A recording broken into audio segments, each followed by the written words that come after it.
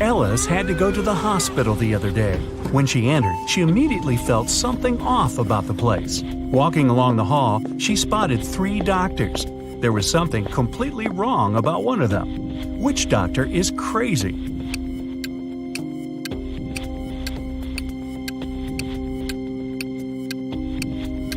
The one on the left, he's got wolf eyes and teeth, and there's no badge on his uniform. Stay away from him, Ellis. Alright, Ellis didn't listen to our piece of advice and went straight to Dr. Wolf's room. He says he needs to apply some new protective cream on her, but in fact, he just wants to test it. After covering Ellis with this magic lotion, she shouldn't have trusted him. He makes Ellis choose one of 3 containers to jump into. Wow, this is a weird hospital. One of them is filled with toxic waste. In the second container, there's acid that can eat through metal. The third one is filled with lava from a volcano that almost ruined a whole town a year ago. What container should Ellis choose?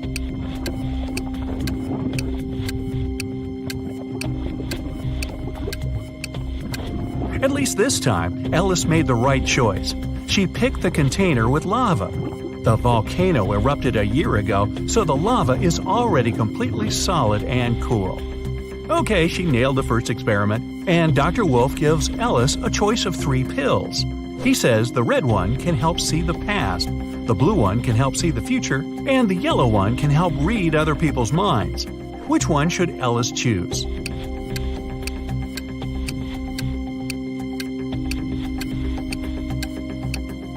Ellis was smart enough this time. She randomly picked the yellow one, but she suspected it was another experiment. She gulped the water but never swallowed the pillow and still has it in her cheek. In fact, all 3 of them were poisoned. When the wolf went outside for a second, Ellis spat out the pill and ran away. Hey, try the urgent care clinic, Ellis. No wolves there. Ginny was cooking dinner for her friends. When everyone was at the table, she suddenly realized there was something wrong with one of her friends. Which friend didn't like the meal?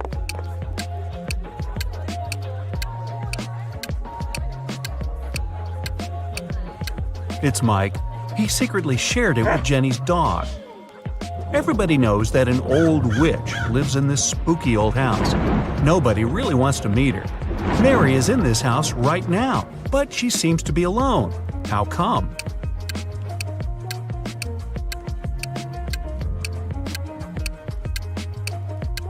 Who said witches can't have a name Mary? She was once young and beautiful too, but then that darn spell happened. One town had a weird law that said all the men had to be cleanly shaven, but no man was allowed to shave himself. The only person who was licensed to shave them was a 40-year-old hairdresser. But who shaved the hairdresser?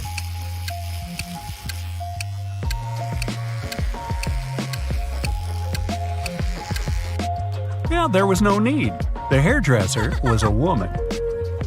Allison met a stranger yesterday, and she immediately knew who he was. She hadn't seen this person before, and no one had ever described him to her. He wasn't a celebrity, and he wasn't doing anything unusual. So how come she knew who he was?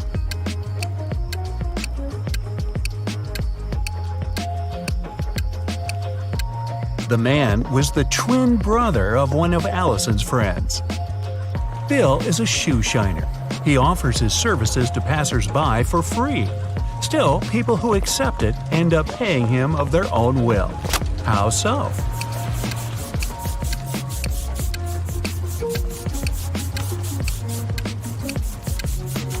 Bill shines only one shoe for free. People don't want to look bizarre with just one clean shoe and have to pay for the shining of the other one. The king told his 3 daughters to place 3 identical kettles with the same amount of water on the fire. The king promised that the husband of the daughter whose kettle would boil first would become his heir. His youngest daughter's kettle boiled first. How come?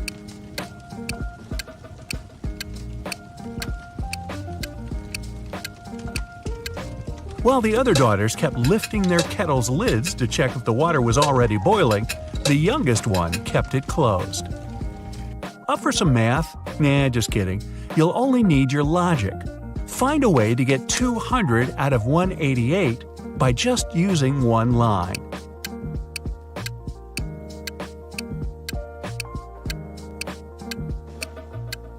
use the line to cut 188 horizontally. This way, you'll get two 100s. One person was 25 years old in 2000 and 20 years old in 2005. How is this possible?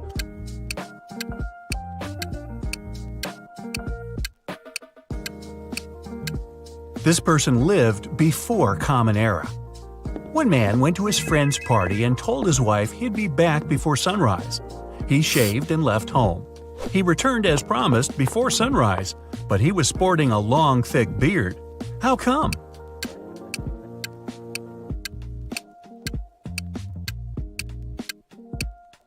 The man and his wife lived in a place with polar nights that can last for several months. A man was driving his car all the way from New York to Boston. Only at the end of the trip did he discover that one of his car's tires had been punctured from the very beginning. Still, he managed to reach his destination successfully, and his journey wasn't affected by this problem at all. How is it possible?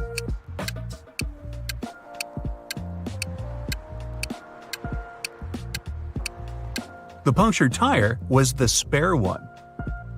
The financial director of a big company finally persuaded new partners to sign a super important agreement. He then put this document into a folder and left it on the table in his office.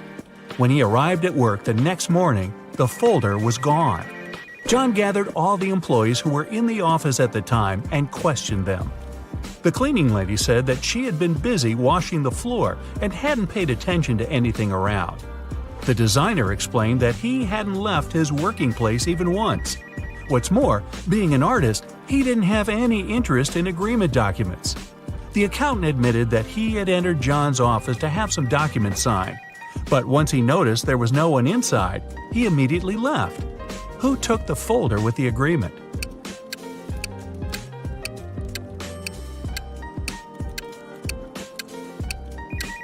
It was the designer. John never mentioned which folder was gone. How would he know that the missing folder had an agreement inside? Eric wears either only black or only white socks. One morning, he was in a hurry getting ready for an important meeting with new partners. Suddenly, the power goes out. The guy has 10 white and 10 black socks in his drawer, but all of them are mixed. He doesn't want to look silly at work wearing different socks. If it's completely dark in the room and Eric can't see anything, how many socks should he pull out of the drawer to get himself two matching ones?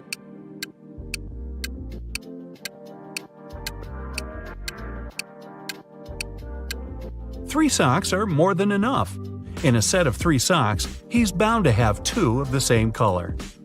A hungry vampire is following you in a lonely street one dark night.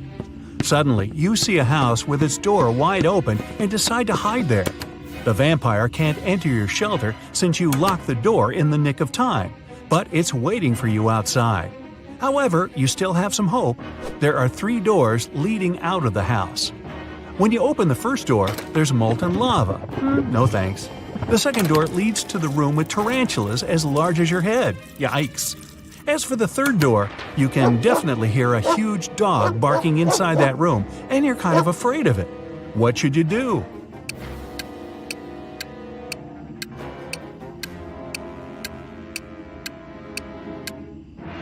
Just wait till morning. Vampires can't stand daylight, and your pursuer will have to leave you alone. You're trapped in a room that's slowly getting filled with water coming from a faucet on the wall. There are no windows in the room, and the door is sealed shut. You have a mop and a big bucket. So how are you going to get yourself out of this one?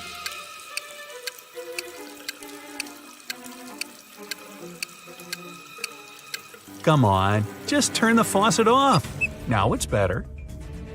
Jane told her boss someone had taken the document she prepared for the meeting. She added that she had noticed someone come in wearing a smart suit, gloves, and a black mask, safety first. This person also had 3 rings on their fingers. The boss didn't believe her. Why?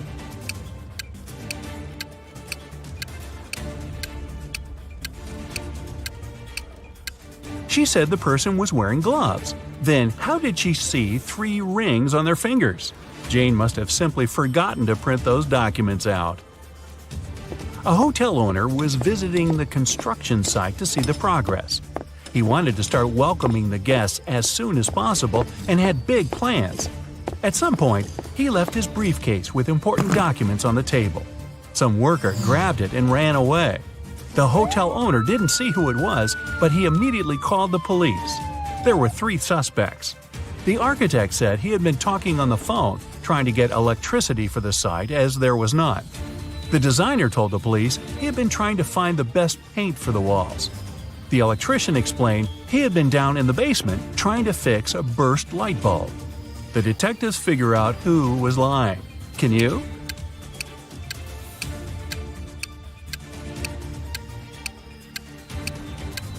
It was the electrician. How could he fix the burst light bulb if there was no electricity at the construction site at all? Ah, liar, liar, pants on fire.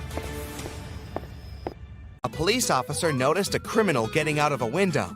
The officer followed the criminal, but he was running too fast and managed to hide in one of the neighboring houses.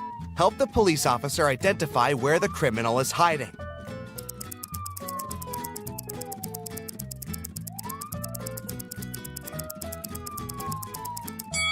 There are no fresh traces around this house.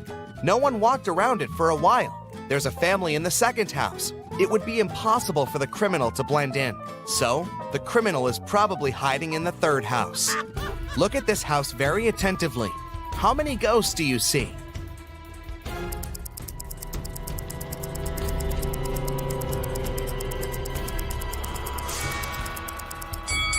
That's right, 13. Susie decided to do a huge cleaning in her house. When her brother Tom returned from the gym, he screamed, ran out of the house, and began to dig in the garbage. Susie has accidentally thrown out his stuff that he still needed. Help Tom find these items in the trash.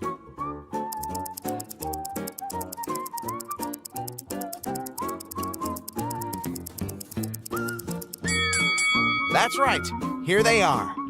George and Vera went to a flea market. They are looking for a certain antique lamp as a gift for their grandmother. Help them make the right choice and avoid cheating.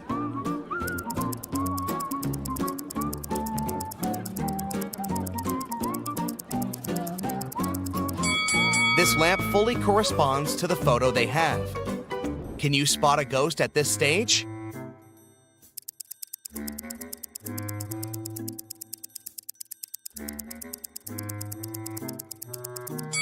It's hiding behind the curtain. Fred got a puppy and brought it to his home, which he shared with 4 other people.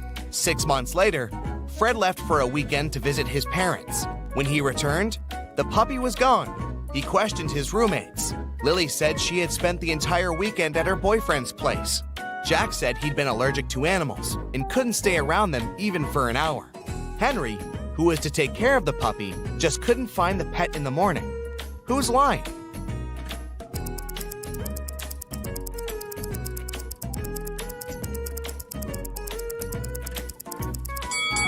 Jack. How did he live with the puppy for 6 months with his allergy? Can you guess the country?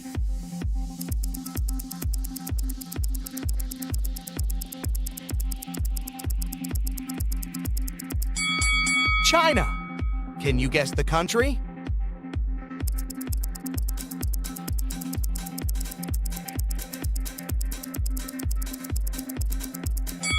That's right, it's Belgium. Can you guess the country?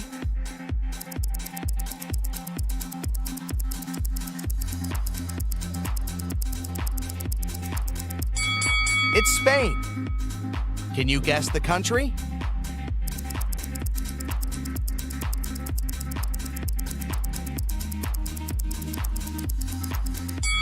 Japan. And one more. Can you guess this country?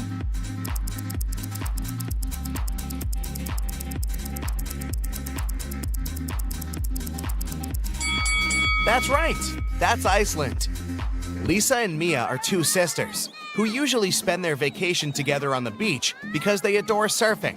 But this time, they decided to go on a secret snowboarding adventure in the mountains right after Mia's birthday. The sisters didn't say a word to their family and friends. Soon after, they arrived at the ski resort. They disappeared. The police examined the car and found some gifts for Mia. Which gift is suspicious?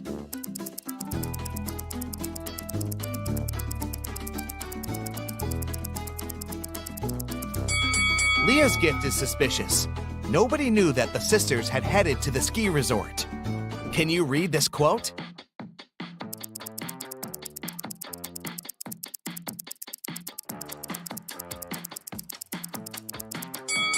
It says, either you run the day or the day runs you.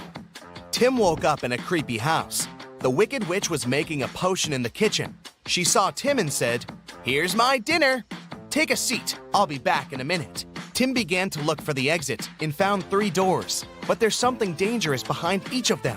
A hungry wolf hid behind the first door, an evil vampire was standing behind the second door, and the third way was covered with fire. Help Tim escape safely.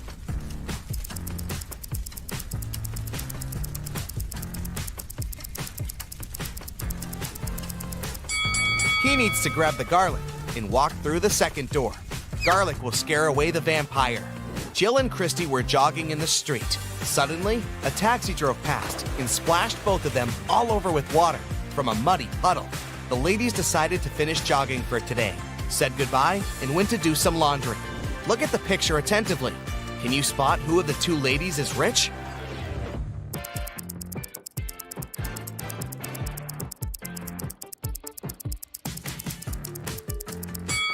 Jill is rich. Her clothes say Prada, while Christy's clothes say Brada.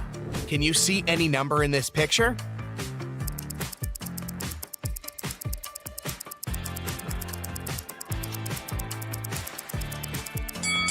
It's 217.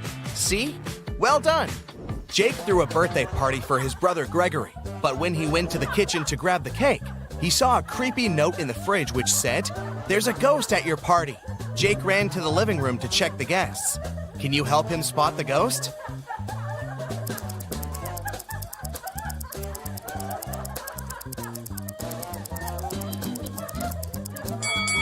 This woman over here doesn't stand on her feet. Can you read this?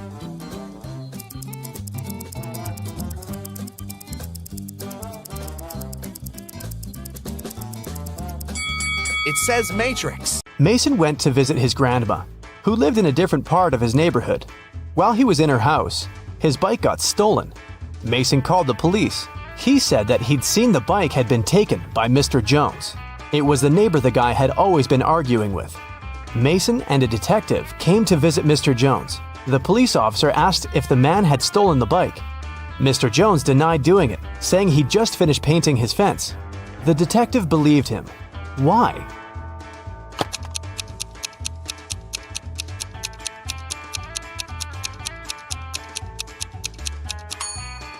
His story seems true. There's fresh paint on the grass by the fence, which proves that Mr. Jones indeed painted it just recently. When Quinn returned home after walking her dog, she found out someone had stolen her favorite bracelet from her room. Oh no! Her sister, Belle, also liked it.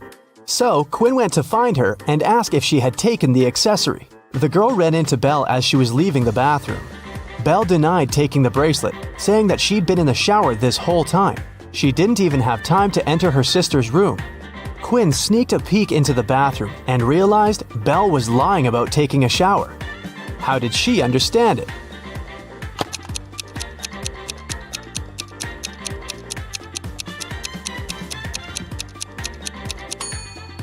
If Belle had really taken a shower, the bathroom mirror would be foggy, but look, it's absolutely clear. The city's richest lady, Mrs. Anderson, came to watch a football game. She was sitting on the best seat in the first row.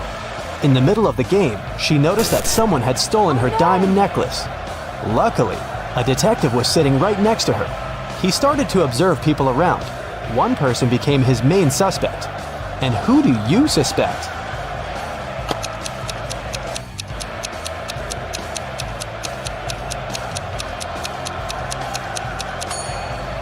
Look, there's a guy dressed as a football player with the number 7 on his back.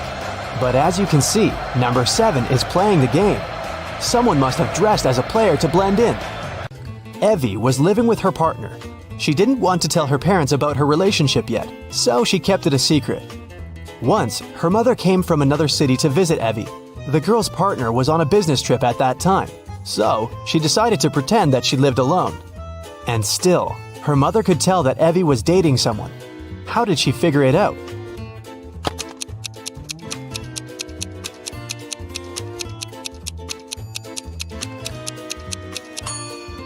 There are 2 toothbrushes in the bathroom. One of them is likely to belong to someone else. Alice and Dakota work in the city's animal shelter on the weekends. Alice walks the dog and Dakota feeds the cats. Who does something wrong?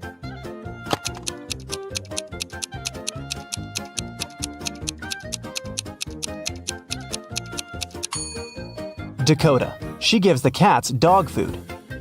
Sophie and Ever are having a picnic in the park. Sophie is talking to her brother on the phone, and Ever is eating berries from a bush. Who is not smart?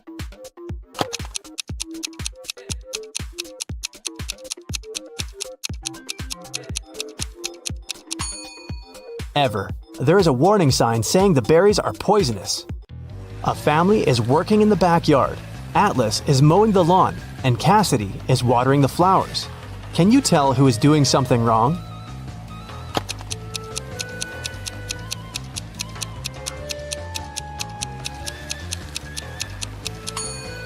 Atlas. It seems that his lawnmower doesn't work properly because the grass doesn't get cut. Tatum woke up in a hospital. 2 men came to visit her. Both of them claim to be her doctor. Can you tell who the real doctor is?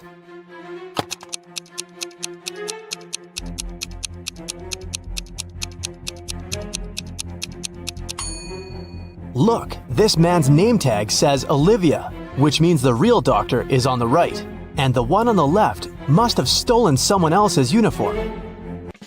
2 students, Elsa and Isla, are spending the afternoon in the park. Elsa is having lunch sitting on the grass, and Isla is reading on a bench. Who is less smart?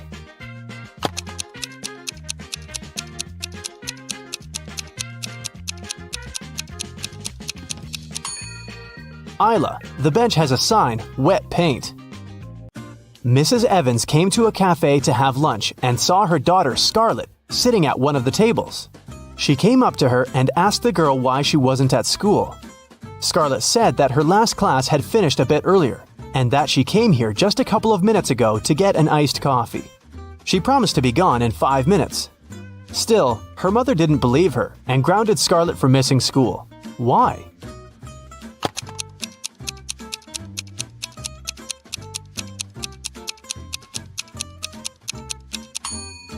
The ice in Scarlett's coffee had already melted. This means that she'd been here for a while, way longer than she claims. Gemma went to a restaurant with her fiancé Mike.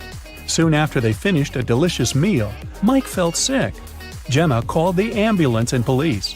The detective interrogated the restaurant staff. The waiter said that she hadn't touched the food. She just took the order and passed it to the chef. The dishwasher said she always washed the dishes thoroughly with high-quality soap. The chef said that he had prepared the meal according to the order. Who is lying?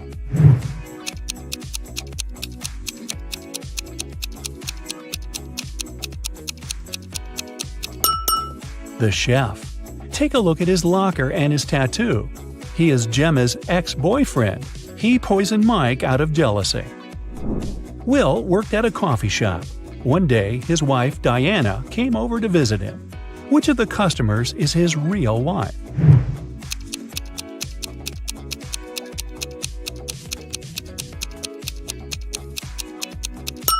Will is married to the woman on the right. They have similar tattoos on their necks. Other girls are random customers who just happen to have the same name.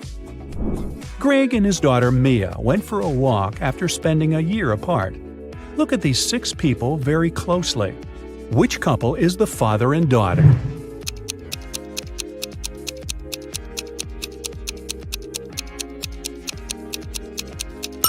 Right you are! Mad scientist Fred accidentally revived a mummy. His creature escaped from the museum. Following the mummy, Fred ran to the park. Look at this image. Can you help Fred find the mummy?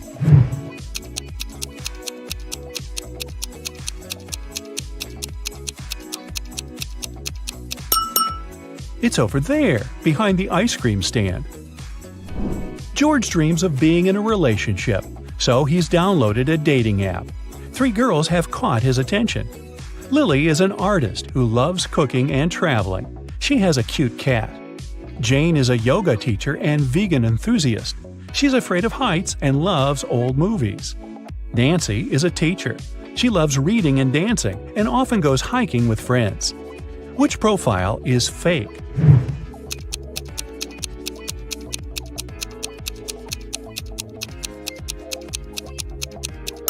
It's Jane's profile. If she's afraid of heights, why is she sitting on the roof in one of her pictures? Liza suspected that her husband Dan had been lying to her and decided to follow him. Instead of meeting with friends, Dan spent the evening at a restaurant with a mysterious woman. Liza couldn't see her face. She only spotted a purple hairband and red hair. When Dan left, Liza entered the restaurant. She wanted to talk to the woman, but she saw 3 ladies with identical hairbands. Which of them had dinner with Dan?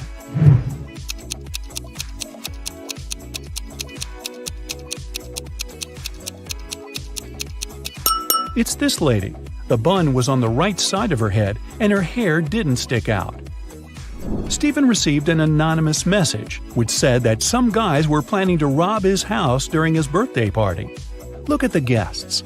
Which one is the thief?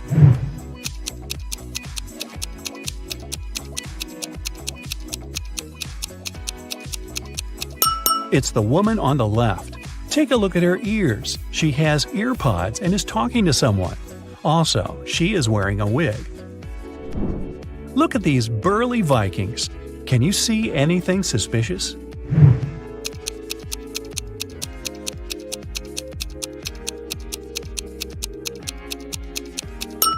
This big guy is wearing sneakers. These shoes are from a different era. Can you spot an alien among the customers of this cafe?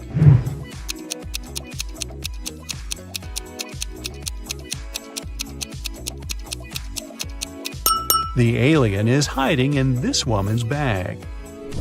Ava arrived at her granny's farm and immediately spotted something very weird outside.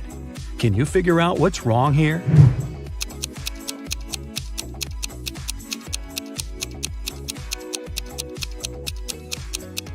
Look at the spots on the cow's body.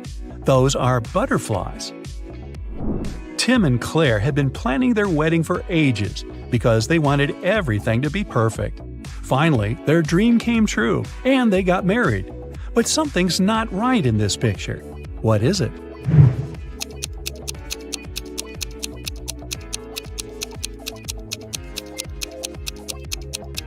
Look at the cake. It's for a birthday party, not for a wedding. Olivia left the supermarket, but returned a minute later because she had forgotten her wallet.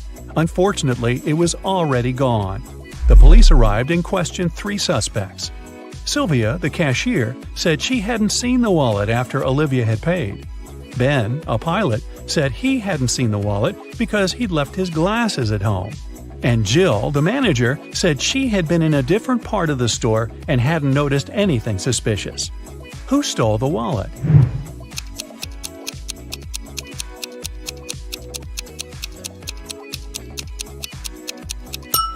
It was Ben. He doesn't seem to see much without his glasses, so he can't be a pilot. But why would he lie about that? Billy and his mother entered a pet store to choose a puppy. But Billy noticed something very weird right away. Can you spot what's wrong here?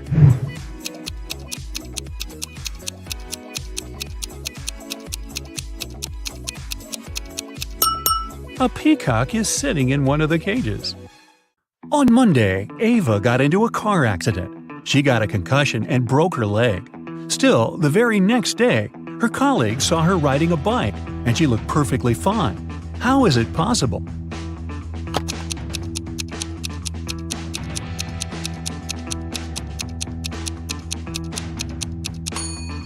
Look, the girl who got in the car accident has a tattoo on her ankle. The girl on the bike doesn't have one. The girl on the bike is Ava's twin sister. Elio is a student living alone in his college dorm room. One Friday night, there is a party in the dorm, and everyone from campus was invited. In the middle of the party, Caden found Elio poisoned in his room. A detective arrived for investigation. The three main suspects were Amelia, Giselle, and Max. All of them denied entering Elio's room. Who is guilty?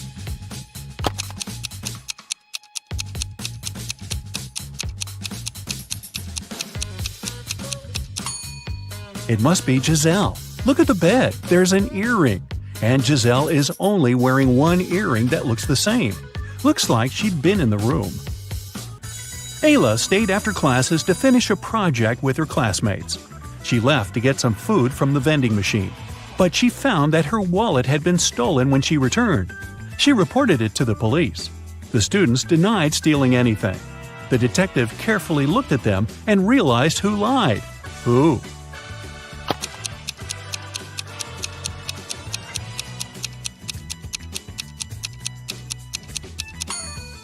Ayla. She went to get some food, which means the wallet was with her and no one could possibly steal it from her. A rich lady, Ms. Geneva Bell, was having fun in a club. In the middle of a party, she felt someone stealing her $1 million diamond necklace, but the person disappeared immediately.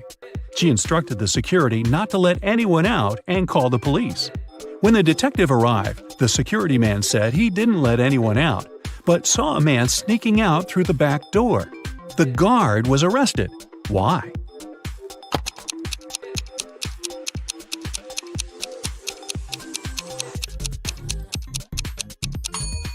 Look, there's a huge lock on the back door. No one could leave through that door, so the security man lied. Mrs. Baker was living with her son Robert, who was a college student. She was working every day, and she didn't know that her son was skipping classes. One December morning, as usual, she left for work.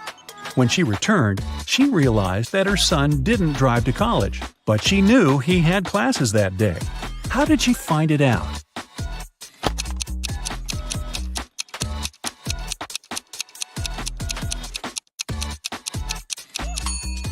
That night was snowfall.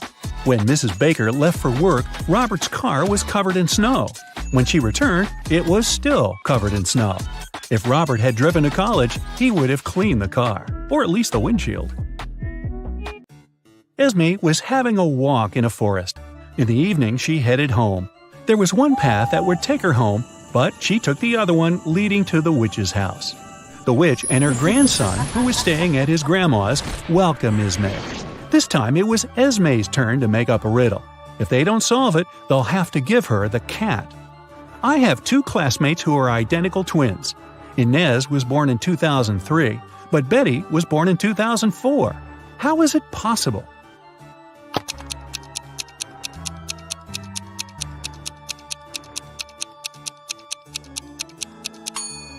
They are twins, but they were born on New Year's night.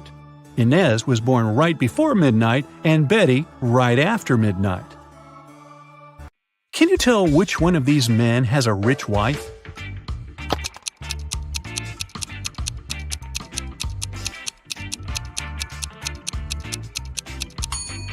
The one on the left doesn't even have a wedding ring, so I'd say it's the man on the right.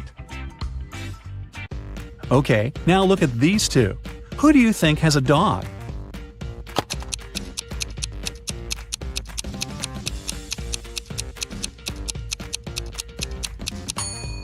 It's the guy on the left. Look, his shoes are all chewed. Must be his dog's job. Kaylin and Juliet are going to their friend's house to work on a group project.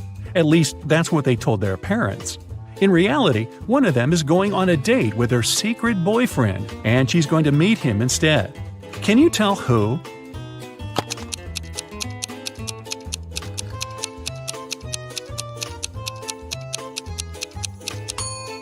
It's Kaylin. She's dressed too well for a study date, and no one normally wastes red lipstick for a group project. Amanda spent the whole summer in the countryside at her grandparents' house.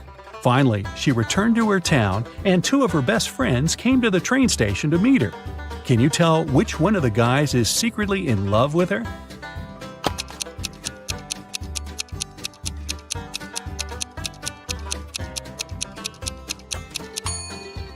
Well, considering that the one on the left has flowers and candy for her, I'd say he probably likes her. Erica works at the Railway Security Service. This morning, she received an emergency alert. There's a person with fake documents trying to escape to Canada by train. Erica and her colleagues found 3 suspects who look almost the same. Can you identify a criminal just by looking at one's passport?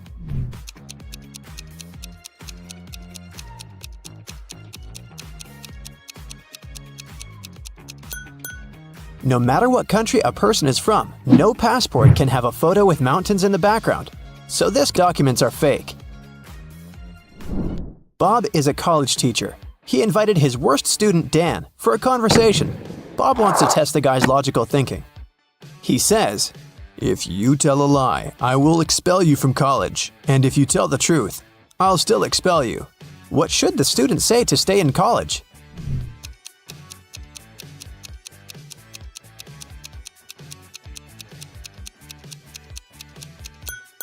Bob should say, "I'm telling lies." This phrase will create a paradox because it cannot be a lie or the truth. Nancy has 10 bowling balls. Her brother Josh decided to check her intelligence, so he asked Nancy to place those 10 balls in 5 lines, such that each of the lines has exactly 4 balls on them. Can you help her accomplish this task?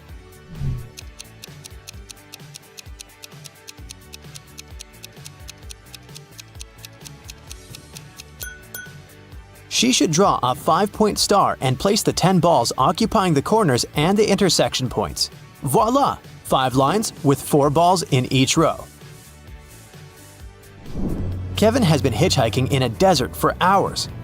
Finally, one driver stopped and said, "I will give you a ride wherever you want, but first, you gotta crack my riddle. Which letter can make the road larger?" Can you help Kevin solve this task?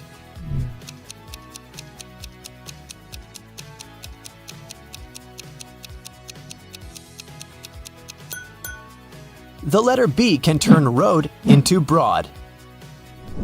Alex is a shepherd. He had 30 sheep, out of which all but 13 ran away. Can you calculate how many sheep Alex has now?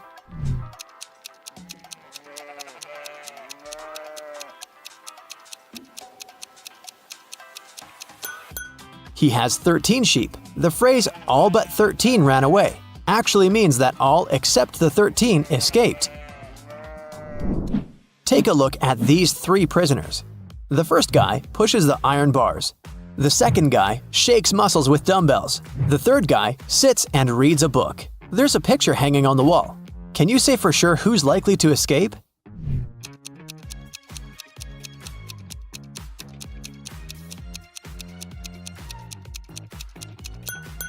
Take a closer look at the third guy. Can you see the sand under the painting? He must be digging a tunnel and covering it with a picture, so he's the one who wants to escape. All Becky's shoes are black except 2. Also, all Becky's shoes are red except 2. And all Becky's shoes are yellow except 2. Can you calculate how many shoes Becky has in general?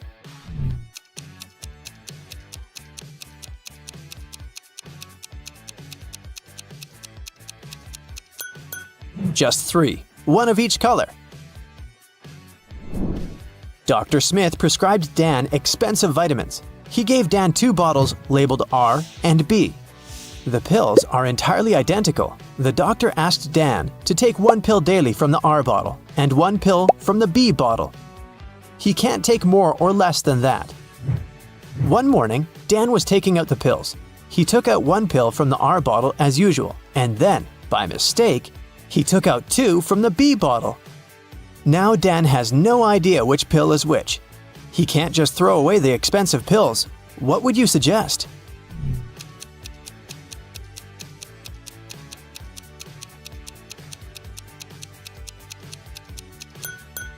Dan should cut each of the 3 pills in half and put each half in 2 piles. Now each of the 2 piles will contain half of pill R and 2 halves of pill B.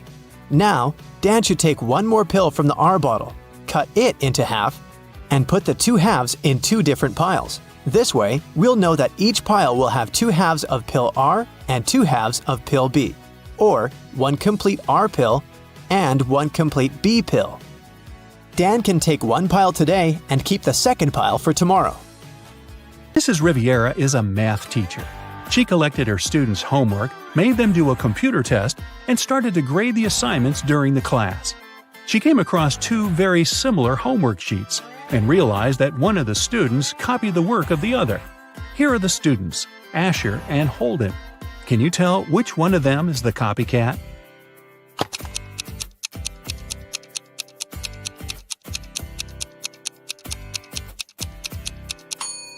It's Asher. His hands are covered in fresh ink, which means he probably just did his homework right before the class. Mr. Reed came back home at night after another long shift. His wife was still up. He kissed her and went to bed. Mrs. Reed had been suspecting that her husband was cheating on her for a while already, and this time she wanted to know for sure. She decided to check his pockets. The next day, she told her husband that she knew he was cheating on her. Why?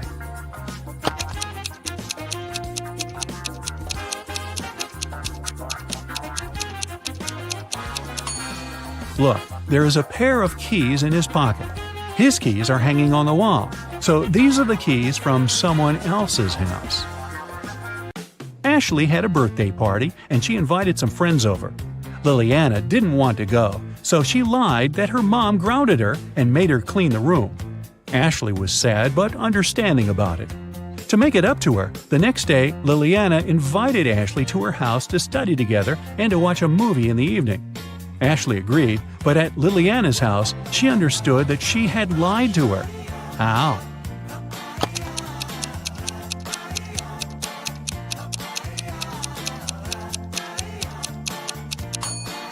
Liliana's room is still messy.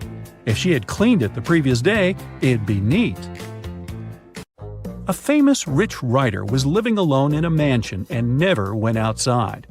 The only people she ever saw were her cook, her gardener, and a cleaning man. One morning, before breakfast, the cleaning man found her poisoned in her room and called the police. The 3 of them were suspects. The cook was watching a cooking blog on YouTube. The cleaning man said he just came to start the job when he found the lady. The gardener was in the garden planting some flowers. Who poisoned the lady?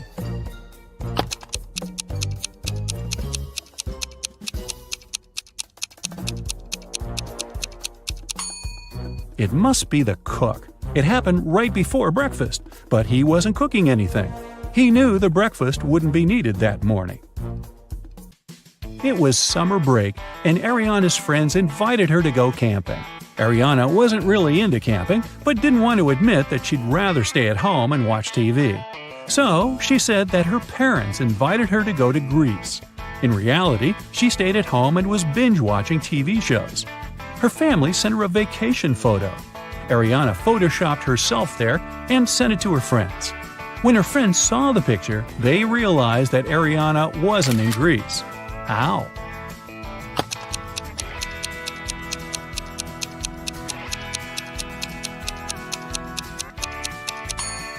Ariana photoshopped herself, but her friends noticed that everyone in the picture except for her cast a shadow. Hallie works at a gas station in a city suburb. It was calm and quiet there. One day, she only had 3 customers. The first one got something to drink. The second one got some chocolate bars. And the third one just paid for gas. One of them was a criminal, and Hallie reported him to the police. Who was the criminal, and how did she understand it?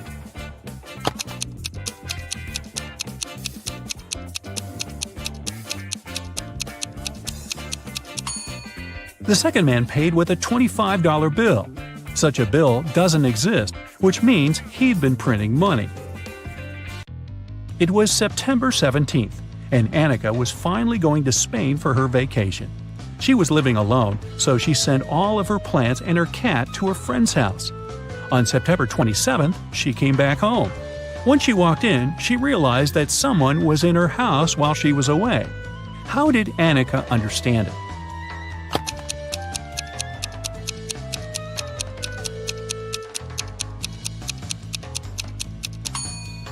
Annika lived alone, but look, there's a tear-off calendar hanging on the wall. When she left, it was September 17th, but now it shows September 27th. This story happened a couple of centuries ago. Henry and Caroline were dating, but their families were against it. One day, Caroline's family decided to take her away to another city, but they didn't tell her which one. Henry and Caroline knew it was one of the two big cities nearby, Paris, which was on the left, or Berlin on the right. They agreed that Caroline would throw her scarf away when the train took off, and Henry would find her wherever she was. So here's where Henry found the scarf. Which way did the train go?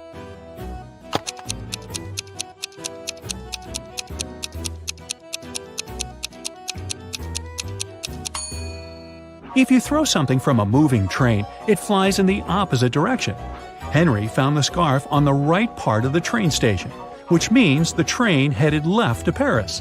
Spoiler, a couple of months later he found Caroline there, and they lived happily ever after. There are 3 ladies waiting in line for a manicure, but one of them cannot get her nails done. Can you tell who?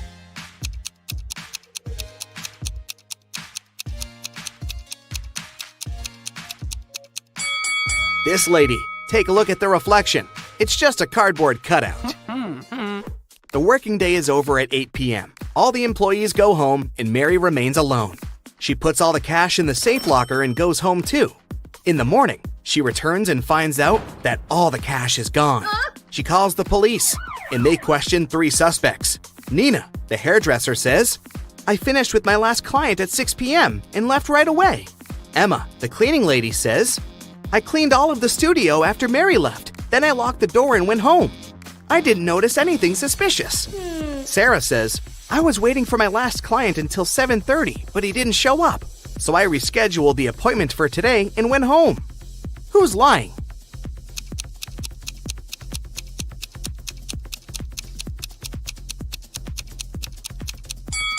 Emma. Mary was the last person to leave the workplace yesterday.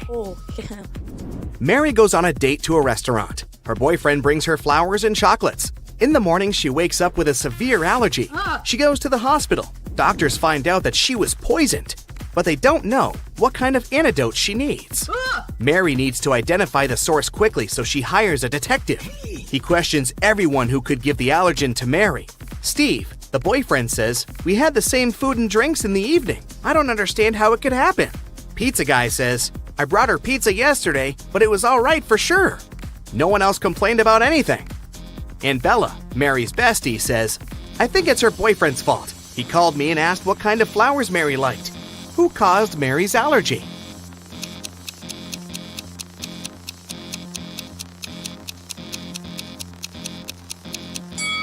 Bella. She advised Steve to give Mary allergenic flowers. Mary gets well and goes back to work.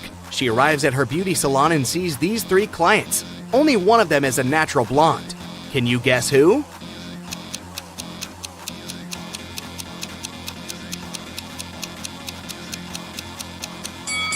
The first lady has black armpit hair, and the third lady has dark roots and eyebrows. Therefore, they are not natural blondes. And this elegant lady with green hair has light eyebrows and eyelashes, which means she's the only natural blonde among these 3 people. Suddenly, all the lights in the beauty salon turn off. Thankfully, in a few seconds, the light is back again. But Emily yells, "Someone stole my chocolate bar!" Mary interrogates 3 suspects. Emily's client says, "That wasn't me. I just got nail polish applied. And I'm still waiting for it to dry." Nina says, "I'm afraid of the dark, so when the lights went out, I just froze." And Angela says, "Someone pushed me in the dark and I fell on the floor." Who took the chocolate bar?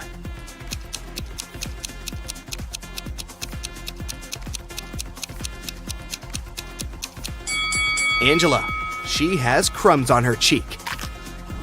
Steve wants to give Mary a legendary gift for her birthday, but he has absolutely no idea what to get her. He decides to sneak into her laptop and check out her shopping cart. Mary goes to the bathroom and Steve sneaks into her room and turns on the laptop. It requires a password, but Steve doesn't know it. Luckily, there's a note next to Mary's laptop saying 6226. Sam tries it, but it doesn't work. Can you crack the password?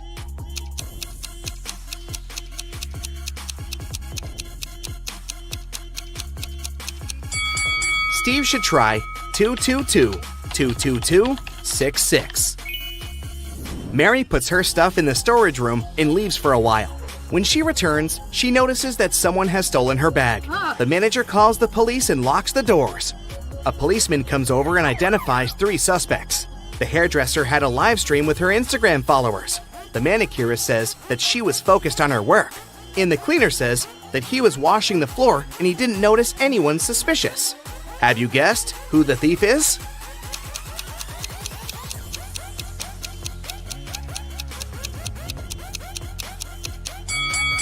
The hairdresser. Take a look at her earrings. She left one of them at the crime scene. I can dig caves, but I don't need a shovel to do it. I store silver and gold in these caves. I can build bridges, and I can make golden crowns. Everyone needs me at least once in a lifetime, but most people are scared of me. Who am I?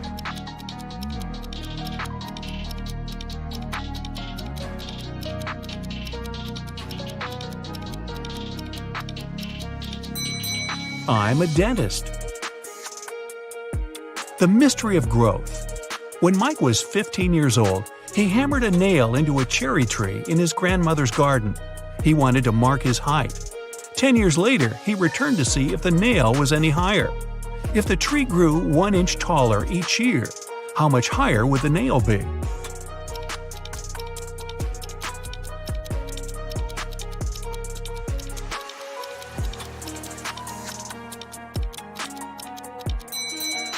The nail's position wouldn't change. Trees grow at their top. An orange riddle. Jenny was locked inside a room with 15 other people.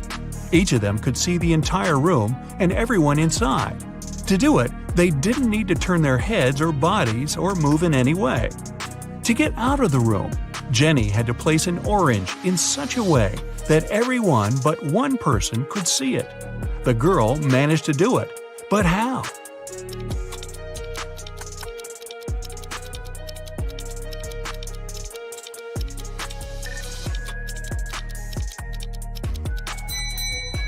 She put the orange on one person's head.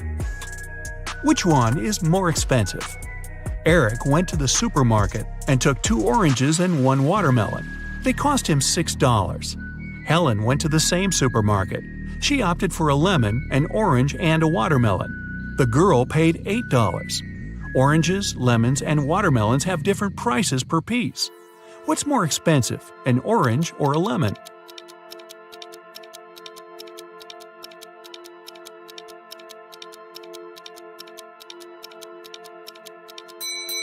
Eric had 2 oranges and a watermelon, which cost him $6. These 2 kinds of fruit have different prices, so it can't be 2 + 2 + 2. The only other combination is 1 + 1 + 4.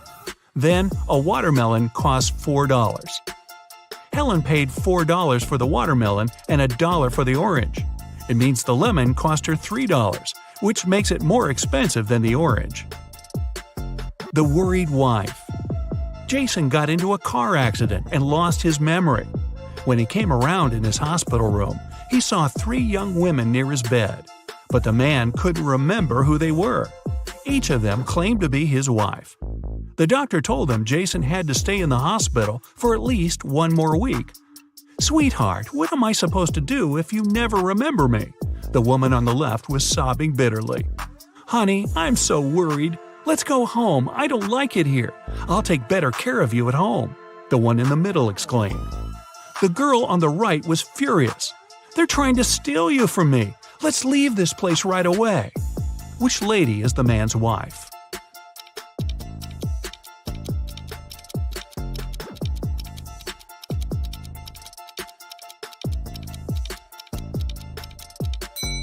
She's the one on the left. She's the only one who's worried.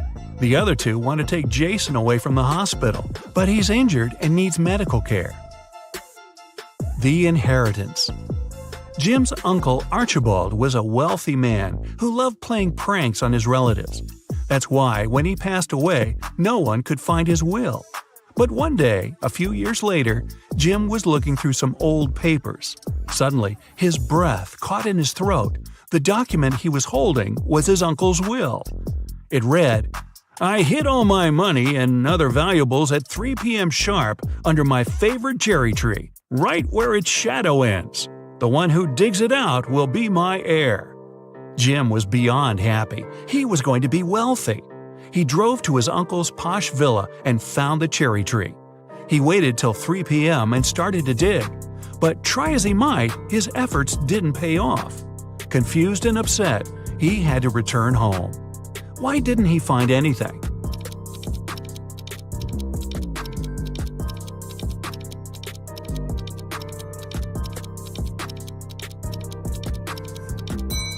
It's been several years since Jim's uncle hid his valuables. The tree has grown taller, and its shadow has become longer too. Mary runs a beauty salon. Hello. She arrives at work in the morning and sees one odd thing. Can you spot what's wrong with this place?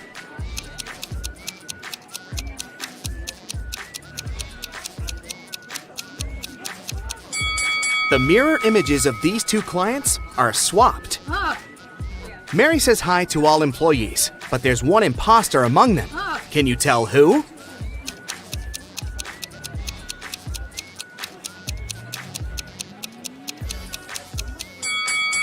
This guy over here. Cutting hair doesn't require kitchen ladles.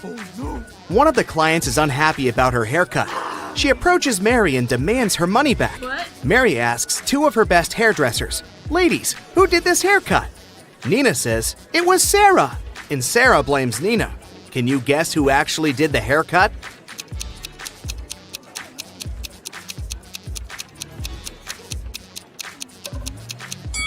It was Sarah. The client's little purple hairs are still on her black dress. Mary is taller than Sarah, and Nina is shorter than Mary. We know that only one of the following statements is correct. 1. Sarah is taller than Nina. 2. Nina is taller than Sarah. 3. It cannot be determined if Nina or Sarah is the tallest. Can you guess which one?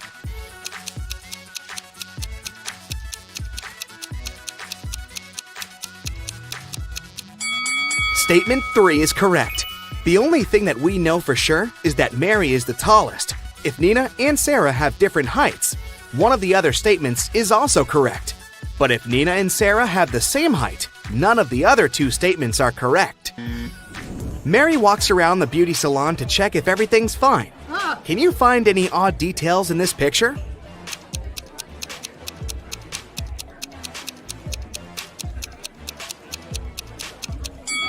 There's a snake hiding in this woman's dreadlocks. After work, Mary is visiting her boyfriend, Steve, at the police station. Hello. Steve is a detective. He just finished interrogating these 3 criminals. One of these guys is planning to escape tonight. Can you guess who?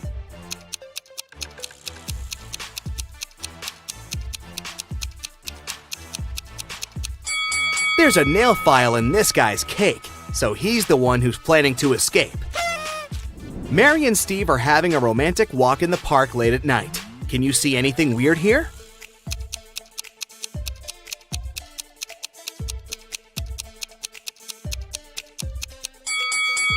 There are 2 moons in the sky. Oh my god! Suddenly, a thief pops out of nowhere, grabs Mary's bag, and runs away. Oh, no. Steve follows him, but the thief runs into a nightclub and blends in with the crowd. The thief was wearing a mask, so Steve couldn't see his face. Can you help him catch the criminal?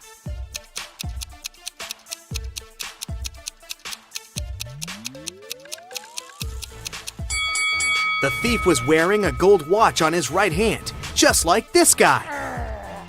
The next day, Mary is holding a workshop for hairdressers. There are 10 students in one classroom. Each person can see the entire room and everyone else. Mary wants to place a wig so that all but one person can see it. Where would you place the wig in the room?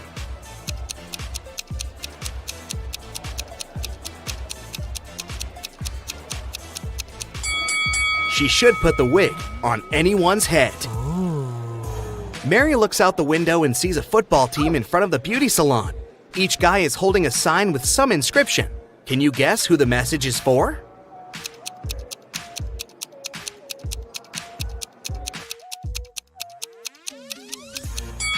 One of the football players is asking Emily out on a date. At the end of her working shift, Mary goes to the basement to check the drinking water supply. Suddenly, the door slams, and she has to find an alternative way out. Mary walks through a creepy basement and finds 3 doors. A tunnel behind the first door is on fire. Behind the second door, there are UV lamps.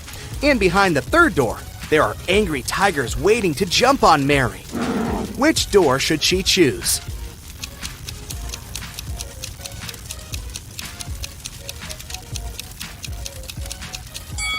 The first one. She can use a couple of the drinking water bottles and put out the fire. It's Lily's birthday, and Leah offered to treat her to a spa day. They arrived at the marvelous Pink Lotus Boutique Spa for their day of treatment and were sent to different rooms.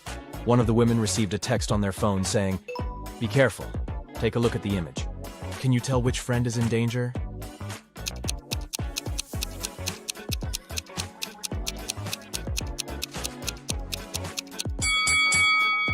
It's Lily. The drink on that waiter's tray is definitely poisoned. She should get out of that place as fast as she can. Hello. Jonah woke up in a different timeline. Normally, he was a straight A student, but in this reality, he was a pretty bad student. His teacher put him in detention to see if his grades would get any better. During detention time, he had to solve some puzzles. For each puzzle he solved, he got points that would help him raise his grade. His first task was to find the difference between both images. He only had a few seconds, though. Can you help?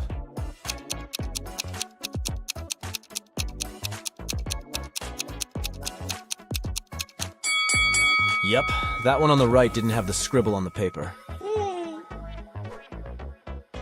For his next detention challenge, Jonah had to spot the difference between these 2 rabbits riding a motorcycle. Don't ask too many questions, just help him out.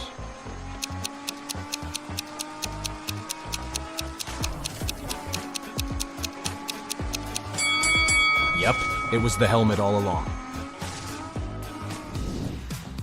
Dana is a swimming champion preparing for her competition on Monday. 24 hours before the big day, she disappears. Nobody can find her. Her mother calls the police and asks them to investigate the crime, and they come up with 3 suspects. All of them are swimmers. Hannah says she hasn't spoken to Dana since their last practice. Ashley explains that she invited Dana for lunch on Saturday, but Dana refused because she was getting her hair done for the competition. And Melanie says that she spoke to Dana the night before. Dana told her that she was feeling anxious before the race. One of the swimmers is lying. Who is it?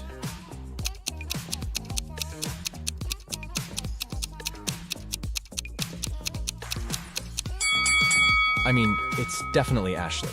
It doesn't make sense for a swimmer to get her hair done before a swimming match. It will get wet anyways. Daniel is a sailor on a large cruise ship. One day the captain asked him to go to the ship's lowest deck and get some supplies. But as the man was walking down the ladder, it broke and he fell down.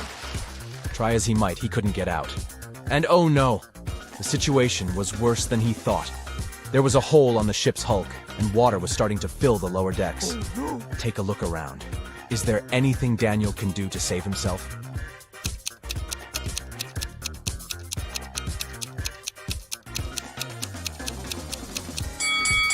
Yep, he could put on a life jacket and wait for the water to fill the lower deck. He will simply float upwards, and then he can climb up those stairs again. I mean, if that ship doesn't go all Titanic, right? Yeah.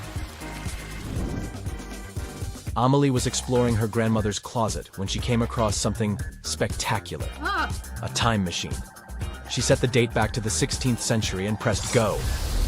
She spent the day exploring a local market, but people kept looking at her differently. One man came up to her and said he knew she was a time traveler. He locked her in his basement and said he was going to look for where she hid the time machine. Amelie was so frustrated she got caught and was afraid she might never go back to her real life. That's when she saw that the basement had an old piano. Do you have any clue how Amelie can use that piano to escape?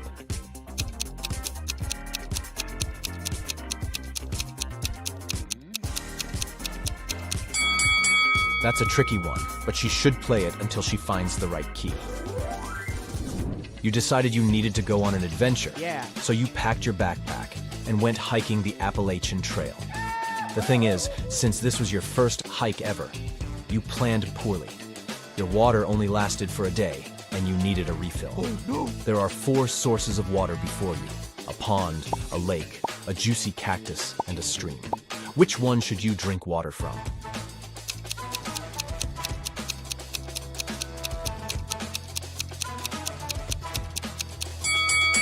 Most cacti are toxic, so you should keep away from them. The waters from the pond and the lake are stagnant water, so this means they could be filled with stuff that isn't good for you. So that leaves the stream water. Way to go, you. Oh, yeah. It's getting rather late, and you realize you're lost in the middle of the forest. Your phone's GPS is not working, and you're standing at a fork in the road. You can choose between 4 roads leading north, south, west, or east. The path that heads north will lead you to a black hole. The road that leads south goes through a lake full of huge whale sharks. The one that leads east passes through a crater-sized hole. And the one that leads west will take you to a sky-high mountain that is impossible to climb over. Which way will you choose?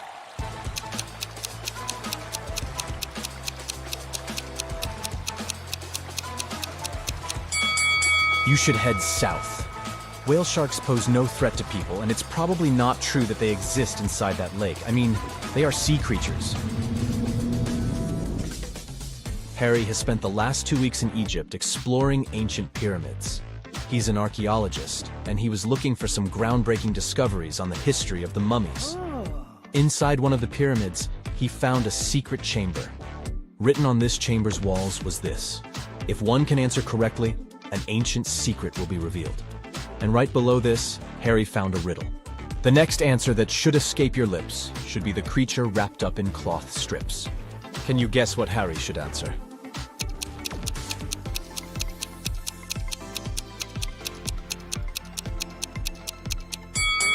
Mummy! He should simply say the word mummy. Tom escaped from prison by digging a long tunnel in the floor of his cell. He had been crawling through the underground tunnel for 3 hours when he saw that the main tunnel was divided into 3 smaller ones. The first tunnel was on fire. The second tunnel was home to a nest of venomous snakes, and the third tunnel was filled with explosives. Which tunnel should Tom take to continue his prison break?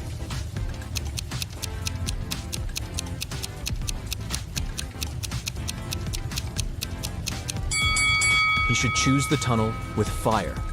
He can put the fire out with the dust from the ground and make his way to freedom. Yeah! Sierra wanted to go to her favorite band's concert, but she didn't have enough money to buy the tickets. Her local radio station was putting on a contest, and the winner would get tickets to the show. All she had to do was answer their riddle correctly. She called the radio station, and they asked her, "Every night I'm told what to do, and each morning I do what I'm told. But I still can't escape your scold. What am I?" Sierra won the tickets. Can you guess what she answered?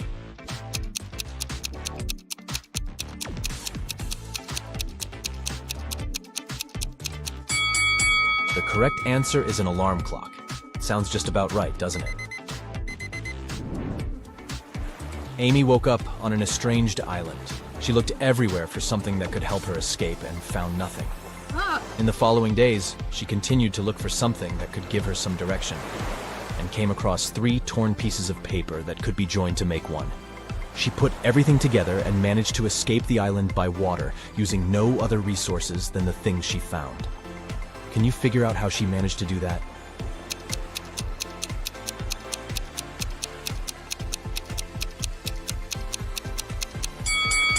This one is tricky. Nothing was the name of the boat she found abandoned on the island. Ooh. Then she found torn pieces of paper that together made up a map. The map helped to guide her to the nearest inhabited island, and the boat helped her get out by water. Yes! Mirabelle walked into her father's deli and asked for a sandwich to go. When she looked to her right, she noticed something extremely out of the ordinary. Take a look at this image. Can you tell what it was?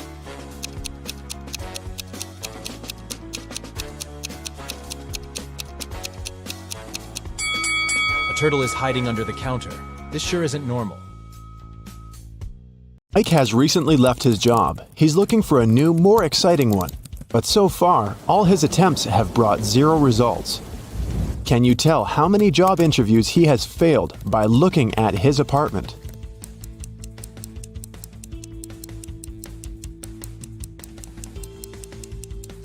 Take a look at this schedule on the wall. In the previous month, Mike marked all working days with green color, and the weekends were red. At that time, he most likely still had his job. And the current month has 6 stickers with the letter I. Ike has most likely attended 6 interviews.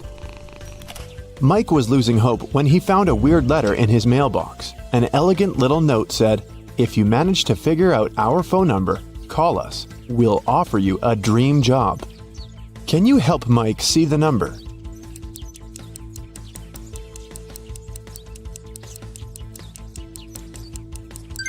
It's 713819. Mike called this number. A mysterious voice asked him to solve a riddle. I make 2 people out of 1. What am I? In a minute, Mike received an official invitation to his dream job interview. What did he answer?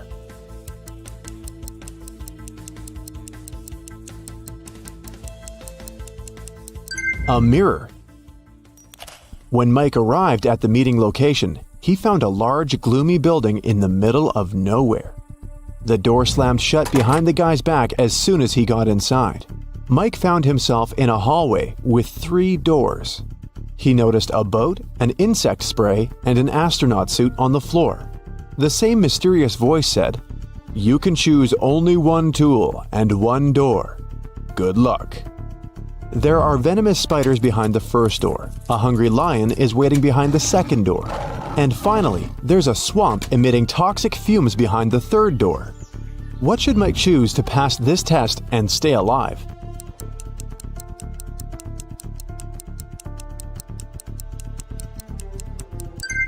He should pick the astronaut suit and the first door. Spiders won't be able to bite through the suit. In the next room, the voice offered Mike to have a coffee break, but the guy had to choose wisely because only 1 type of snack was safe to eat. Can you help Mike pick the right food?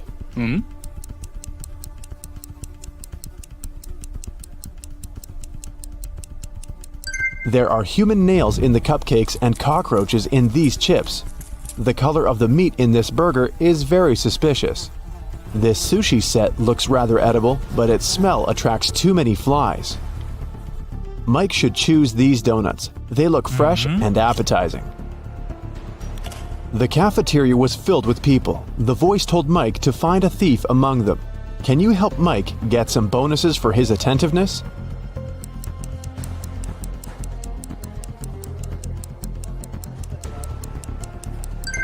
This woman over there is the thief. She's hiding spoons in her pocket.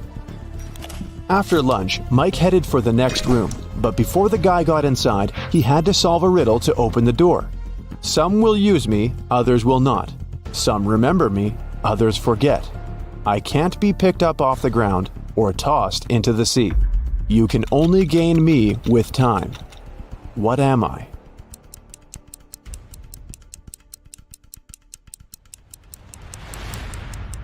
The correct answer is knowledge. Mike entered a beautiful party hall filled with people in costumes and masks.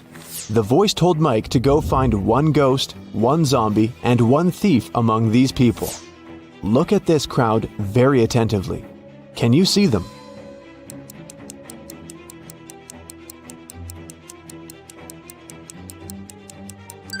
The guy over there doesn't seem to have legs, and he's levitating. He must be a ghost. Look at this woman's food. Only zombies would eat that. And the woman over there is the thief. Her diamond ring doesn't fit her finger. Also, the ring is very similar to this lady's jewelry set. Mike tried to open the next door and receive a new question immediately. I look flat, but I'm deep. Hidden realms I shelter. Lives I take, but food I offer. At times I am beautiful. I can be calm, angry, and turbulent. I have no heart, but I offer pleasure and freedom. No man can own me, yet I encompass what all men must have. What am I? Mike solved this riddle and entered the next room. Have you figured out the answer too?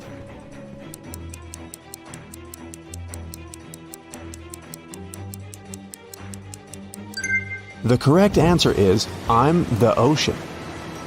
Mike saw the next door, but whatever he did, he couldn't open it. he spotted an electronic lock on the door and a map of a maze on the wall. The voice said that Mike must solve the riddle to open the door. Can you help?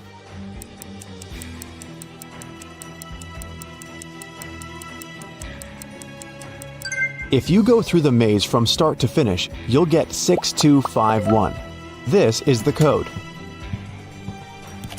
When Mike finally entered the room, he saw a locked safe. The voice said that Mike's task was to open the safe. What buttons should he press?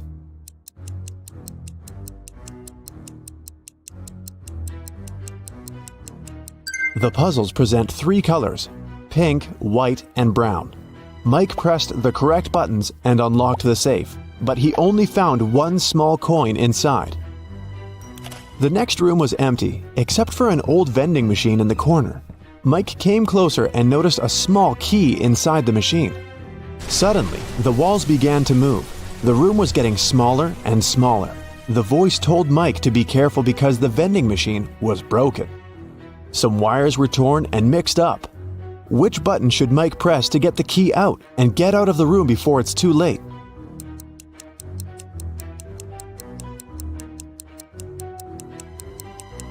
Mike should use the coin from the previous challenge and press the 4th button. Then the voice asked Mike to find the odd image in this pattern. Can you help the guy?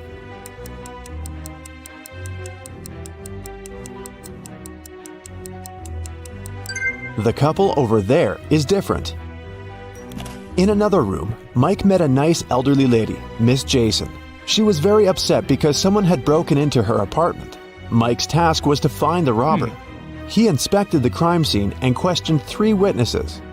The cleaning lady, Sarah, said that she'd finished her work at 11 p.m. and left. Billy, a passerby, said that he'd seen a suspicious man in a mask in Miss Jason's window. Kelly, the neighbor, was visiting her boyfriend in another city. Who's lying?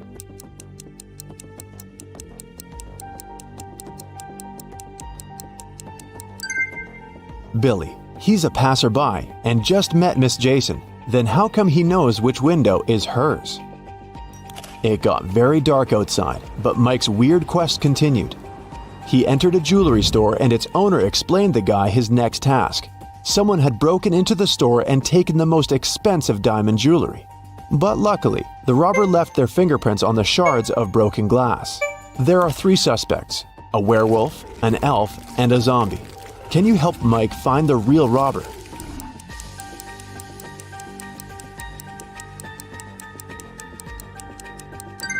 It was the elf. He's the only creature among them with human-like fingerprints. Another door led Mike into a creepy lab. There, he saw a mad scientist playing a strange game with his patients. He asked them to choose between 2 pills. One of them was a harmless capsule with vitamins, while the other one was a sleeping pill. Somehow, the scientist managed to get the harmless pill every time he played this game, and his opponents always fell asleep. How was this possible? And what should Mike do to pass this test?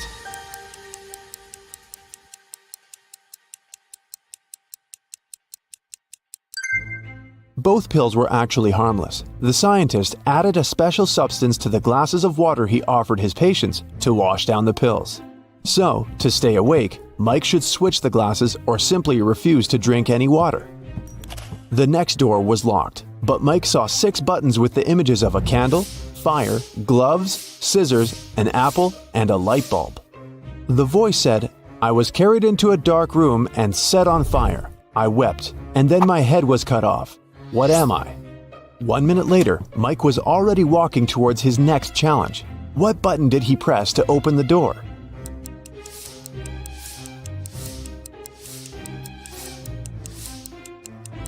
The button with the candle on it. Suddenly the lights went out. Mike slipped and fell into a swimming pool. Someone turned the light on again and Mike saw 3 identical ladies in the pool. All 3 of them looked like ordinary women and claimed to be human. But in reality, 2 of them are mermaids. How can Mike find the real woman among them?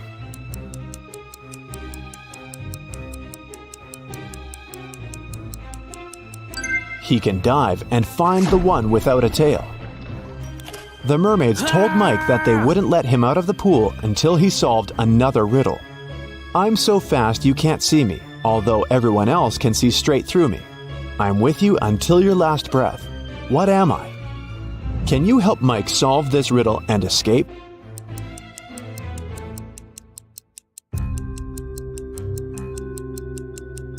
The correct answer is the blink of an eye. The mermaids let Mike go, and he entered the next room. On a huge screen, there were two guys. The first one was taking a selfie with a tornado. The second one was standing under an umbrella in the middle of a thunderstorm and taking pictures. Mike had to decide whose behavior is riskier.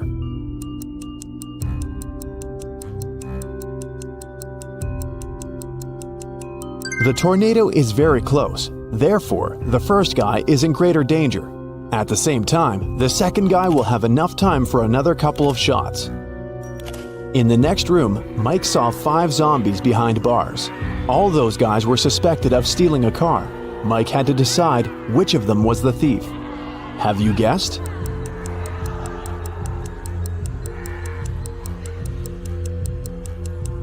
The guy on the left is sweating a lot, and zombies don't sweat and don't drive cars. He must be the thief. He's just wearing zombie makeup. Mike entered a kitchen. His task was to decide how many people lived in the house. Can you guess?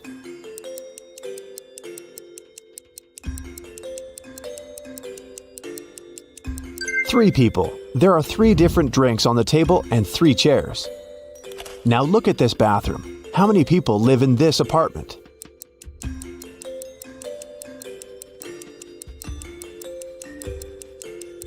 Just 1. Take a look at this lonely toothbrush. And how many people live in this place?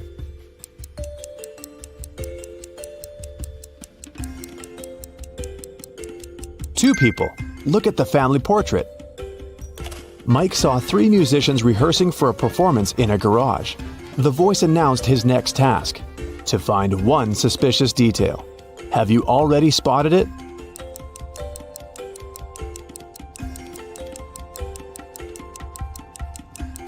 There's something wrong with this fire extinguisher. Finally, Mike found himself in an ordinary street. The voice said they had only one last question. What's the time? Mike had to choose between 3 options: 7 a.m., 3 p.m., or 11 a.m. Can you help Mike figure out the right time?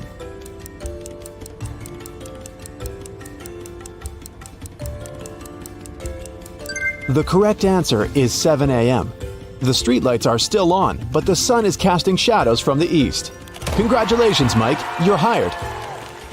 In a city's museum, an expensive golden egg covered in diamonds went missing. The museum workers noticed it in the morning, and, of course, they immediately reported the theft to the police. The city's best detective started investigating the case. She carefully looked through the footage and identified 3 main suspects. Then, she saw a handprint on the glass the egg was placed behind. Take a look at these handprints and at the suspect's hands. Who is guilty?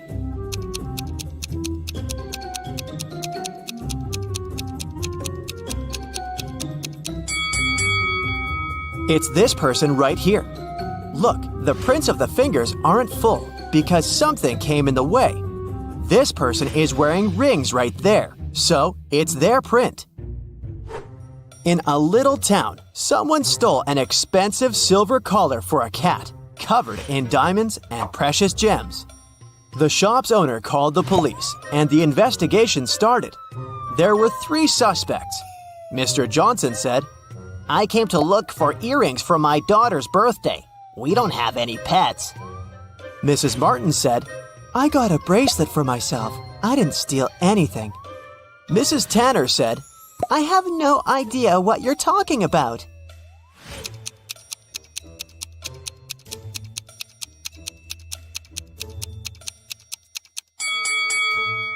The thief is Mr. Johnson. There are cat footprints in his garden, so the family obviously has a pet. There was a robber in the city, and no one could catch him for several months. After another incident, the police saw the robber entering a hospital. They walked in and ran into two doctors. Which one of them is fake and is actually the robber?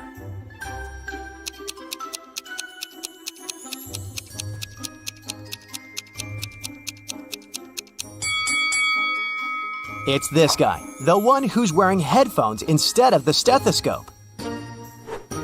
Mrs. Stevens went on a 3-month vacation, but had her workers coming regularly to maintain the house. When she returned, she realized that one of the workers was skipping quite a bit of work once in a while, going on an unplanned vacation themselves. Who was it? A gardener who takes care of the outside garden, a housekeeper who takes care of everything in the house, or a painter who is coming to paint her house.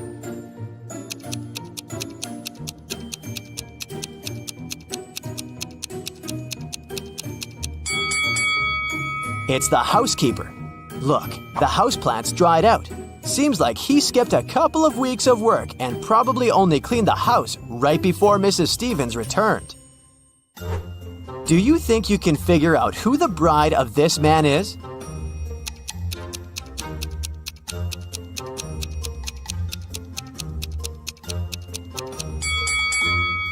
It's this woman right here. Look, she has the same tattoo as this guy. A small city's police got a message that monsters silently flooded the town and now live among humans.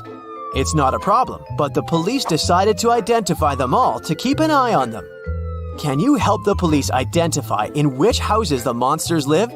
Here's the first task. You see two houses and a vampire lives in one of them. Which one?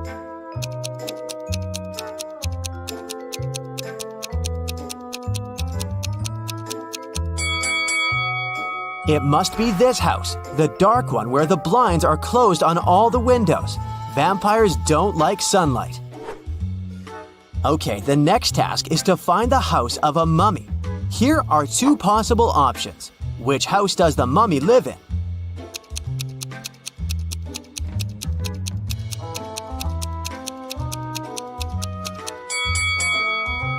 This one. Look, there are bandages around the house.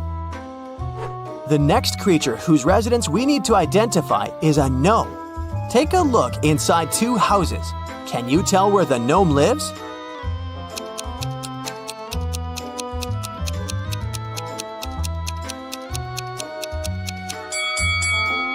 Probably in this house.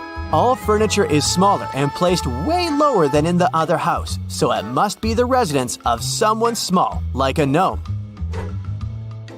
Now, we need to find the house of a centaur. Take a close look at both houses. Can you identify the one?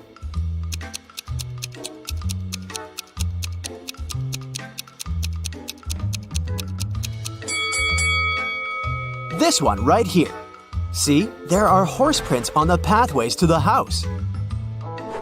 The last one. A real witch lives in one of these houses. Can you tell where you're most likely to be bewitched?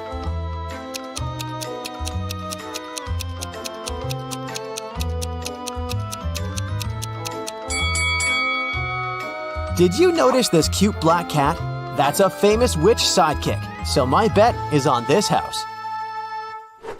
On a cold January night, Delaney was found unconscious in the cloakroom when her best friend Jane came looking for her. She was at a house party with a bunch of college students.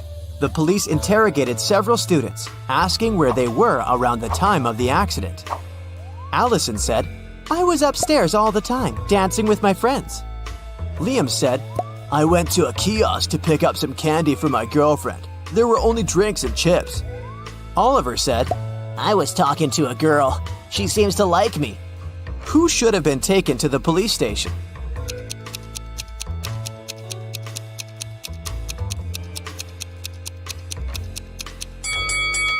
Liam. It's a cold night, and he would need a jacket to go to a kiosk. And if he needed a jacket, he would go into the cloakroom to get it, and would have found Delaney instead of Jane. So either he lied or walked past an unconscious girl.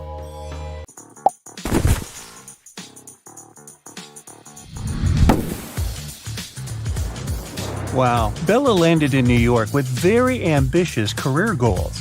There were many options to get from the airport to the center of the city, but Bella decided to save money and go by bus. She had to purchase a ticket for $10, but a handsome guy popped out of nowhere and offered her a better deal. "Hey, my plans have changed and I don't need my bus ticket anymore. Want to buy it for $6? Bella agreed and gave him $6. It was a big mistake. Why?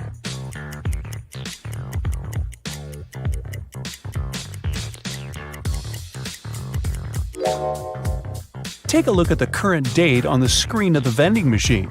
And now check the date on the ticket. It expired a decade ago. Finally, Bella arrived in Manhattan and found her hostel. She had booked a bed in a dormitory room. Bella had to share it with 3 other women. She left her backpack on her bed and went to take a shower. When Bella returned, she found out that someone had stolen her laptop. She questioned her roommates. Sarah said, "I was drinking some coffee in the lobby. Ask the manager." Kelly said, "I was sleeping with my earplugs in and my sleep mask on, so I didn't see or hear anything." And Chelsea said that she had been taking pictures on the roof of the hostel. Who's lying?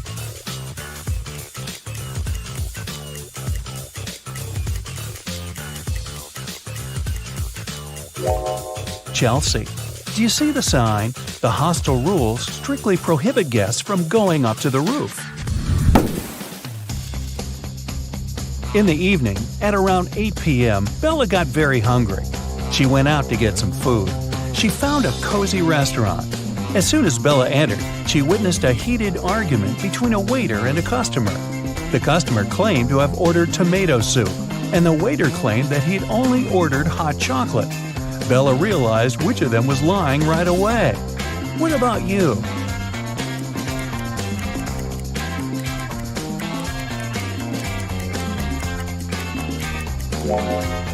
The client is lying. This advertisement on the wall says the restaurant only serves soups from 1 to 4 p.m. This means that the waiter simply wouldn't have accepted such an order. Bella ordered dinner. While waiting, she looked around and noticed one weird detail. Can you spot it too?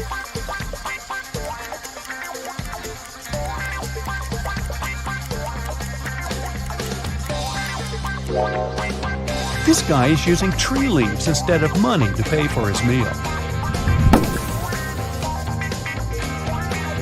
The waiter served Bella her meal. She was about to start eating when 2 ladies began arguing about their VIP reservation. Julia claimed that she had reserved the VIP room in advance to celebrate her wedding anniversary. And Letitia said, "No way! It's my birthday party tonight. I called the manager yesterday and he promised me the VIP room." The manager said, "Ladies, I'm so sorry, but the booking system crashed and deleted both of your reservations. The VIP room is unavailable today. Can I do anything else for you?" Who's lying here?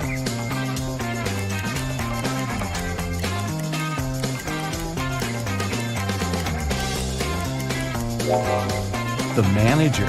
Take a look at the screen. Julia's reservation is still there. He lied because Letitia had given him huge tips to get the VIP room without any reservation. See? Boy, this is a crazy restaurant. The food better be worth it. After dinner, Bella saw Letitia in the ladies' room. She was crying. Bella asked her, "What happened?" Letitia didn't say anything. She just gave Bella her phone and showed this chat with her boyfriend. Can you tell what made Letitia so upset?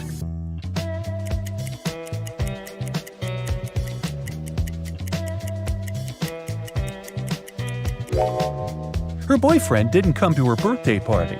Even worse, he lied that his mom was ill to visit a pool party. Take a look at the reflection in his sunglasses. It seems that he's having fun. Letitia was so grateful for Bella's support that she gave up her VIP opera tickets. The performance was scheduled for the next day. Now, Bella needed to find an evening dress. She headed to a shopping mall with Kelly and Sarah. But as soon as they arrived, they noticed something very weird. Can you see it too?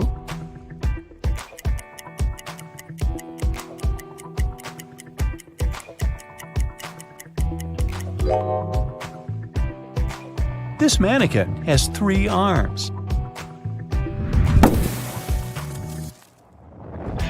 Can you spot what's wrong here?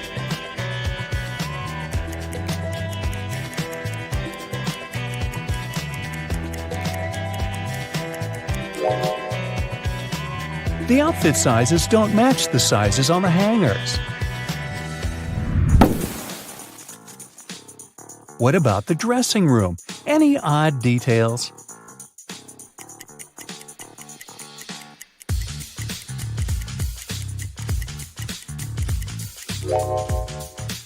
These hairy clawed paws can't belong to a human.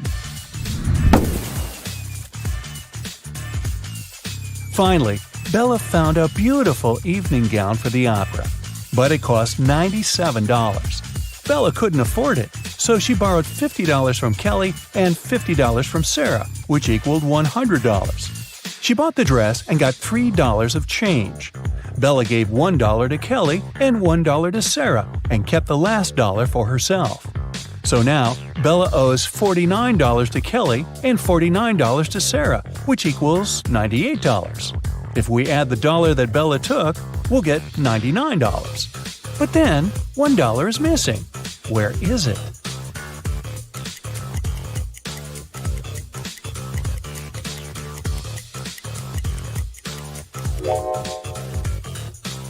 First of all, we're led to believe that $1 is missing. According to the conditions of the riddle, Bella took $50 from Kelly and $50 from Sarah. So the sum of her debt was $100. After that, she bought a dress for $97 and got $3 of change. The total indeed equals $100. But the question itself offers us a mathematically impossible puzzle. In fact, there is no missing dollar. Bella's debt remains $98 because she had already given $2 to her friends. And it's incorrect to add Bella's $1 to this debt. Next, Bella decided to visit a hairdresser. The manager asked her to wait for 20 minutes. Bella took a seat in the lobby and accidentally fell asleep. When she woke up, she saw that someone had cut her long, beautiful hair. She got furious and questioned 3 suspects. Maya said that she'd been busy with another customer. She didn't see what was going on in the lobby. Rick said that he had been eating his lunch outdoors. And Sally said, "Who do you think I am? I don't steal hair. That's ridiculous." Who is lying?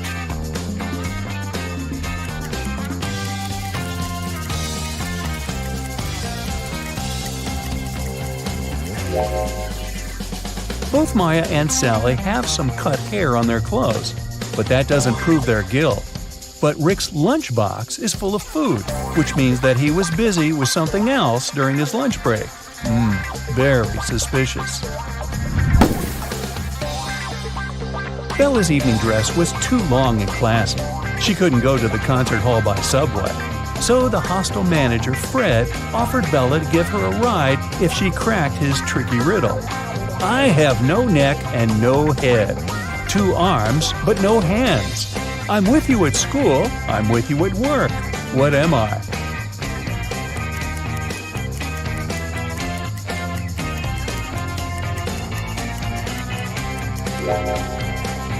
The correct answer is a shirt. During a break, Bella went outside to get some fresh air.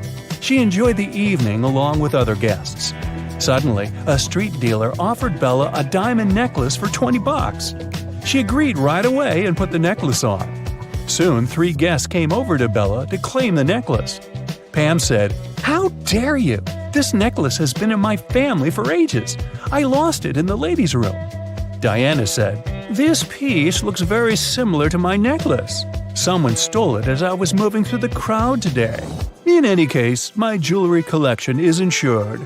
And Sheila said, "I noticed that the necklace was gone after visiting the buffet on the 6th floor. Can you help Bella return the necklace to its real owner?"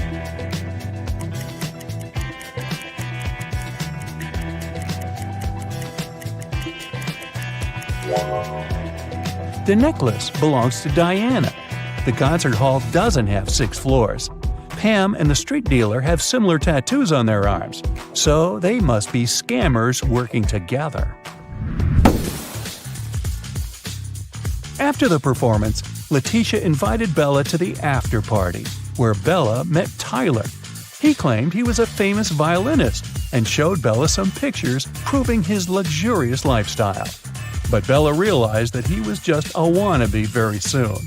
How did she understand it?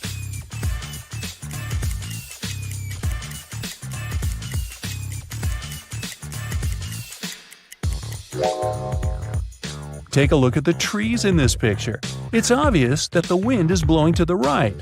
Meanwhile, Tyler's hair seems to be swept to the left. The picture has been photoshopped. The next morning, Bella went to buy some groceries. She didn't have much cash, so she bought only 2 items, cheese and bread, and paid $1.10 in total. The cheese cost $1 more than the bread. So, how much did the bread cost?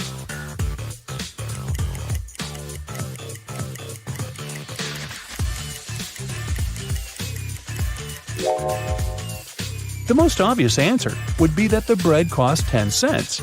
But if the bread cost 10 cents and the price of the cheese was $1 higher than that of the bread, the cheese would cost $1.10. And the total, in this case, would be $1.20. The correct answer is that the bread costs 5 cents and the cheese costs $1.05. This indeed makes a total of $1.10. Does that make sense? Sense? After breakfast, Bella went to a job interview. The HR manager asked her to solve this riddle. She wanted to see how quick-witted Bella was. I am the only place in the world where today comes before yesterday. What am I? Bella cracked this riddle easily. What about you?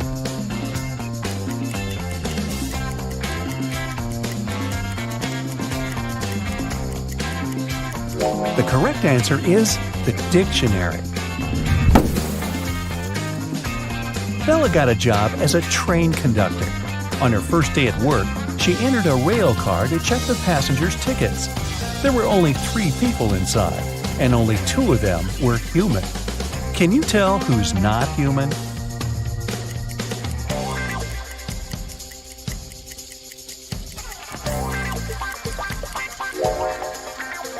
The first guy is dressed up too warmly for the summer, but he could be going to a place where it's very cold. That lady over there is drinking some green liquid. It's a bit strange, but there are plenty of colorful drinks in the world. As for this guy in the middle, he doesn't cast a shadow, so he's not human. Uh-oh, Allie was missing for days when her husband Orson called the police to report it. Detective Wells arrived at the scene and found her purse buried in the garden. Inside, there was a note that read, "It's a sign, you're mine. I redesign your new life." The police had 3 suspects with unusual names: Orson, her husband, Ryan, her best friend, and Atlas, her brother. Who took Allie?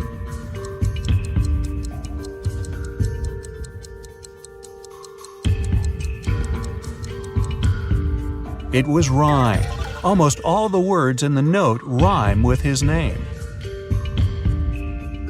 While driving in a storm, John saw 3 people standing in the rain at the bus stop, but he only had 1 seat available in his car. Who gets the ride? His childhood friend, an old lady that looks like she's freezing, or his wife?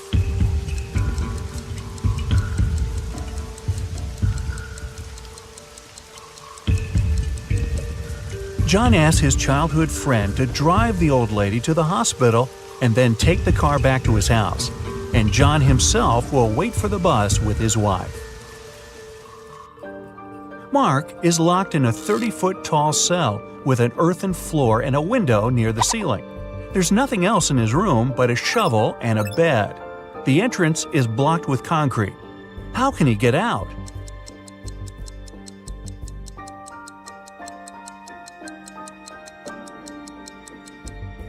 Mark can shovel the soil to the wall underneath the window and climb out. Detective Jones was called one day by Border Control about a suspicious pickup truck.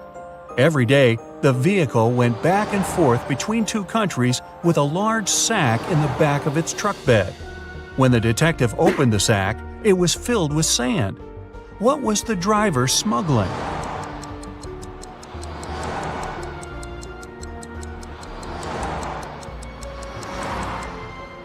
Trucks. A geography teacher vanished on the first day of school. When the police arrived, they suspected 4 people who claimed to have alibis. The landscaper was mowing the front lawn. The English teacher was giving students a surprise test. The principal was preparing for his welcoming speech. And the coach was meeting new students who wanted to join the football team. Who was lying?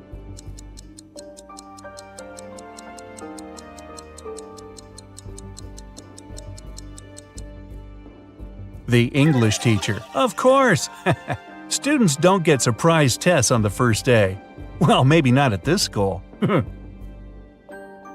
A crazy scientist took 10 people into his lab to check their intelligence. He gave everyone 2 pills and a glass of water. He told them, one pill is a placebo and the other is poison. Whichever you take, I'll take. But somehow everyone ended up unconscious after the trial except for the scientist. How did he do it?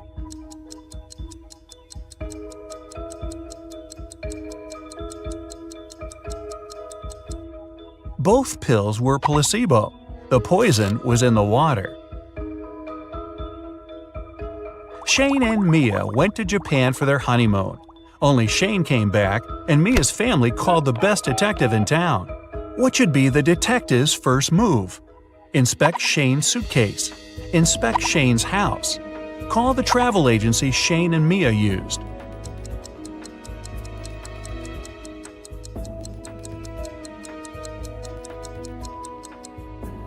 Call the agency to see how many return tickets Shane had booked. He's a suspect, and he shouldn't know the police are investigating him to avoid losing the evidence.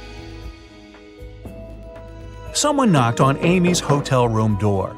When she opened it, she saw a mysterious man. He apologized and said he'd mistaken Amy's room for his. When he left, Amy called the police. Why?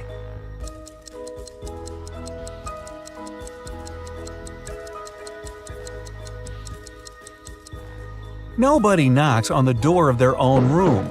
This is a technique used by people who want to break into someone's home. A worker was found unconscious near the entrance of an abandoned building. He has no memory of what happened, but seems to have fallen from the building.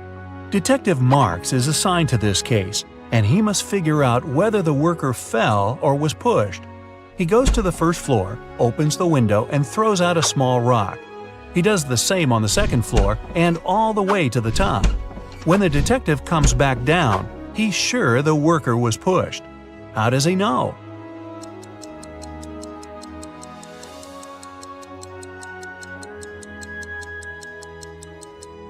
He had to open windows on all floors to throw out rocks.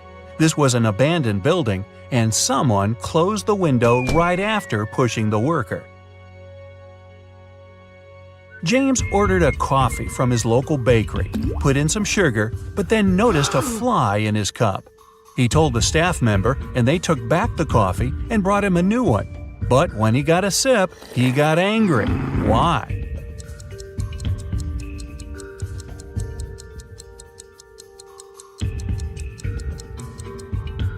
His new coffee was already sweetened. The staff member only removed the fly. Tom was walking in a snowy park at 10 p.m. when he got attacked from behind. He didn't see who knocked him out, and he immediately went to the police. The detectives questioned 4 suspects. Adam said he was at a suit fitting for his dinner later. Daniel said he was hosting a party at his place. Susan said she was working out before going to work. And Luke said he went to the park to get some cool photos of flying birds. One of them is lying. Who?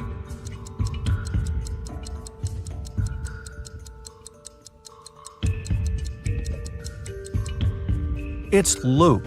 It's next to impossible to see birds at night in winter.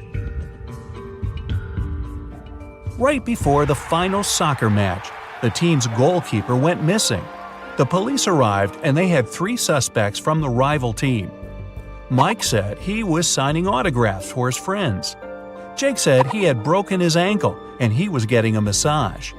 John was training at the gym before the match. The police immediately knew who did it.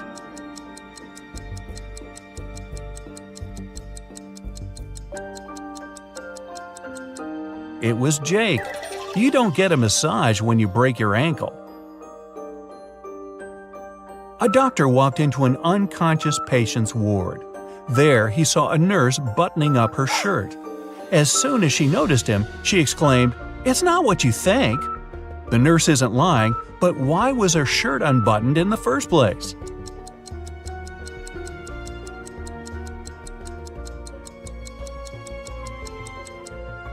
She got locked out of the changing room and knew that the patient was unconscious, so she went to his ward to change into her uniform. Yeah, I believe her. A group of 6 friends decided to check out an abandoned house in their neighborhood. When they arrived, Mark, one of the group, warned his friends not to go in. But all of them ignored him and walked in anyway. Mark stayed outside, but his friends never came out. What did he see that stopped him from going into the house?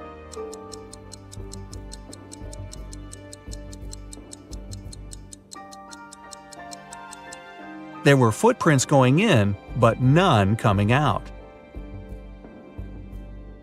Detective Stevenson is taken by some of his mean supervisors who want to test his intelligence.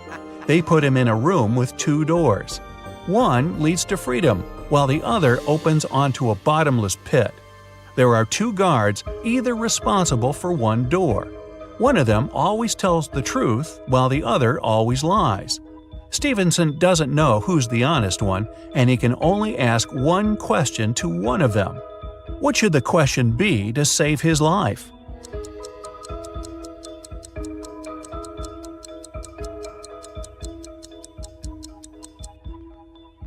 If I ask the security guard next to you which door leads to freedom, what will he say? The honest guard will say that the liar will point to the dangerous door. The liar will point to that one too. No matter who Stevenson asks, he should pick the door neither of them will point at. Melissa is walking down a dark alley when she notices a dark figure following her. She walks into a restaurant and sits at a table. The mysterious figure does the same. Then she yawns and immediately knows she's got a stalker. How?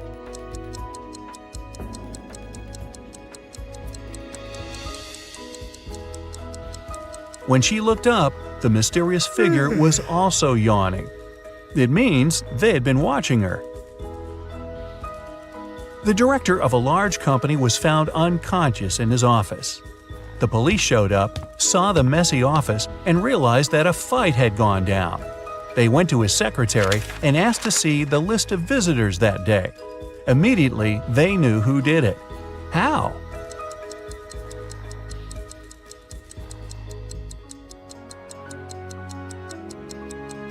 The last visitor was the culprit. During the fight, the wall clock also stopped because it got hit. It showed the exact time the last appointment took place. Sarah wanted to get some money from her brother for a house. She couldn't tell him the truth and asked him for an expensive gift. After a week, her brother gave her a glamorous tiara. Then she went to her second brother, asked for money, but he gave her jewelry. Still, she's got both money and jewelry. How is it possible?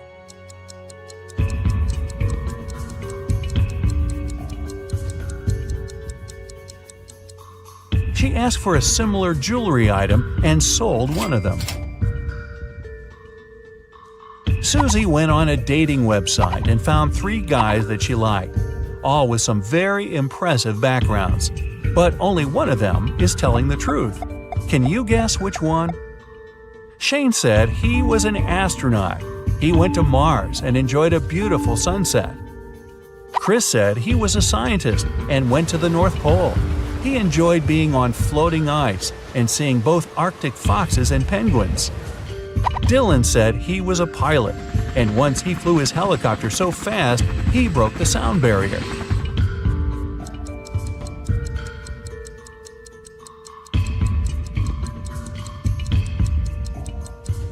Shane is telling the truth. The sunset on Mars is blue. There are no penguins in the North Pole, and helicopters can't travel faster than the speed of sound. Oh, and yes, we'll also ignore the fact that no one's been to Mars yet. Susie also thinks Shane has beautiful eyes, so who are we to disrupt this love connection? So a restaurant owner called the police and said a customer had stolen a large sum of money. When the police arrived, the restaurant security guard already had 3 suspects. Thomas said, "I was just walking along the street. I didn't even enter your restaurant." Dylan was angry. "I've never been to this place before. I was sitting in my car when that guy ran up to me and started throwing accusations." John said, "I did visit the restaurant yesterday, but I just came in to get a coffee and didn't stay longer than 5 minutes." After listening to the suspects, the police arrested the thief. Who was it?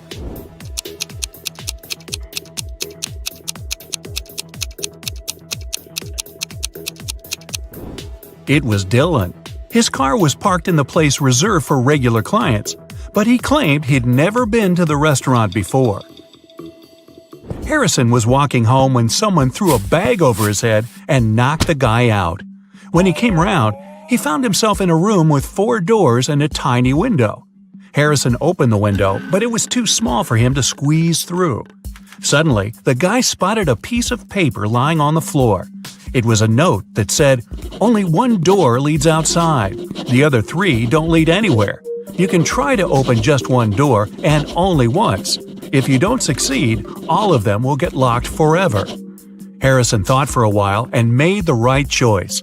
How did he figure it out?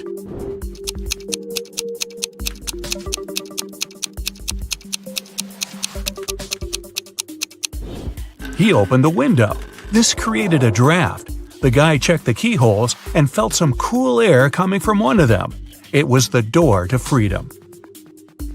It was Sunday morning when a submarine captain found one of his sailors lying unconscious on his bunk. Someone had hit him on the head. It could only be another crew member. The captain had 3 suspects, Mateo, David, and Owen. He questioned them, and that's what they said. Mateo: "I couldn't do it. I was checking the equipment in the machinery compartment." David: "When it happened, I was washing dishes left after dinner." Owen: "At that moment, I was busy posting a new video on TikTok." Who was lying?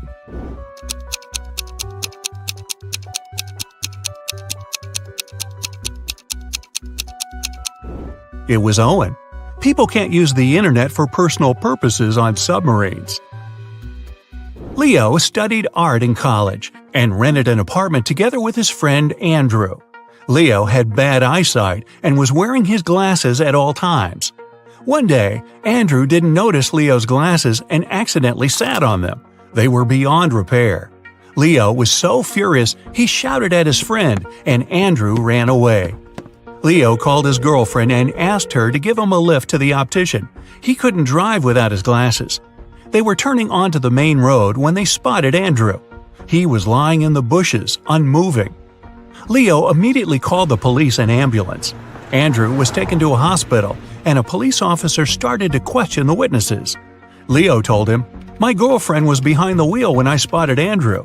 We immediately stopped and called you. We didn't see anything suspicious." The police officer arrested Leo. Why?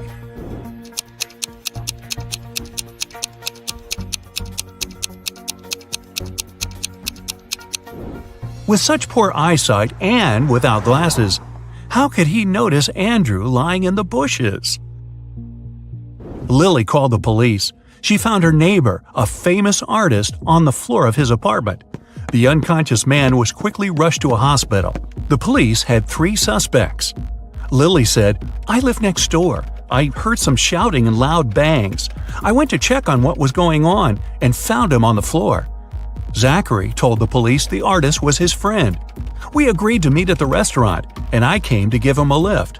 And Cooper said, I ordered a painting from him, but when I came to pick it up, I saw the police. Who's guilty?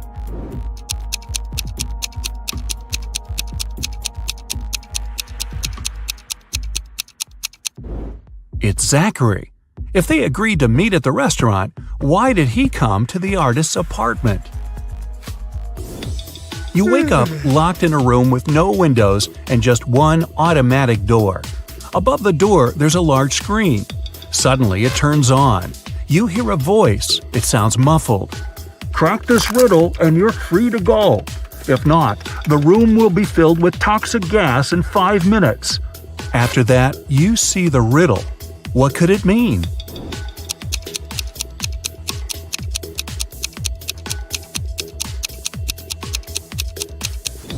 Hopefully, you'll realize in time that it means sitting on top of the world. The queen went to the king to complain about her lady-in-waiting. In the morning, the queen put her amethyst necklace in a jewelry box to protect it from sunlight. No wonder, this stone tends to fade in the sun. She spent the day in the library reading books. At one point, she looked out of the window and noticed her lady-in-waiting. She was sitting in the garden, wearing the queen's necklace. The lady-in-waiting began crying and said this was not true. She would never steal from the queen. The king opened the jewelry box and found out that the necklace was still inside.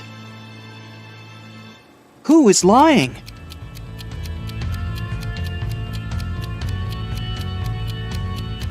The girl soon realizes that the lady-in-waiting is the liar. Have you noticed that the amethyst is now much dimmer than before? That means that the lady-in-waiting really wore the necklace outside. The girl solves the riddle. 3 gemstones appear at the bottom of the jewelry box: citrine, garnet, and alexandrite. There's also a note that says, "Figure out the weight of each stone without using scales. This riddle will help you." Can you figure out the weight of each stone? The citrine weighs 10 ounces, the garnet weighs 4 ounces, and the alexandrite weighs 2 ounces. Suddenly, the girl remembers. Her name is Melissa. She is a jeweler and collects crystals. In another room, a woman finds 6 glasses on the table. 3 of them are empty, and 3 are full of water. The woman sees a note. Move only 1 glass to make a row of alternately full and empty glasses. How can she do it?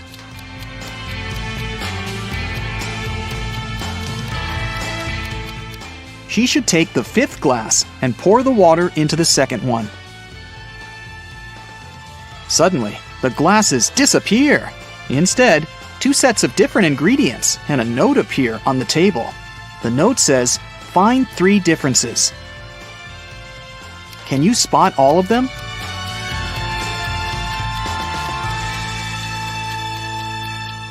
These are the differences. The woman takes the ingredients and throws them into a cauldron, but something is missing. Shiny and beautiful, a werewolf's fear. We need to get more of it for our precious queen. Coins and mirrors, trays and tea sets, the nobles were buying while falling in debts. It's silver. The woman adds some silver and gets a potion that can melt the lock. When she opens the door, she remembers. Her name is Lauren, and she's a chemist. An elderly woman finds herself in this room. She spots 4 photos on the table. All the photos seem to be taken in different periods of time. The note says, "Is there a person who is present in every photo?" Can you help the woman figure it out?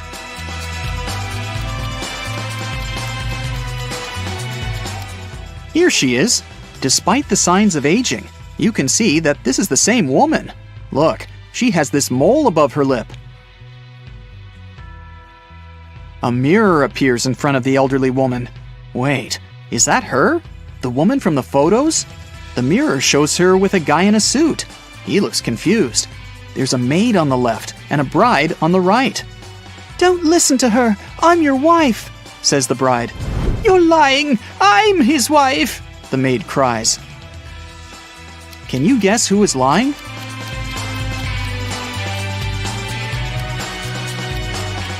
The girl on the left is his wife because she has a wedding ring on her finger. Wait, she also has the same mole above her lip. Is this our elderly woman when she was young? The letters appear in the mirror. IVTCBOE. What does that mean? I'll give you a hint. Try to think outside the box. It's husband. Each letter in this word is replaced by the next letter in the alphabet. And suddenly, the woman remembers. Her name is Brienne. She's a witch, and this is her castle. Brienne opens the door. Everyone else has already gathered outside. "I'm your mother," she says. "We know," Thomas replies. "Another witch tried to steal our father. She erased our memories and put a spell on him. I deciphered the recipe for the potion that can help him remember, but I'll need your help." There is a large cauldron in the hall. Everyone uses their knowledge to prepare the potion. Now Brienne must cast a spell. Solve the puzzle to find out the magic word.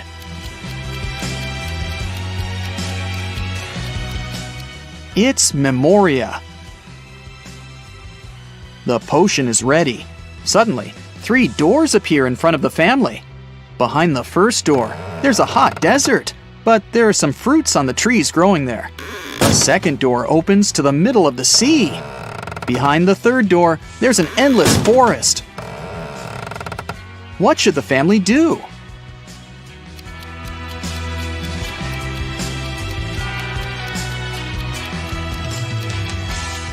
They should use the trees to make a raft and pick up the fruits so that they don't starve. Now they can cross the sea. Meanwhile, Brienne uses a spell to chain the witch. Solve another puzzle to learn the spell she uses. It's Sigillum. Now the witch won't bother them anymore. The family leaves the castle and lives happily ever after. Now, it was the snowiest winter in the last 30 years. One morning, local police officer Chris was patrolling the area. Suddenly, he noticed a suspicious young lady. She was walking towards the road and carrying 2 heavy bags. Chris asked her what was in the bags. The lady said she had broken up with her boyfriend and packed his stuff to get rid of it. But Chris knew for sure that she was a burglar. How?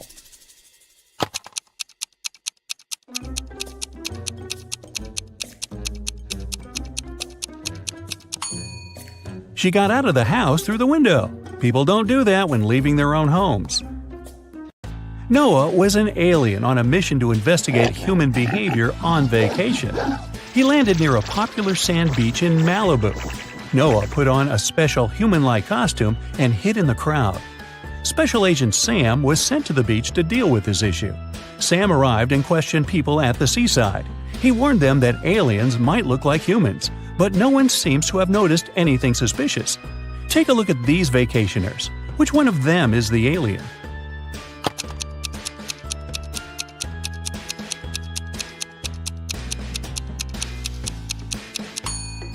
That's right, the guy on the left has 4 arms. Yeah, that's a clue. Agent Sam caught the alien, but Noah changed his appearance and managed to escape. Sam noticed a weird figure jumping inside a train. The man decided to stop the train to check all the passengers. Look at the picture attentively and help Sam find the alien.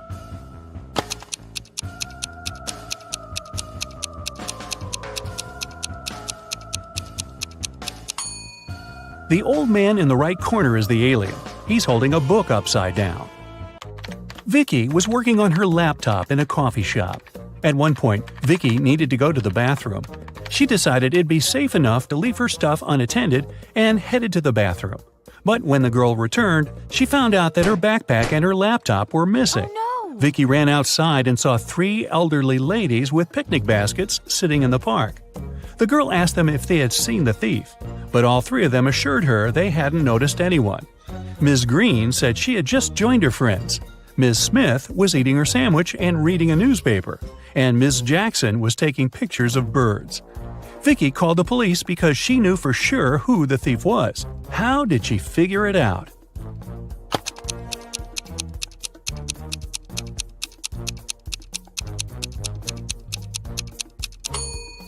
Ms. Green stole Vicky's things. The red backpack strap is hanging out of her picnic basket. Paul stayed late at the library. When he finished studying, he headed home. As he was walking down the dark hallway, he heard a voice coming from the men's locker room. Paul noticed that someone had locked the door from the outside. Paul opened it and saw Tom. The guy had no idea who had locked him in. He went to the swimming pool, but it was closed that day, so he decided to go home. Suddenly, someone turned off the lights and locked him in. Paul promised to find the culprit. The next morning, he questioned his classmates. Courtney said she had been working on her project in the classroom. Josh said, "I swam in the pool for a while and then went to play basketball." Bob was with Courtney, but he left earlier to celebrate his granny's birthday with his family. Paul understood who was lying right away. What about you?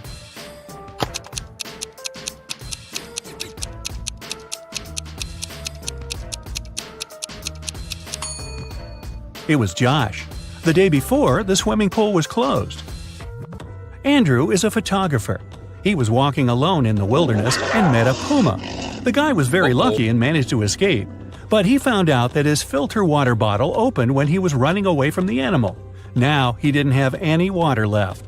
Some time passed and Andrew got very thirsty. He had three options. The first one was to drink from a salty lake, the second to drink cactus juice, and the third option was to get water from a muddy stream. Help Andrew make the right choice.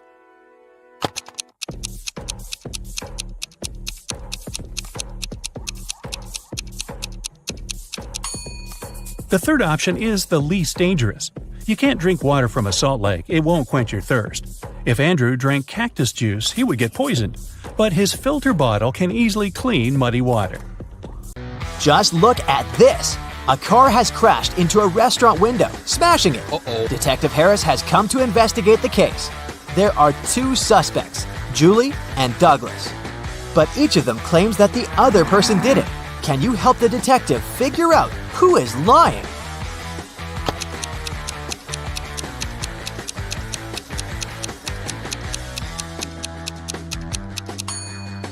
It's Julie. The tire tracks on the ground belong to her car. Adam was driving home late at night when he noticed he was about to run out of gas. He stopped at a gas station to fill his tank and buy some snacks. Inside, there was a cashier and another customer dressed in black. When Adam came up to the employee to pay, she told him $5.05. Adam paid, went outside, and called the police to report an emergency. Why did he do it?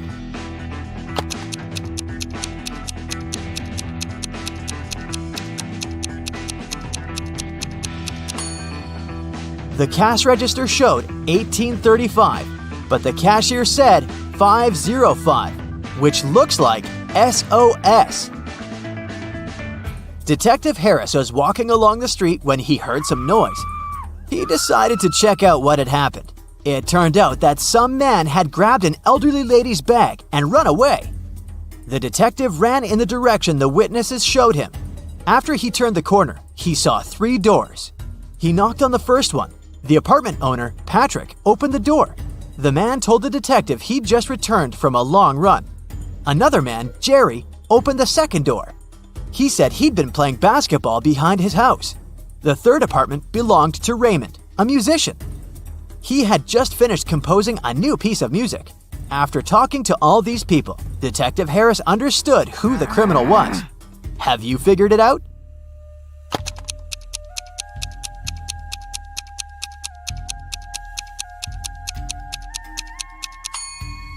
The thief is Jerry.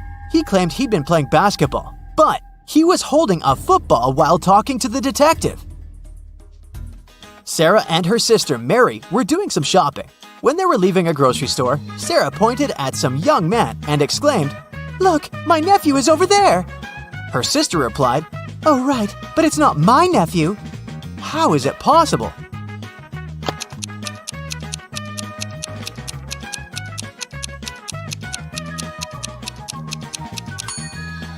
The young man is Mary's son. Gemma returned from Asia and brought a precious porcelain figurine. She organized a party and invited all her friends to tell them about her journey. They had a great time, but after her friends left, the woman realized the figurine had disappeared. She called the police and showed them the photo she had taken at the party. One of the officers immediately realized who had stolen the figurine. Did you understand it too?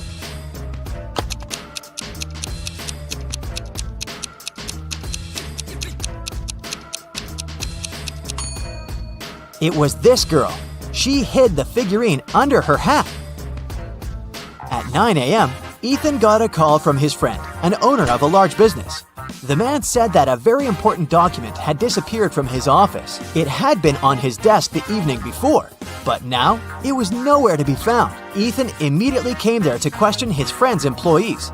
Soon, he had 3 suspects. Walter said he'd spent the previous evening at the movies. Joan had dinner with her friends, and Zachary visited an art gallery. It didn't take Ethan long to understand who was lying. Do you know it too?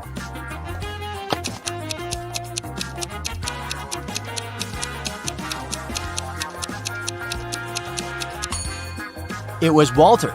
His ticket isn't torn. It means he didn't enter the movie theater. Now, look at these hands and try to figure out which person is married.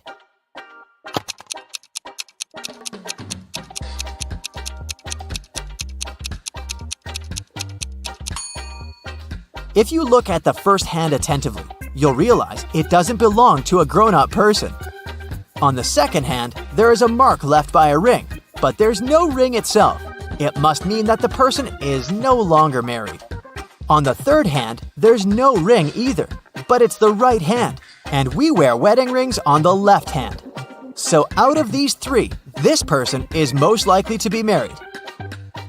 Okay, the next challenge is for you. Look at these 3 men. They're at the airport. Which of these guys is married?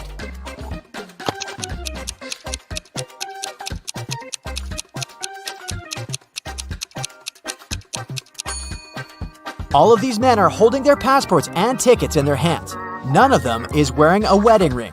But pay attention to the man sitting on the bench. On his ticket, it's written, "Family discount." So, he must be the one who's married. Now look at this picture attentively. Does anything strike you as strange?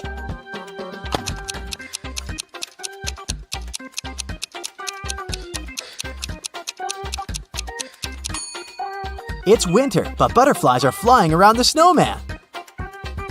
Now, try to figure out what's wrong with this image.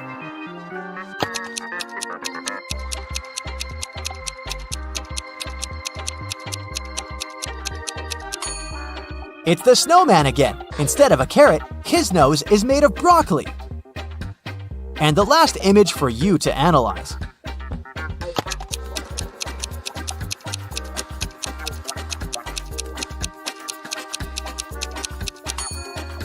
Why does the guy on the right need ski poles if he's going to snowboard? Marcus woke up in a dark basement with just one candle burning on the table. He saw 3 doors in one of the walls and 3 keys lying on the table. How many attempts will the guy need to figure out the key for each door?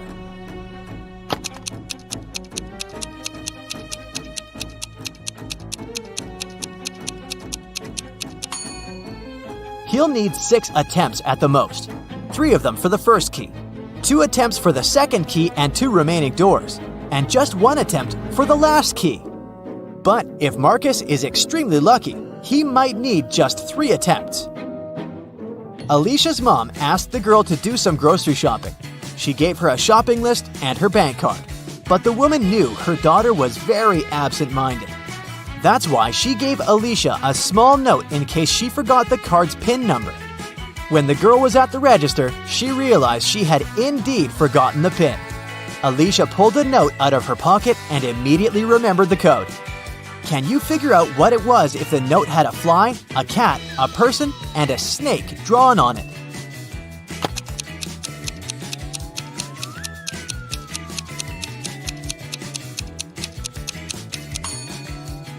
The pin was 6420.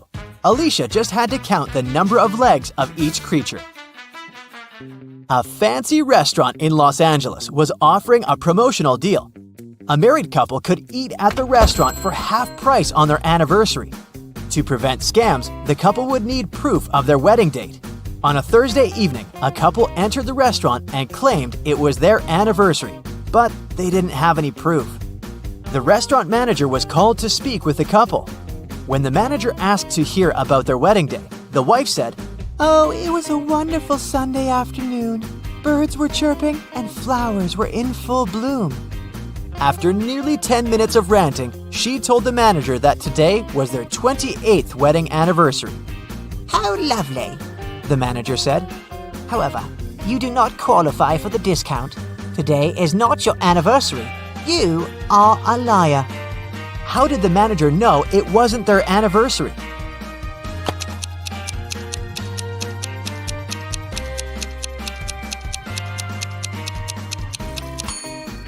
The calendar repeats itself every 28 years. So if they were married on a Sunday 28 years ago, the day they came to the restaurant would also have to be a Sunday.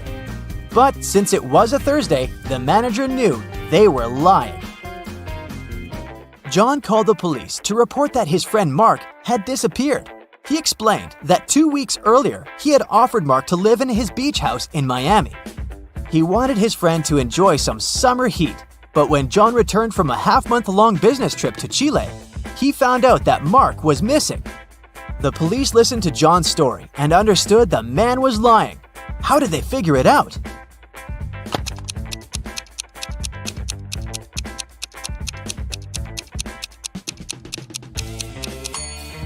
If it was summer in Miami, it was winter in Chile.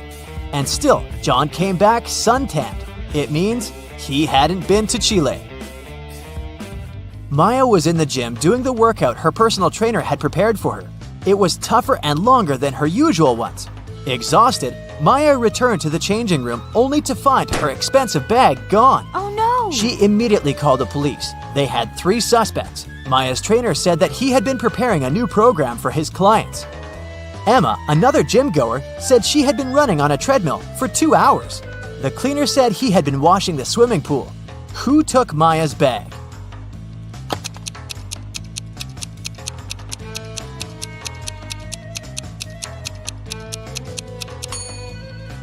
It was her trainer. He knew Maya was going to have a long workout and wouldn't return to the changing room anytime soon. You're tired. Oh, you'll just lie down on the edge of the bed, and a 10-minute nap will really help get your head on straight.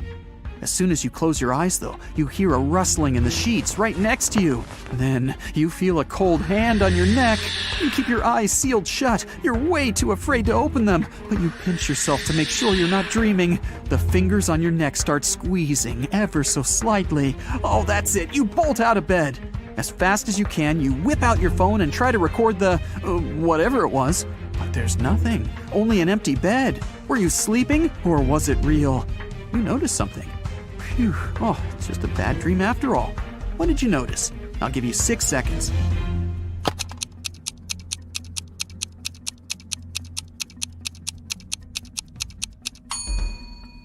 The sun was shining when you lay down. Now, it's the full moon that's shining. You were out cold for a while. You leave the bedroom and walk down a long hallway lit by torches and candles. The silence is broken only by the churning of your stomach. Guess you're hungry. Well, there's a heavy wooden door in front of you, and it's open just a crack. The pleasant smell of food starts wafting its way into the hallway. You go in and find a huge table, decked out with real silverware and porcelain. Oh, the food looks delicious. There's caviar, lobster, fruits, vegetables, different meats, plenty of desserts. Several people are sitting around the table, and as you approach them, they turn around to look at you. They're all vampires! How did you know? I'll give you 5 seconds to figure it out.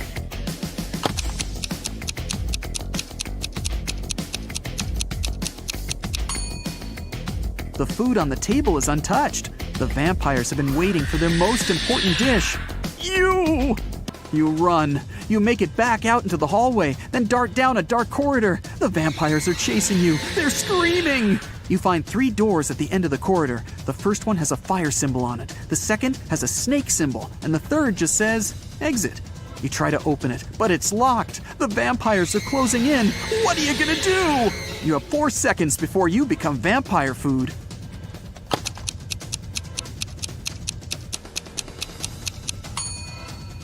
Try the key you found in the vampire's hut. Great, it fits! You run out into the courtyard and lock the door behind you. The moon is hidden behind some thick white clouds. You sneak through the courtyard and open the back gate of the castle. Next to the gate is a sign with an image of a werewolf on it. You walk off as quietly as possible. After about 5 minutes, you see a long bridge. There's a beautiful woman standing at the other end. She waves to you and motions for you to come closer. But something's bothering you. Could she be a werewolf? So, you can either cross the bridge or head back to the castle. What can you do to find out if she really is a werewolf? You have 10 seconds for this one. Good luck.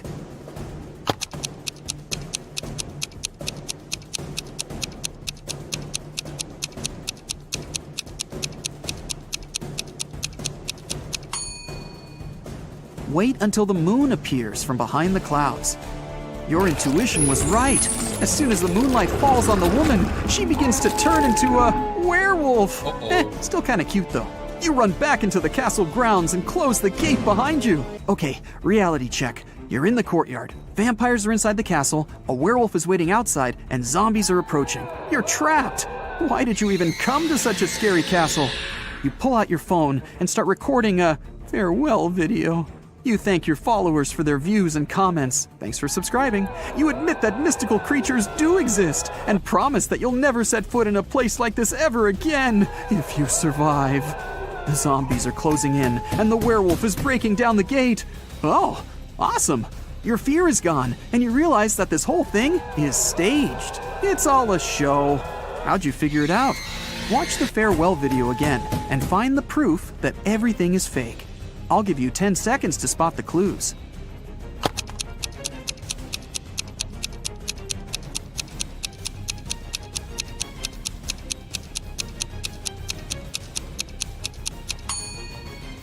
Do you see that big guy with a camera behind you in the tower window? The zombies stop growling. They scream, "Surprise!" They're not zombies. They're just wearing a whole ton of makeup. The gate opens and the woman takes off her werewolf costume and smiles. The vampires come out of the castle, carrying their fake fangs. This whole thing was set up by your fans. They wanted to scare you, and it worked. You're angry at them, but so happy that you're still alive. Okay, let's see how many you got right. 1 to 3 points. It'll be difficult for you to act in stressful situations. Watch more riddles and train yourself to be calm and focused. 4 to 6 points. Something really bad has to happen for you to lose control. Phantoms don't seem to scare you at all that much. 7 to 10 points. You don't even know what fear is, but you do know how to come out victorious in any situation. You have one question for your fans. How did they create that floating effect for those dancers? That was awesome. Your fans look at each other. What? What are you talking about? What do you mean? There were no dancers. A slight chill runs down your back. Okay, time for more riddles, the Parents Edition. There are 3 categories of questions. Easy, which award 1 point each, average for 2 points, and hard for 3 points. We're going to start with the easy ones. Remember, every correct answer gives you 1 point. Jason and Steven are home alone with their kids. Jason is talking to his mother, and Steven is watching a baseball game on the TV. Who's being negligent?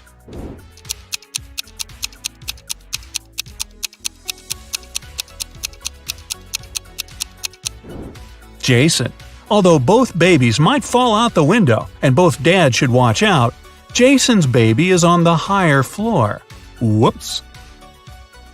Mila and Gregor cook dinner for their kids. Which one of them is, the most confused?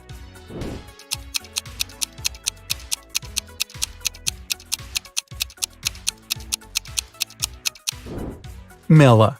She accidentally mixed up the plates. She gave the dog her daughter's food, and is about to feed her daughter dog food. Yum. Sabrina and her son went to the mountains to spend the day sliding. Adam is barbecuing in the backyard while watching his daughter. Who's not watching their child properly?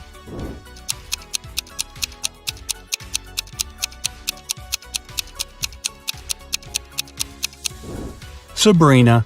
Her son is sliding right into a big hole in the ice. Rebecca and Natalie took their kids to the lake. The boys are about to jump from the cliff. Whose child is in danger?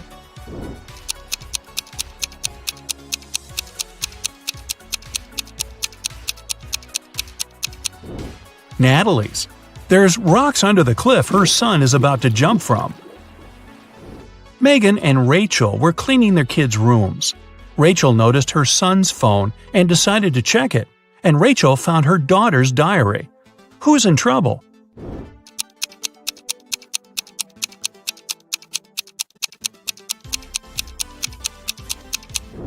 Rachel. It's bad to read a child's personal things, but she's also going to be busted because her daughter is about to walk into the room. Mary and her son are spending time on the beach. Chris and his children are watching a TV.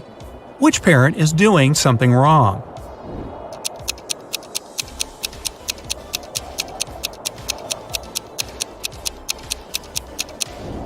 Mary. It's dangerous for anyone to be in the water during thunderstorms. Now we're moving to harder questions. Every correct answer awards 2 points. Meredith is teaching her daughter to do her makeup. Beverly is teaching her teenager to style her hair. Which mom is doing something wrong?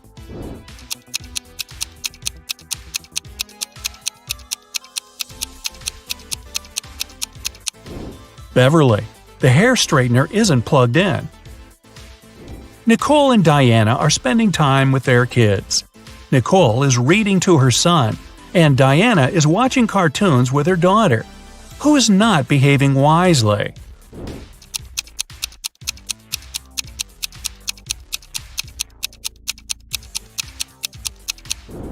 Nicole. She forgot about the food that she's cooking in the oven, and it's burning. So it's going to be takeout tonight.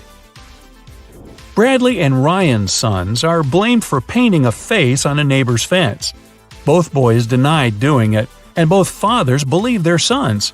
Who's been misled?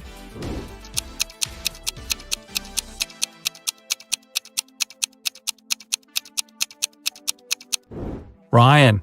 His son still has green paint on his hands that he couldn't properly wash off. Jennifer went for a walk with her son, but she got distracted talking on the phone. Mark left his daughter in a closed car while he entered a store to buy garden tools. Who has made a bigger mistake?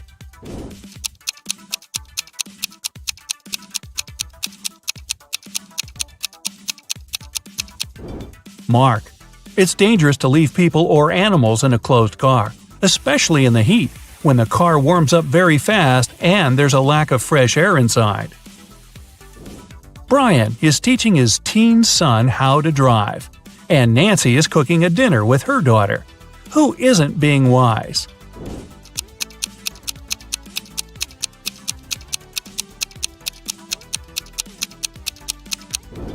Brian.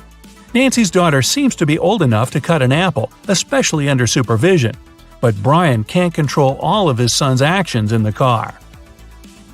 Martha and her son went to the jungle, and she stopped to take some selfies. Peter took his son camping, and he's setting up the tent while his son is trying to light a fire. Who's not being smart?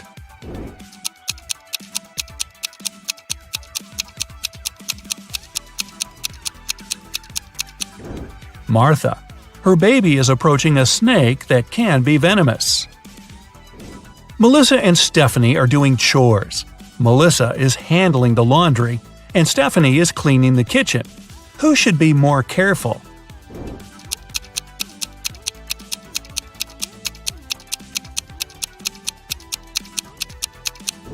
Stephanie. Her daughter put her cell phone in a dishwasher.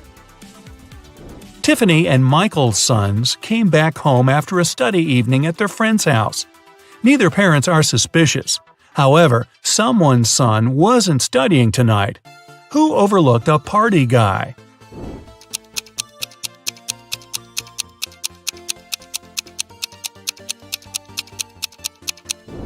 Tiffany.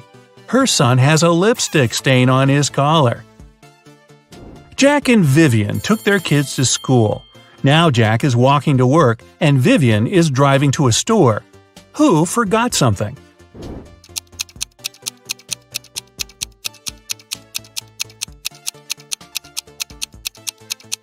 Jack. He's still wearing his daughter's pink school backpack. Looking good, Jack. Charles and Penelope cooked breakfast for their kids. Which parent probably didn't get much sleep the previous night?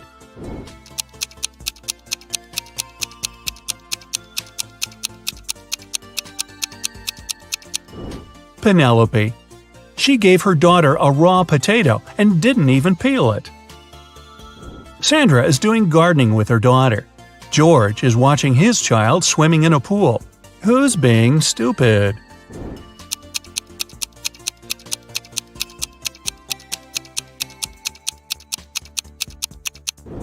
George. He fell asleep and left his son in the pool unsupervised. What's more, the boy took off his armbands and can drown. Uh-oh. Elizabeth and John's daughters came home. They said they were doing a group science project, and both parents believed their daughters. Who didn't detect a lie?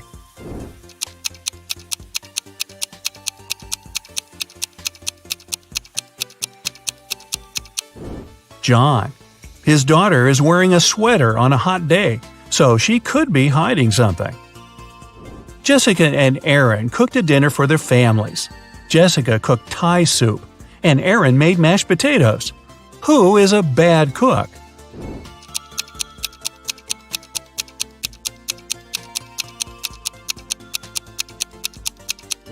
Jessica.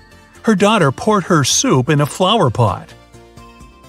Travis didn't let his daughter go to her friend's birthday party and told her to do her homework all day. Christina's son had to spend the day in his bedroom too, instead of going to the movies. When the teenagers came down to dinner at 7 o'clock, which parent didn't notice they're being lied to?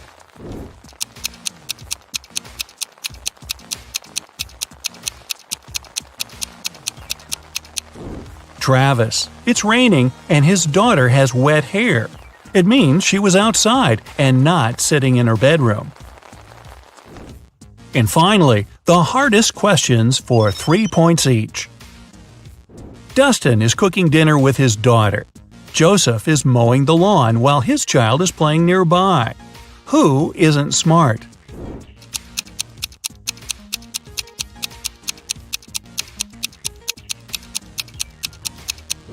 Joseph. Lawnmowers are very dangerous machines and should never be used if there are kids around. Sean is teaching his little son how to chop wood. Camilla is listening to music and washing the dishes while her baby is sleeping upstairs. Who's making a mistake?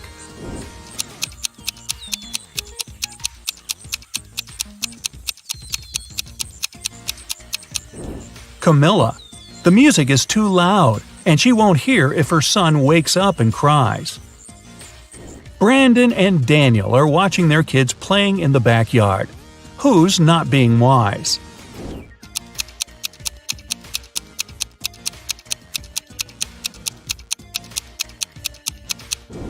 Daniel. His son is playing in the sunshine without a hat on and might get sunstroke. Pamela is getting ready for the meeting with her son's teacher at 12 o'clock. William is driving his son to a birthday party. Who isn't very attentive?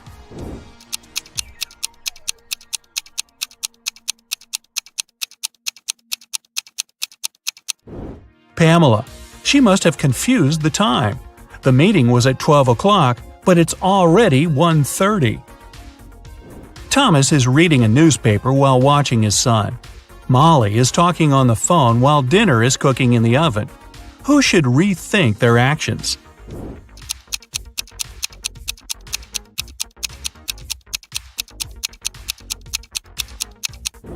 Molly. She forgot to turn on the oven. Samantha and Bob are sending their kids on a school field trip. Which of the parents forgot to do something?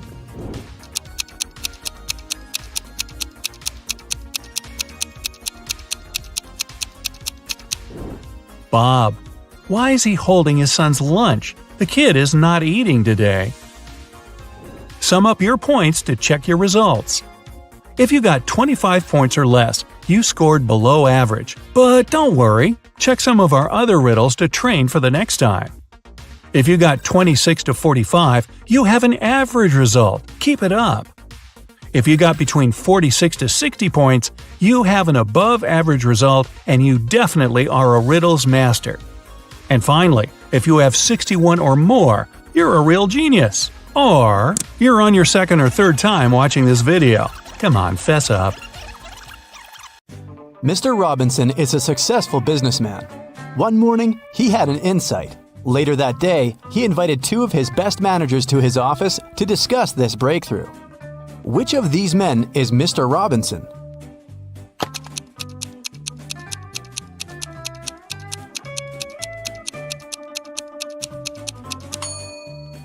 It's the man on the right. His suit jacket is on the boss's chair. It's an animal. Take away its last letter, and you'll get a water body where this creature usually catches fish. What is it?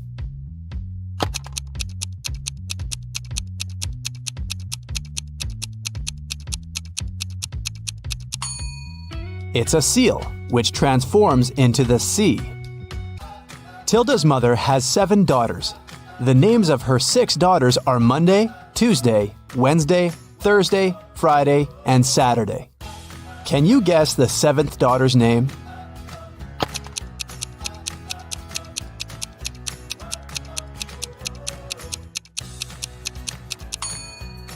That's right, it's Tilda. It begins and ends with E, but only has one letter.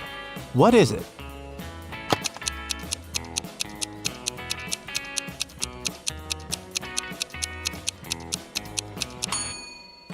The right answer is an envelope. Mrs. Sally baked her favorite chocolate cookies for a charity fair. She left them on the kitchen table and went to the garden. When she came back, all the cookies had been eaten. Mrs. Sally got very angry and questioned her 3 children.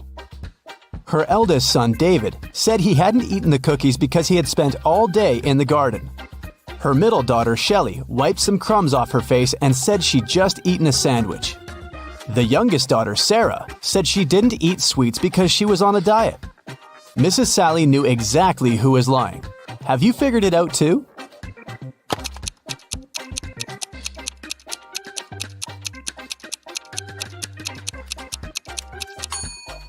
It was David. Mrs. Sally was in the garden when someone ate the cookies. If she had seen David there, he wouldn't be among the suspects. Look at the picture. Can you find the odd star?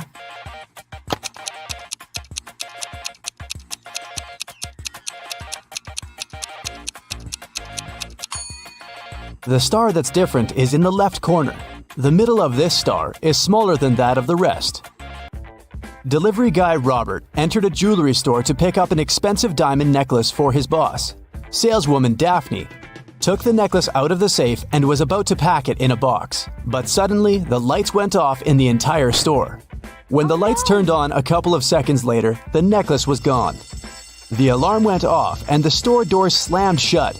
But only Robert, Daphne, and one other customer called Vicky remained inside.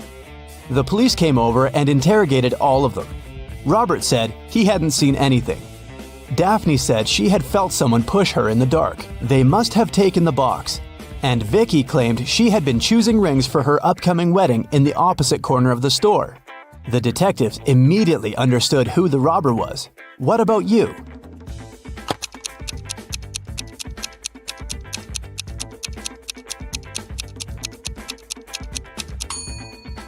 Vicky stole the necklace. She's already wearing a wedding ring on her finger. Kitty was walking in the woods and got lost. At one point, she met a magic fox. The fox said, "If you can solve my riddle, I'll help you find your way home. But if you don't, you'll turn into a fox and stay here with me." Uh-oh. When you have it, you want to share it. But if you share it, you don't have it. What is it? Kitty returned home that night. What did she say to the fox?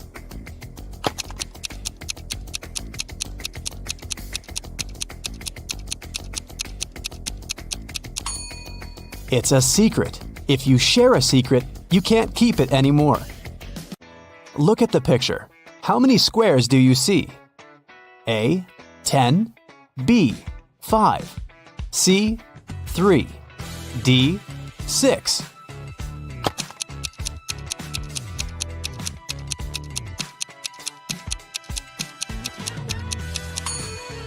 You're right. There are 10 squares. You're supposed to count all the colors. Stephen had a dream of becoming a successful geologist and traveling the world. That's why he took a very difficult test and answered all the questions correctly. Professor Smith said he had one final question for Stephen. If the guy answered it correctly, he'd go on an exciting mountain expedition the following week. Mount Everest was discovered in 1852, but what was the highest mountain in the world before that? The next week, Stephen was proudly walking in the mountains with his colleagues. What did he say to the professor?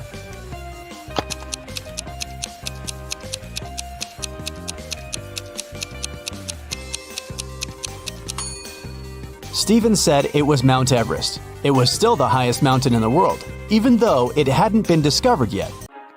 Hazel is a rock climber. She's packing bags for an expedition to Everest. Can you spot any extra items in her suitcase?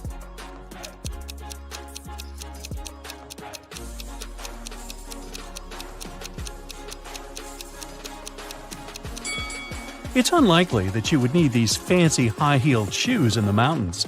Also, this fragile vase is useless on a hike. Hazel orders a taxi to go to the airport. She's using this app. There are 4 free cars in her neighborhood, but only one of them can reach Hazel's home. Can you tell which one?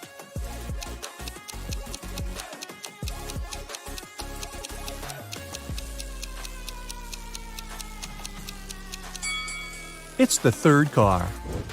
Hazel arrives at the airport. She takes a closer look at her ticket and faints. Can you guess why?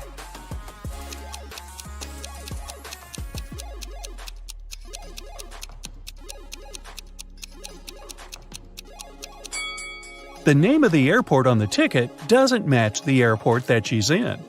Hazel needs to go to the correct airport as quickly as possible. These 2 drivers are eager to give her a ride. Can you tell who will reach the destination faster?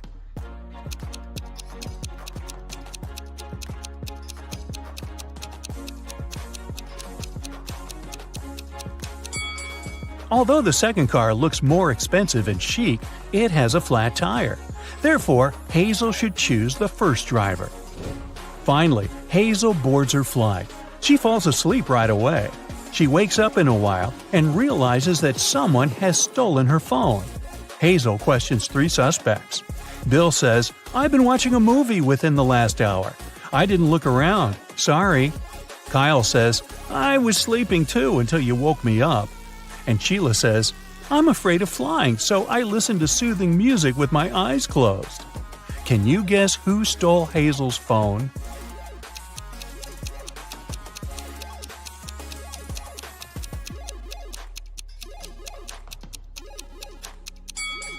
Nobody. She just dropped it on the floor over here. See? It's dinner time. Kyle offers Hazel his dessert if she succeeds in guessing the date of his birth. Here's a hint. The day before yesterday, Kyle was 22, and next year, Kyle will be 25. Can you help Hazel solve this mystery?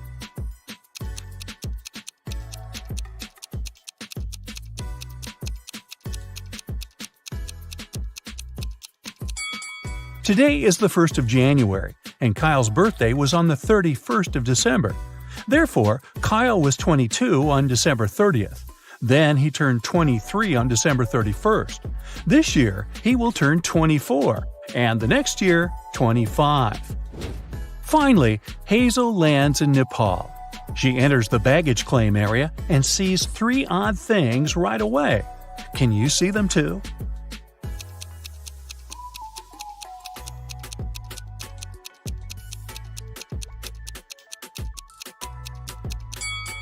There's a dog in this bag. Animals don't come with regular luggage. This baggage cart lacks all wheels and floats in the air. And these boats are parked outside the window along with the planes. Hazel arrives at the meeting point for climbers at the local restaurant. But there's no one there. The cleaning lady says, "I was busy cleaning the toilet and just got back. I didn't see anyone." The guard says, "Oh yeah, the meeting has been delayed for tomorrow, that's for sure." And the waiter says, "I've been here all the time, and I haven't noticed any crowds of tourists." Who's lying?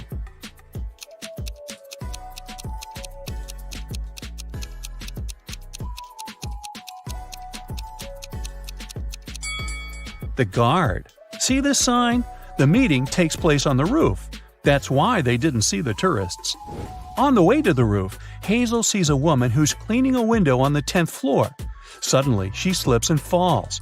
She doesn't have any safety equipment and nothing to soften her fall. But yet, she's not hurt. How can this be?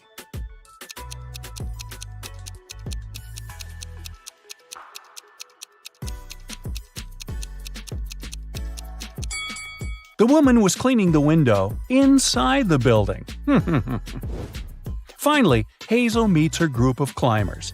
But one of these people is an imposter. Can you guess who?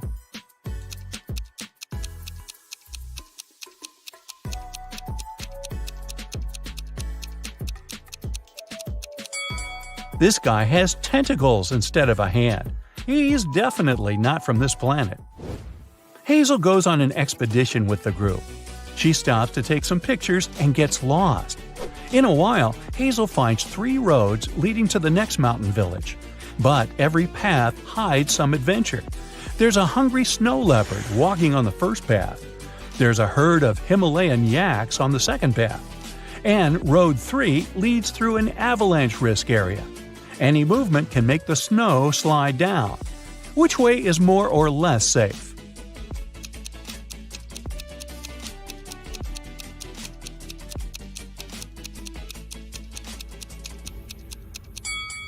Hazel should choose the second path. Although these yaks look pretty scary, in fact, they're friendly plant eaters.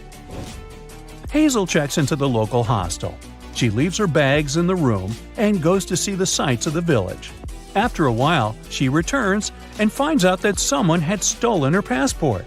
Hazel calls the sheriff and he interrogates 4 suspects. The hotel manager says, "I was dealing with a tourist group that has just arrived. I didn't notice any robbers." The hostel owner says, "I was dealing with a bathroom clog all day." The gardener says, "I didn't enter the hostel. I was watering the roses in the garden." And the cleaner says, "I was too busy feeding fish in the lobby. I didn't notice anything suspicious." Who's lying?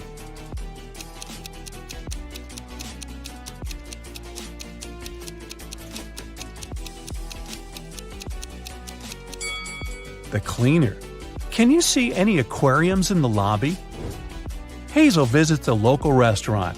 The cook offers her 3 meals to choose from. Can you help her pick the safest option?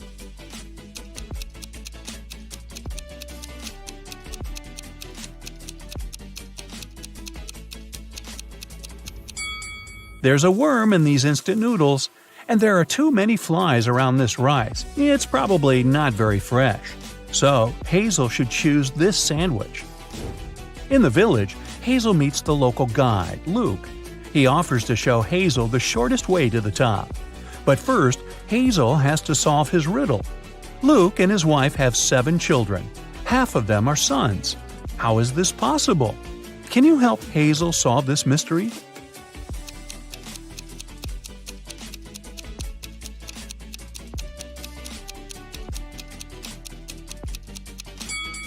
They are all sons. Luke and Hazel begin the trip. On the way, he offers Hazel to visit the local magic caves. Hazel agrees, but eventually she gets lost inside one of the caves. She wanders around for a while and finds these 3 tunnels. There's a portal to the sun in the first tunnel. There's a box with an ancient magic gemstone inside the second tunnel. This gemstone curses anyone who sees it. And finally, the third tunnel hides a bunch of poisonous scorpions. Which way should Hazel choose to survive?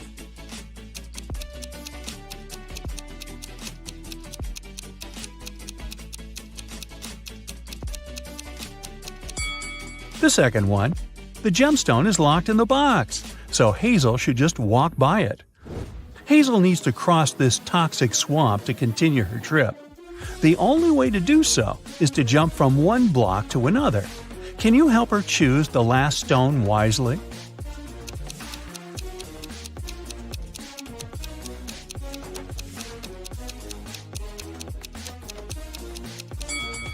Each block has a particular number: 1, 5, 9, 13, 17, and 21. This sequence is formed by adding the number 4. Therefore, the remaining block should be 25, not 27. Hazel continues her journey and finds this weird sign engraved on a rock. Can you help her crack the meaning of this code?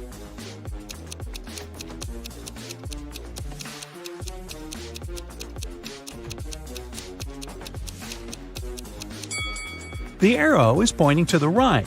The message is mirrored. If the POT is on the right, it means that the TOP, or top, is on the left. Now Hazel knows the right direction. It's getting really cloudy. It'll rain soon. Hazel decides to hide in one of these 3 caves and have some lunch.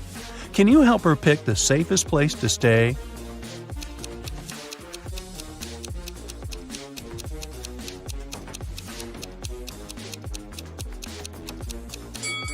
Take a look at the tracks. The first cave is probably home to a family of bears.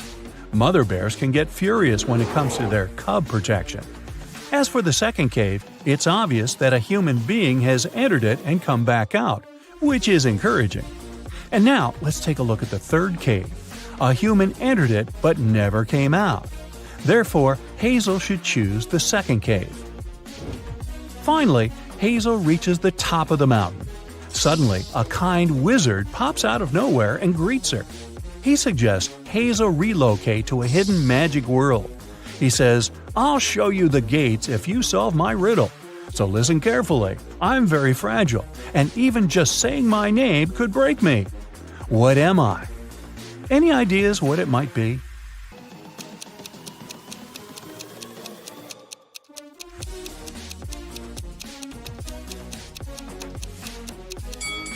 The correct answer is silence. The wizard shows Hazel the gates. There are 3 doors, but only one of them leads to the magic world. Can you help Hazel figure this out?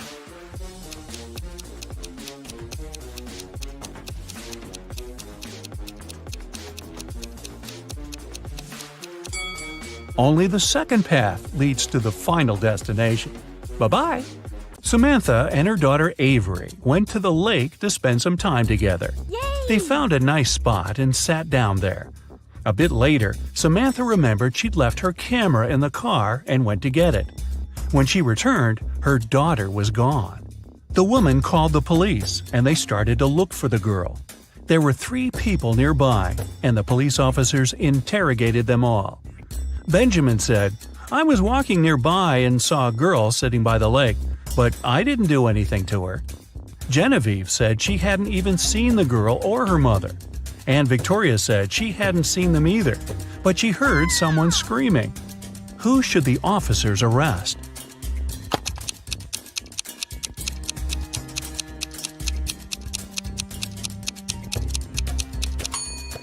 They should arrest Genevieve.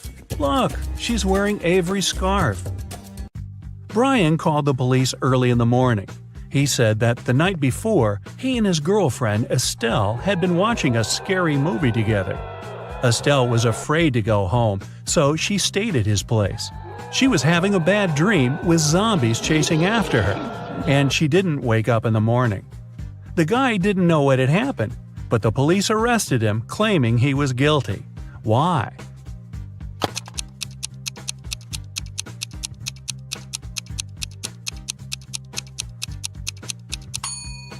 The guy said his girlfriend hadn't woke up in the morning. Then, how did he know what she had been dreaming about? Theodore came from New York to his hometown, Chicago, to spend a week with his father. 3 days later, the father called the police and said his son had poisoned himself. The police examined Theodore's things to check if there was anything suspicious. After that, they took the father to the police station for further interrogation. What seemed suspicious to them?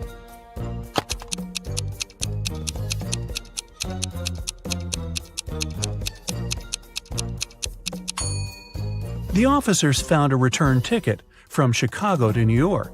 Theodore wouldn't have bought this ticket if he hadn't been planning to return to New York. Esme was having her usual walk in the forest. And you know what? She got lost again. After wandering around for a couple of hours, she finally found the witch's house. Esme asked the witch to show her the way back home. The witch wanted to make Esme her maid, but she had a problem. She was planning a vacation and wanted to go fishing. Her fishing rod was 13 feet long, and one was only allowed to take things no longer than 12 feet on the train. The witch promised Esme that if the girl found a solution, she'd let her go. What can Esme recommend?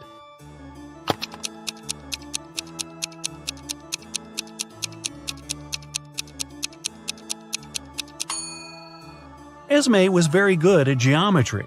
She advised the witch to put the rod in a 12 by 5 foot box. Diagonally, it fit perfectly. On a Sunday evening, Mrs. Collins was having tea at her friend's house. Her friend suddenly said that she had seen one of Mrs. Collins' daughters in the mall that day. Mrs. Collins got angry because all of the girls were grounded. She asked which daughter it was, but her friend couldn't tell. She wasn't wearing her glasses when she was at the mall. When Mrs. Collins returned home, she asked the girls what they had been doing the whole day. Abigail said she'd spent the day reading. Brianna said she had stayed at school after classes to study a bit more. Charlotte said that she had been practicing for her upcoming piano concert. Who lied?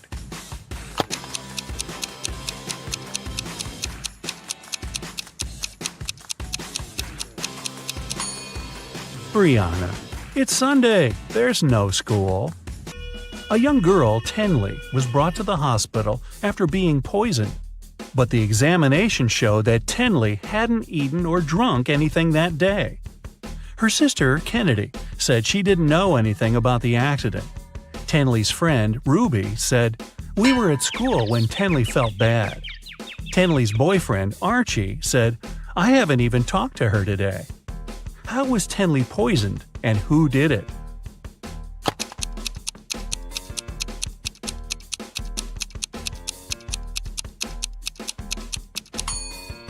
The girl hasn't eaten anything, but she has some lipstick on. That's what contains poison. And the only person who had access to Tenley's room that day was her sister, Kennedy. There was a car accident in a tunnel. The police suspected that one of the drivers, Owen, had fallen asleep behind the wheel. But Owen denied it. "I just couldn't see well because of the rainstorm," he said. The police didn't believe him and immediately arrested the man. Why?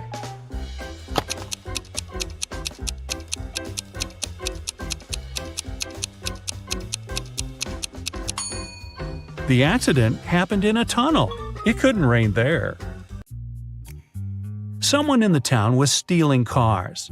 Every time a car disappeared, its owner would get a message from an anonymous number.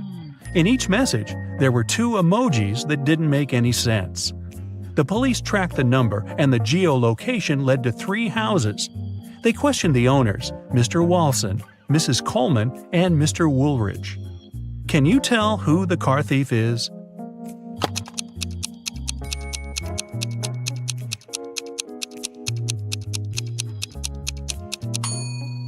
The emojis seem to make sense after all. They're a wall and a father with a son. Combine them and you'll get Walson. So Mr. Walson must be the one stealing cars. Now let's play the game Who's Less Smart? It's early morning. Tom and Joseph are driving their teenage children to school. Who is not smart?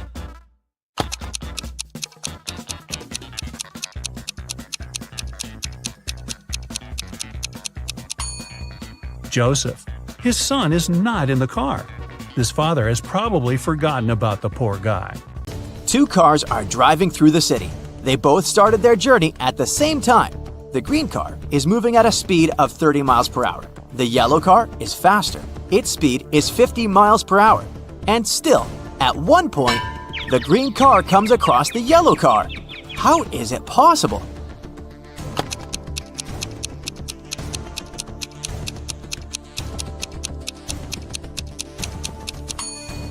The cars are traveling in opposite directions.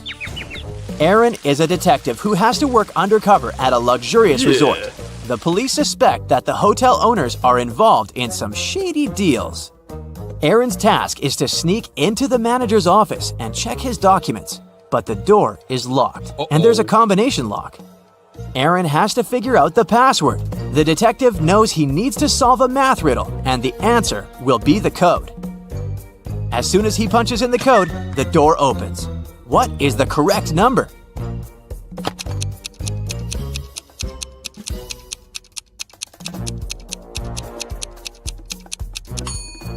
It's 30. There are no mathematical symbols at the end of the first and second lines. It means the whole thing looks like this. A very famous painting disappeared from a museum. Later, the police managed to find it, but there was a problem. They found not one, but 3 paintings. Only one of them is original. The others are just copies. Can you help the police figure out which is the original painting?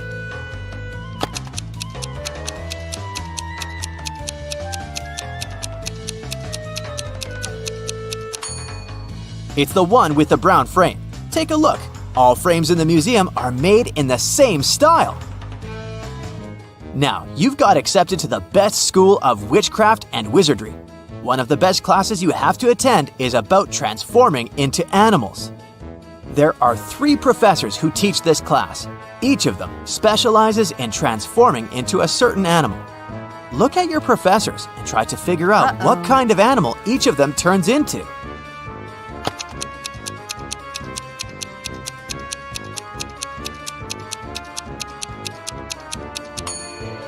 Have you noticed that the first professor has a forked tongue? He must transform into a snake. The second professor has a lion's tail. It must be the animal she transforms into.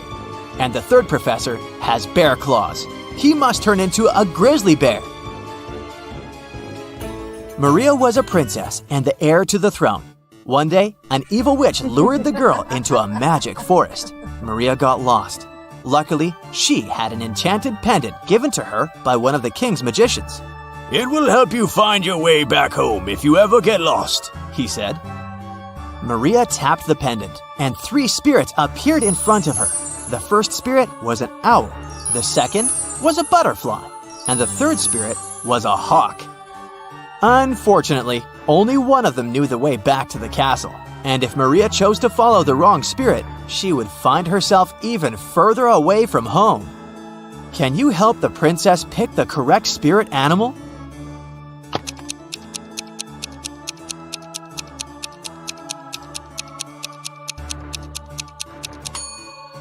Have you noticed the banners in the throne room? There was a butterfly on each of them. It means the butterfly is the official symbol of the kingdom. Maria should follow the butterfly spirit. A man lives in a high-rise apartment building. He has an unusual habit related to the evening elevator ride after he returns home from work. If it's been raining, he always takes the elevator straight to his 17th floor. If it's sunny, but there's someone else in the elevator with him, he always gets straight to the 17th floor. But if it hasn't been raining and he's alone in the elevator, he takes the elevator to the 11th floor and walks up the stairs the rest of the way. Can you figure out why?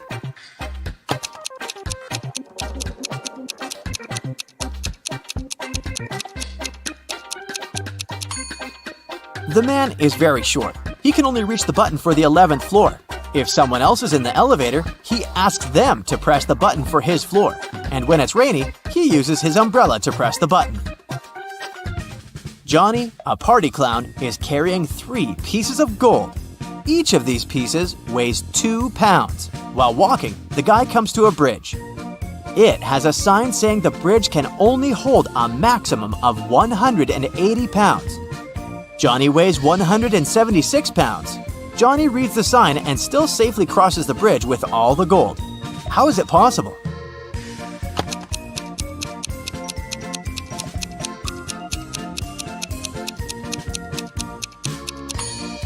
Johnny is a clown, so he knows how to juggle. While walking across the bridge, he juggled the gold, keeping one piece in the air.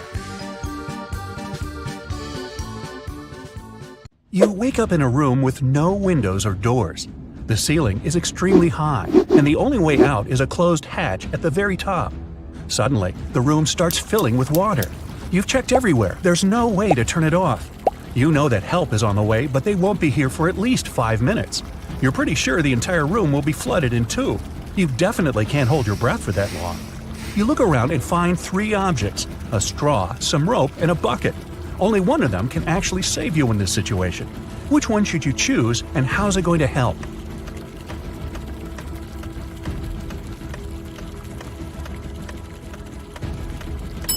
You should take the bucket, flip it over, and put your head inside when the water gets to head height. You'll have your very own small air pocket to help you breathe until help arrives. Uh-oh, you're in a building that just caught on fire. You need to escape, but the fire just keeps spreading and spreading. You're feeling dizzy, and the smoke is making it hard to see. And the heat, it's insane. Suddenly, you see 3 paths that lead outside, but it's not going to be so simple. There's no fire near the first exit, but it's on the opposite side of the burning room. The second exit is right in front of you, but the upper part is completely covered in flames. The final exit is through the kitchen. There's shattered glass everywhere, but the flames are barely touching it, and the door is wide open. Which exit should you take?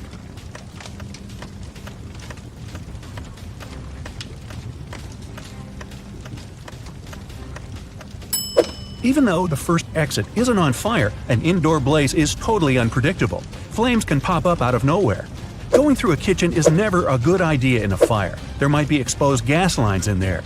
Your best bet is to go for the closest path and crawl your way to safety. Well, you're stranded in the middle of a desert and are in desperate need of water. You crawl along, trying to find any source to hydrate yourself. As nighttime rolls around, the wind gets stronger and it starts to get cold. You sit down next to a tree. How are you going to find water in the middle of a desert?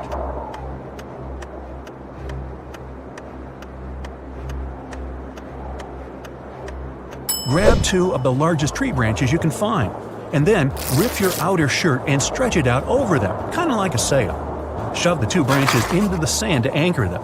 The water in the atmosphere will get caught on the cloth and drip down for you to collect. Well, you're tied up on some railroad tracks and can't wriggle free. There's a train heading your way, and it doesn't look like it's stopping. Oh well, if you stretch your arms out, you can just reach a lighter, a small pocket razor, and a can of oil. Which can you use to escape?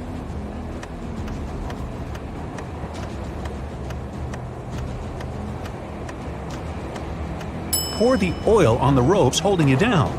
It'll act as a lubricant, and you'll be able to wriggle free. Taylor finished another awesome ice fishing session. He packed up his gear and walked back home with his dinner. Halfway back to the car, he realized he was being followed by a hungry cougar. It started chasing him. Taylor was so close to his car, but the cougar was gaining on him. What should he do?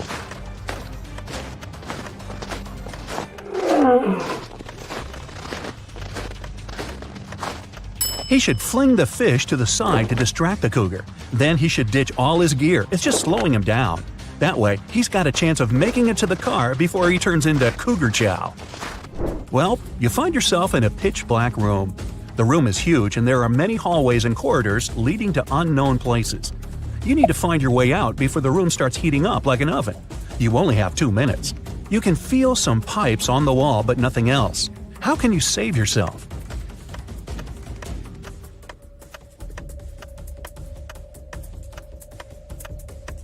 When the pipes start heating up, they'll probably turn red. It'll already be super hot by then, but you'll have just enough time to figure out the layout of the room and find a way to escape. Angela decided to go for a nice walk in the forest. About an hour in, she tripped and spilled all her water. No problem. Right in front of her was a tiny lake, and close by a small stream and a cactus. Which one should you use to get herself a refreshing drink of water?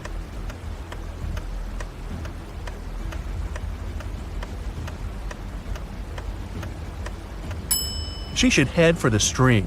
That lake isn't moving. That means it probably has bacteria living in it. And a single cactus won't have enough water to quench your thirst. Even though the stream is pretty small, moving water is almost always the safest option. What are those things? Oh, paw prints. Those are bear tracks heading to the forest, a wolf print coming out of the forest, and some elk prints heading toward a lake. Well, what's the best place to go if you're not into the whole being eaten thing? Think fast.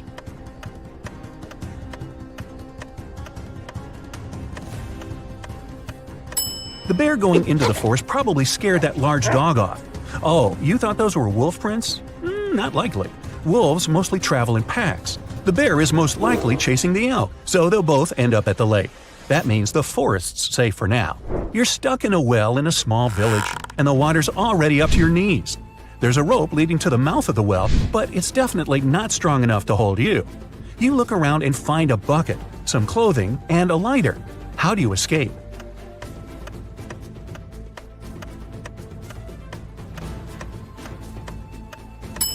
Shove the clothes in the bucket, tie the bucket to the rope, and light the clothes on fire. Then quickly hoist the bucket up.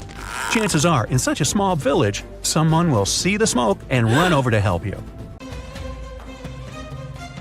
A man had a book that was worth $50,000. There were only 2 such books in existence. He threw the book into the furnace, reducing it to a pile of soot. Why did he do this?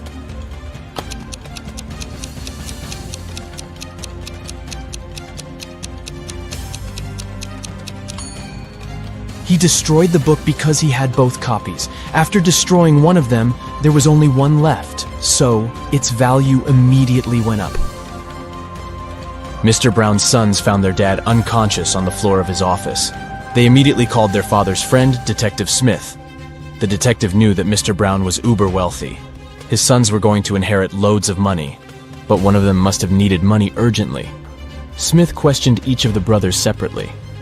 David, the oldest, said, "I came in to feed the fish, and Dad was still fine." Marcus said that he had come in to discuss his business plans, and his father had given him some great advice. And Lucas, the youngest brother, said, "I entered Dad's office because I needed a favor. I wanted to take his car to impress the girl I like." Detective Smith immediately realized who was lying. And you?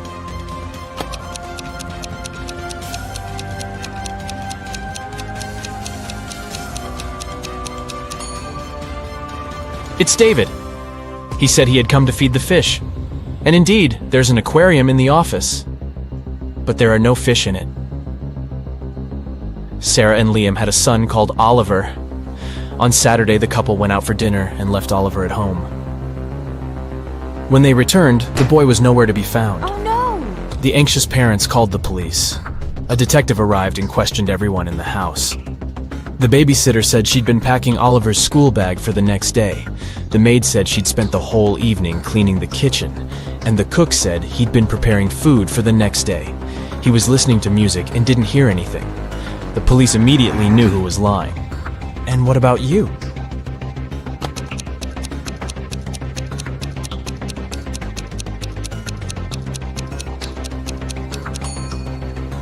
It was the babysitter.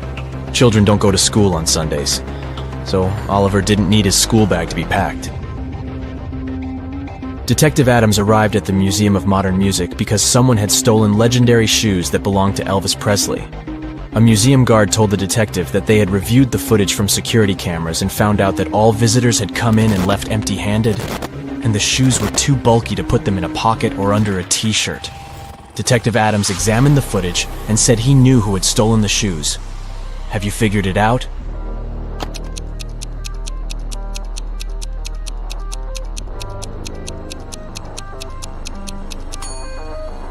It's the red-headed guy. When he entered the exhibition, he was shorter than other visitors. But when he was leaving, he was as tall as the others. He must be wearing Elvis's high-heeled shoes. Let's check how attentive you are. Look at this picture and try to figure out what's wrong here.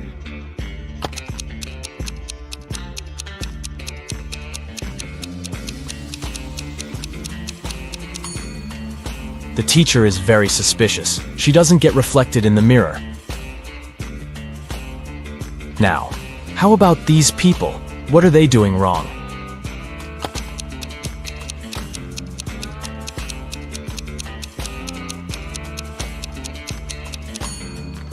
See that coffee machine in the background? The cup is placed incorrectly and the coffee is spilling. A witch owned a field that had many gold mines. She hired one person at a time to mine that gold for her.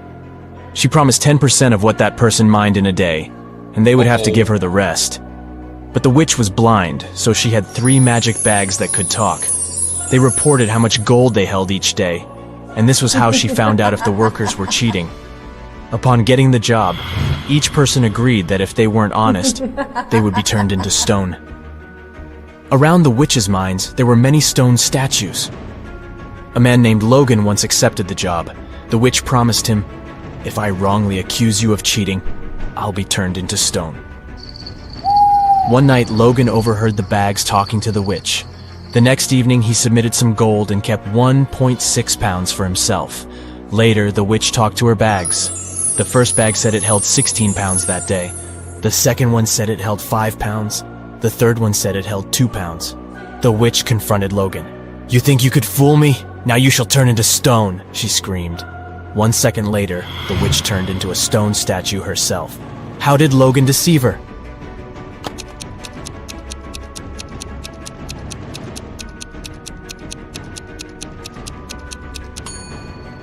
Logan put 2 pounds of gold in bag number 1, 3 pounds in bag number 2, and 11 pounds in bag number 3. He then put bag number 2 into bag number 3, and bag number 1 into bag number 2. Each of the bags only felt the weight of the gold above it. Thus, they inadvertently gave the message that 23 pounds of gold had been mined.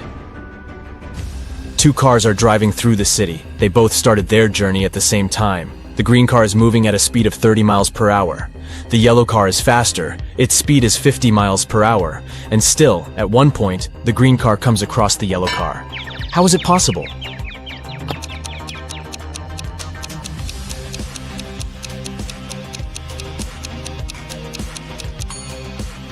The cars are traveling in opposite directions. Larry called the police because he had some concerns about his friend Brandon. He said, "Brandon has recently returned from Brazil and has been behaving strangely since then. I've just received a weird phone call from him. I think it would be better if you came with me." When police officers picked him up, Larry gave them the address. He explained he hadn't been there yet. Brandon rented the place soon after he came back from his trip. When they arrived at the house, they saw a mess inside. There was some paint spilled on the floor, and one police officer accidentally stepped into it. Larry noticed it. "How unlucky! Let me take you to the bathroom." After that, he immediately got arrested. Why? Uh-oh.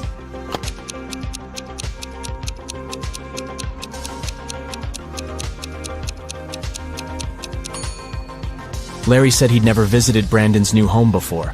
Then how did he know where the bathroom was? John's mom got angry with the guy and locked him in his room. But she wasn't cruel.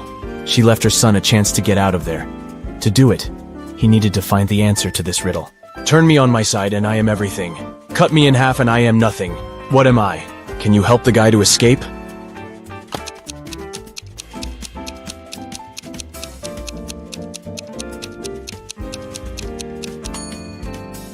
The answer is the number 8. On its side, it's infinity, but cut it in half, and you'll get 2 zeros. It's a 5-digit whole number. It reads the same, forward, backward, and upside down. Its second digit is half of the third one. The 5th digit is the product of the first and the second ones. And the sum of all the digits is 10. What number is it?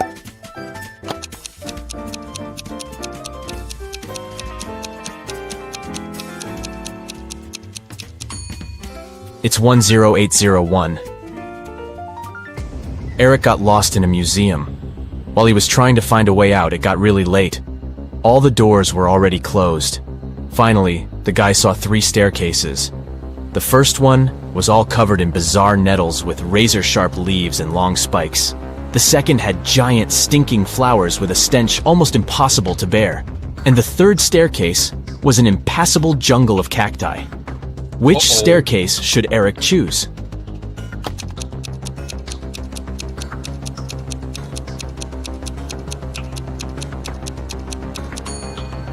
He should opt for the second staircase. Even though the flowers are gross, they're relatively harmless. When you add 5 to 6, you will get 11.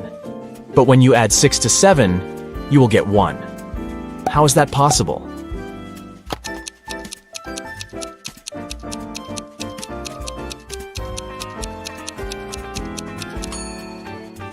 It's possible when you're looking at a clock. A coin is put into an empty bottle. Then this bottle is plugged with a cork. How can you remove the coin without breaking the bottle or pulling the cork out?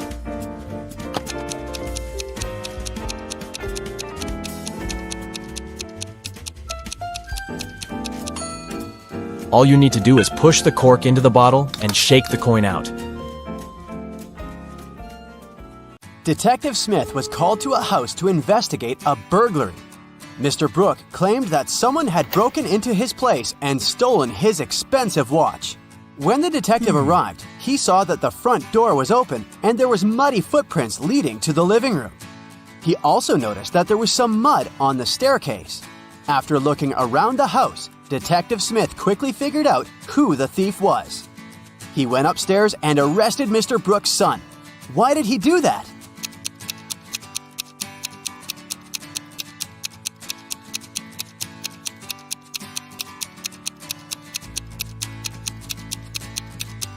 The detective noticed that no footprints were leading out of the house, indicating that the thief was still inside.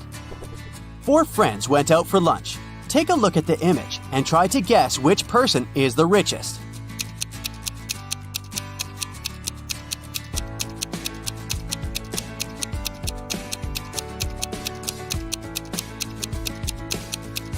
It's the one on the right. The first person has a fake iPhone, so they can't be it. Then the one next to them has ripped shoes, which means she can't afford new ones. The third friend has an empty wallet. She's probably going to ask some friend to pay her part of the bill. And the fourth one has multiple black credit cards, which means they're the richest. Freddy went to the castle near his house to return a lost cat. He was greeted by an old man that invited him in. But once he stepped inside, the old man turned into an evil magician that trapped Freddy inside the castle. Then the evil magician said, "If you manage to complete 3 tasks I give you, I'll let you go home. Otherwise, you'll be stuck here forever. Here's the first task. Help me find my glasses amongst all these vegetables." "Can you help Freddy?"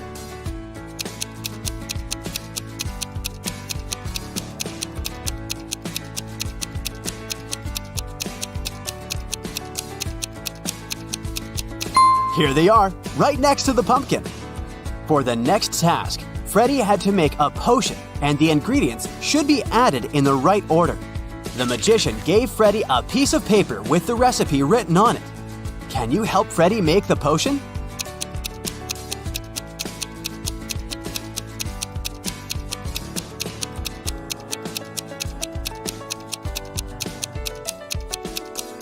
You got to follow the colors of the cauldrons. So first of all, you need to add curry, so the potion will turn yellow. Then you add some blueberries, and it will turn green. And finally, add some tomatoes to make the potion look brown. Well done, Freddy! Freddy's third task is to find a book in this messy room. Can you do it?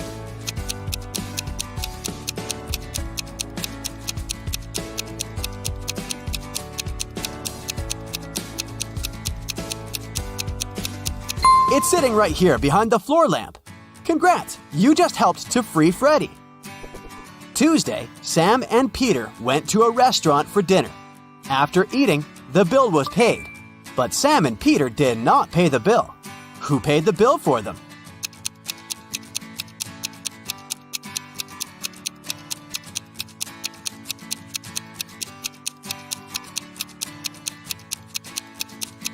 Their friend, Tuesday. I didn't see that one coming. Atlas woke up in the attic of an abandoned house. He tried to find a way out of the house, but all he could do was find a room with 3 doors. Each door hid a different danger. The windows and floor behind the first door were made entirely of magnifying glass, which meant that the sunlight would probably burn him if he entered. The second door hid a room full of poisonous gases. And behind the third door, there was a hungry lion. What should Atlas do to escape?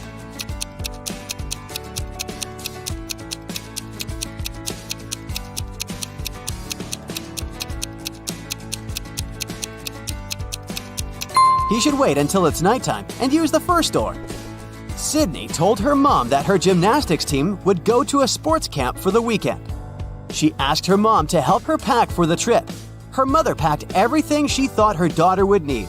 When Sydney came back from the weekend, she was telling her mother all about the trip. But somewhere during the conversation, she asked her mother why she hadn't packed a toothbrush. The mother immediately knew Sydney was lying about where they had really been that weekend. How?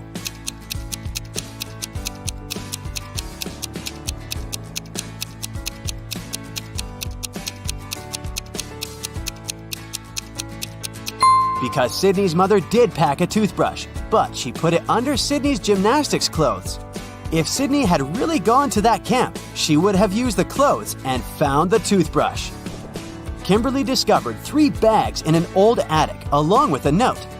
The note said that there was $1 million inside one of the bags. It also said that the 2 other bags were empty.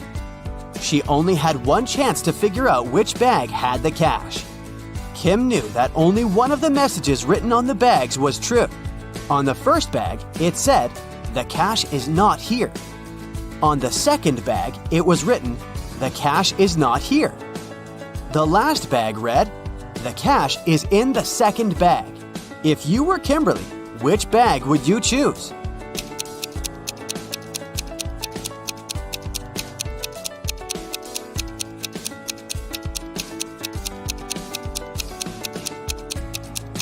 You should choose the first bag. If only one of the clues is true, then the money is in the first bag. Becca had just arrived from a 2-week trip to Egypt. During her trip, she bought a beautiful emerald and wanted to show it to some of her friends. She decided to throw a party just for her closest friends. The next day, she noticed that the emerald was gone. Becca immediately decided to call a detective to help her find the thief. She showed him some of the pictures she had taken the night before. The detective took a quick look and already had a pretty good idea of who had done it. Take a look at these pictures. How did the detective find the culprit?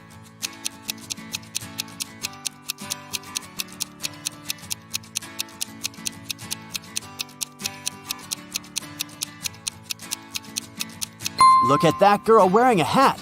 At 1 a.m., her hat is flat, but at 2 a.m., her hat suddenly turned pointy, weirdly imitating the shape of an emerald.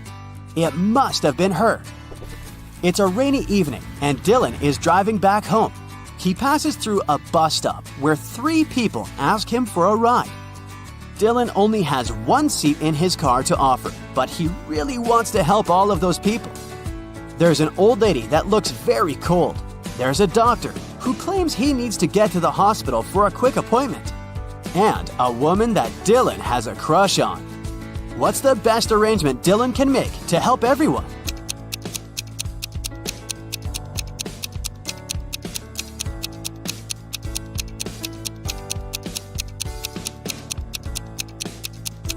Dylan could lend his car to the doctor so that he could drive the old lady home.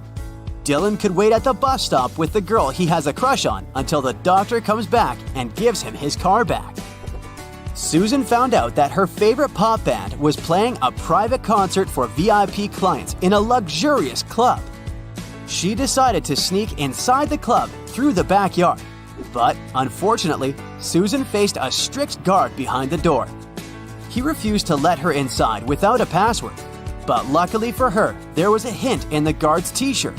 The hint was 2, infinity, plus, B, D. Susan deciphered the hint and was allowed in the concert. Can you guess what the password was?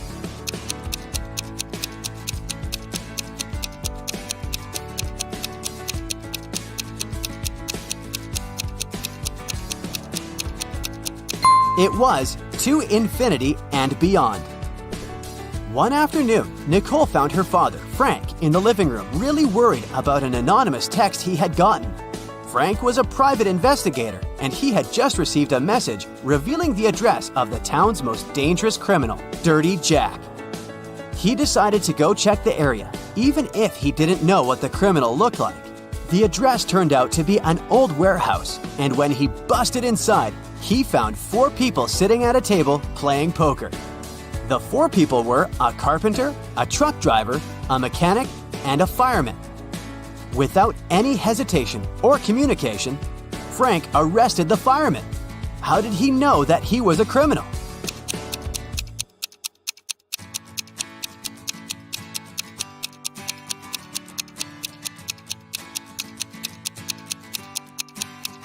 The fireman was the only male in the room. The rest of the poker players were women. Bobby and Rachel decided to go grab a cup of coffee. But when their orders arrived, Bobby's coffee came with a fly inside of it. He called the waiter and asked him to change his cup. The waiter brought another cup of coffee, but 2 seconds later, Bobby called the waiter again and said, "Hey, that's the same cup." How did he know?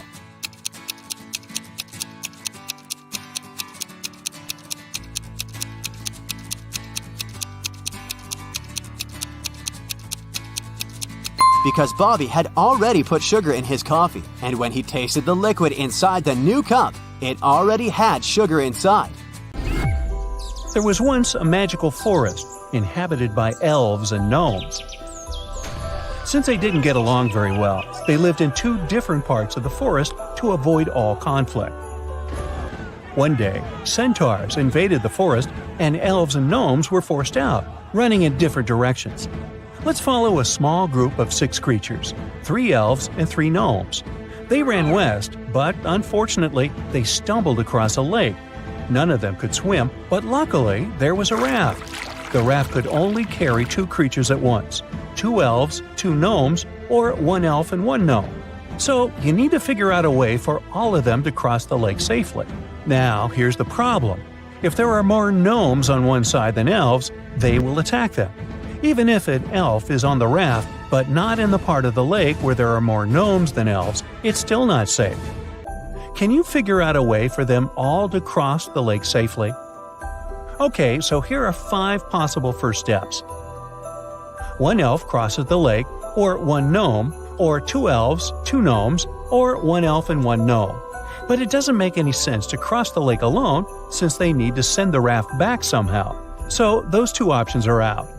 2 elves can't cross the lake together because then the 3rd elf will be left alone with 3 gnomes and they will attack him. So it's either 2 gnomes crossing the lake first or an elf and a gnome. So let's go with the 2 gnomes. So 2 of them cross the lake and of course 1 of them has to come back. Now what? 2 elves can't leave together because the 3rd one is in danger. If an elf and a gnome leave together, then the one who is leaving will be in danger as soon as they cross the river.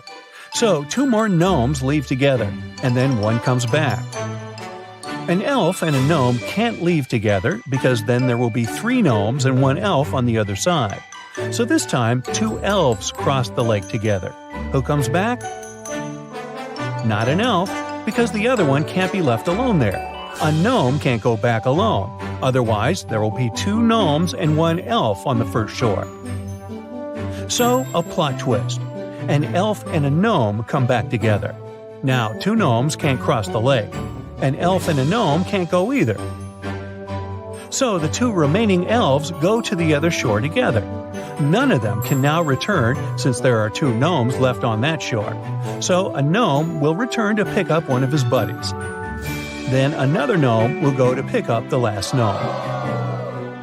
But it's not the only solution. You could also succeed by sending a gnome and an elf together as a first move. Here's a graph of how it would play out.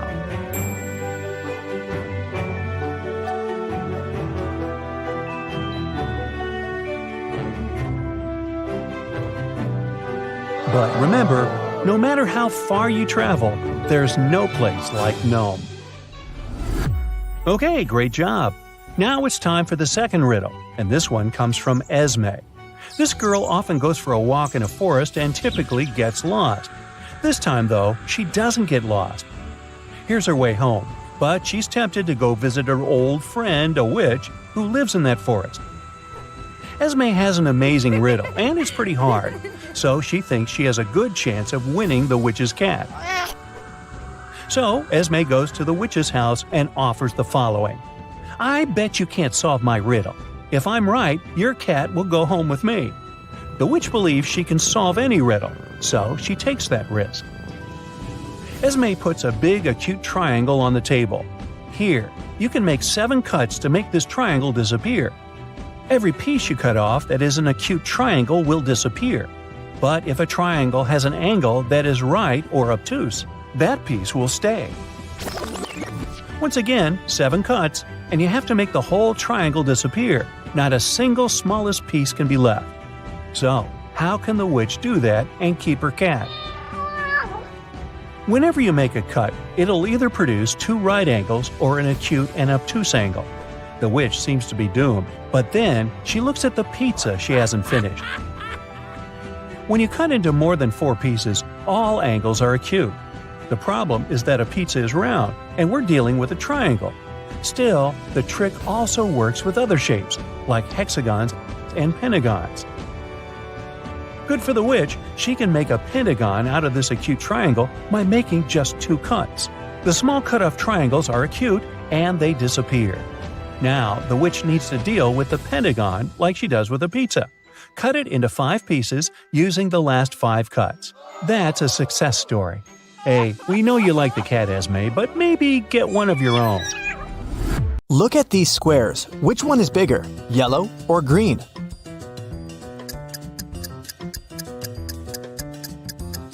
All these black and white squares usually confuse perception, but it becomes obvious that the green square is larger than the yellow one if we put them away. Eric is a police officer. One night, he was walking home from work and noticed a suspicious woman. She carried a huge bag nearby an expensive house.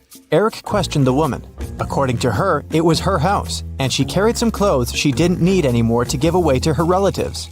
Eric arrested her immediately. Why?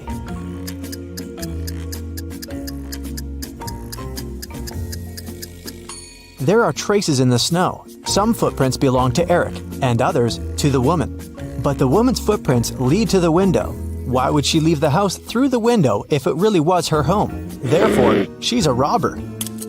Someone stole an expensive painting from a local museum. The guards locked all doors and windows in the building and called the police. Detective Roberts found 3 suspects among the museum visitors. George is an art student, and he was making sketches all day. Helen had a yoga class nearby and decided to check out the new exhibition, and Rick said he was just visiting the sights of the city as an ordinary tourist. Can you spot a robber among them?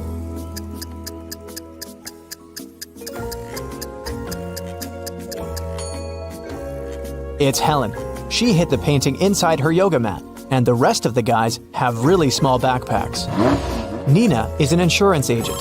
One day, her client Peter called her to an accident scene.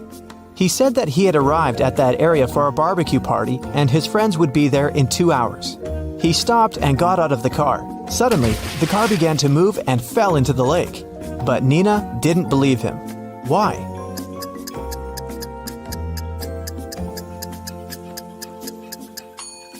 She saw the footprints. He pushed the car into the lake himself. After dinner, billionaire Rick felt extremely bad.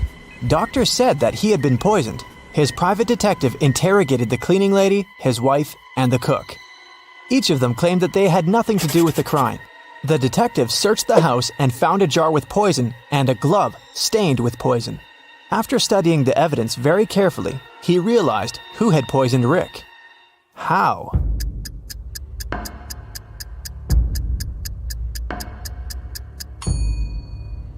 The glove is left-handed, which means that the poisoner was left-handed. The only left-handed person is the cook. He holds a soup ladle in his left hand. Tom and Sarah were walking in a forest. Suddenly, a witch appeared in front of them. He grabbed Sarah and took her to a creepy castle. Tom rushed to the castle. He saw through a window that the witch turned Sarah into a frog. When the witch left the castle, Tom snuck inside to save Sarah. He found a spell book and opened it. There was a potion recipe to turn Sarah back into a human. Which ingredients should he add to the potion?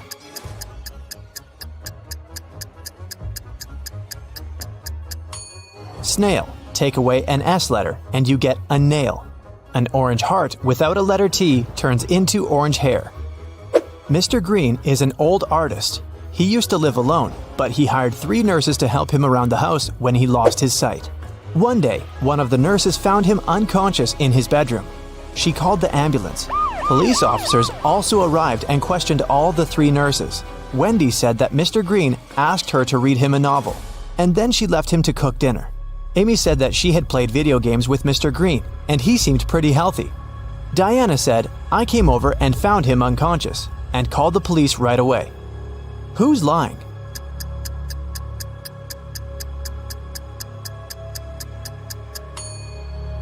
Amy, Mr. Green was blind, and he couldn't be playing video games. 4 scientists went to a physics conference in one car. It was raining all day, heavily. They drove into a long tunnel. It was very dark inside. When the car left the tunnel, Tina was unconscious. They stopped and called an ambulance. Detectives questioned all passengers. What were you doing when you were in the tunnel? Alex was listening to music with headphones on and didn't hear anything. Bobby was sleeping and saw nothing. Diana was focused on the road because it was raining and she had to drive carefully. Who is lying?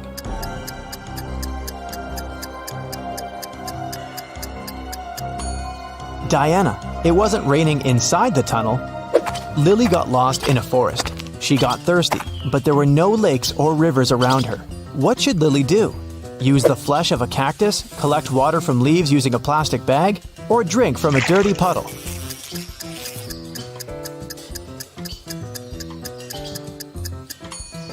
Cactus flesh has toxic elements dangerous for humans. Plus, what a weird cactus it is.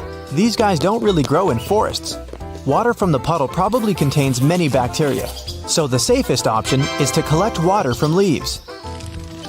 Bill got lost in a forest. He doesn't have a lighter or matches. Help Bill to build a fire.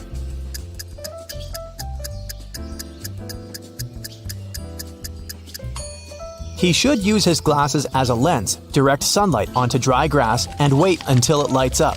He can also try rubbing a branch against another branch, but this process may take hours. Bob woke up in a creepy basement with 3 doors. There was a woman behind each of them. Can you help Bob find a safe way?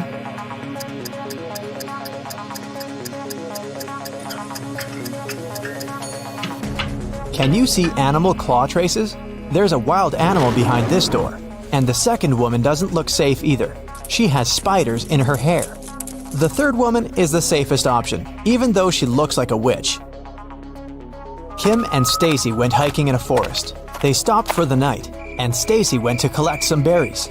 Suddenly, a witch appeared out of nowhere and turned Stacy into stone. Kim got nervous and went looking for Stacy, but she met the witch instead.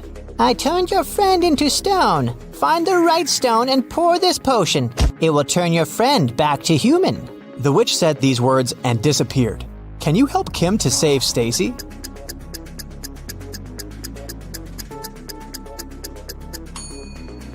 There shouldn't be any grass under a real big stone.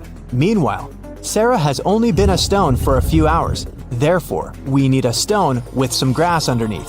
Voila! It was Jerry's birthday. He brought a big box with chocolate cakes to treat his friends from college. When the class was almost over, Jerry went to the bathroom. He was so excited to celebrate and share treats with his friends, but the box was empty when he returned. Help Jerry find out who has eaten all the cakes.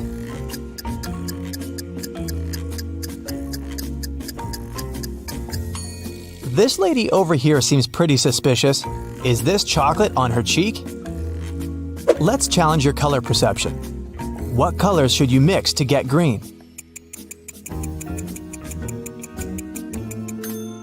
The correct answer is B. What colors should you mix to get orange? The correct answer is B. What color should you mix to get pink?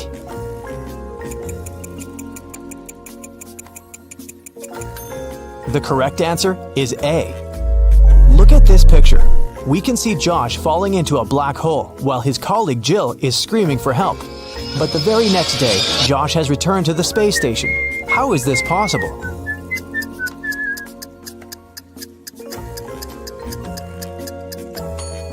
It was April Fool's Day, and the astronauts decided to play a trick on Jill. Lisa told a police officer that her house had been robbed. The most expensive painting was hanging above the bed, but now it's gone. The officer asked, "Have you touched anything here?" And Lisa said, "No." The policeman recorded Lisa's story, and he looked around the house and arrested her for fraud. Why?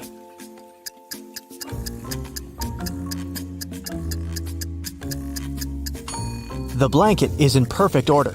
If someone had removed the picture from the wall, they would have gotten on the bed.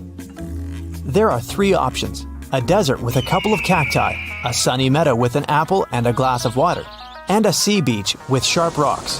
1 bucket, 1 glass, and some plastic bags. Which place would you choose?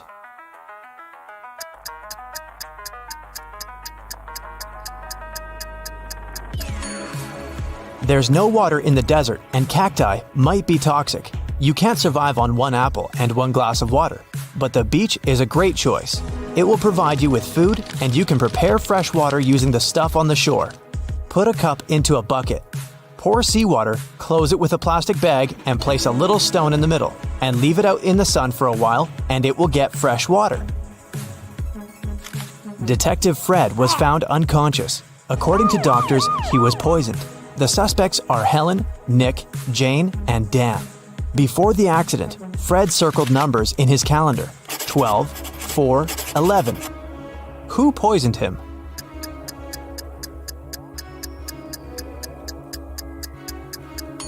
It was Dan.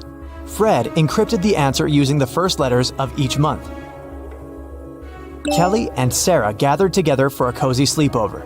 Sarah opened a dating app and showed Kelly messages from 3 guys. She asked Kelly to help her choose a good guy. Andrew just bought a new car and offered Sarah to have a ride. Rick sent a picture from an airport and said his boss had sent him on a business trip. Will said he lived alone in a country house. Who is lying?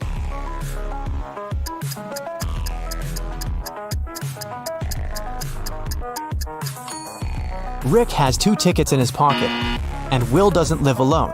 There are 2 phones and sunglasses on the table. Therefore, Kelly chose to date Andrew.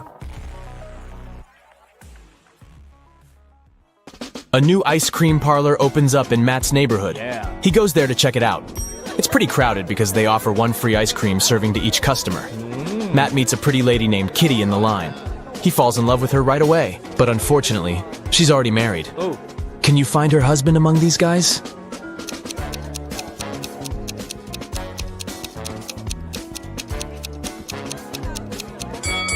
It's the second man. He's the only one who doesn't hold any ice cream. And Kitty is holding 2 ice cream servings, 1 for herself and 1 for her spouse. The next day, Matt missed his alarm. And now he's late for work. His boss is going to be furious. Matt might even get fired. But wait a minute. It turned out that the big boss is out of the office today. He's having a last-minute business trip, so Matt can relax. But suddenly, the boss calls him on the phone. Hello. Where are you? You got 10 minutes to get to the office. Matt replies, I am in the subway right now. Well, I got something I need you to do for me. Call me when you're in the office. Matt is a pretty genius liar. How did he fool his boss?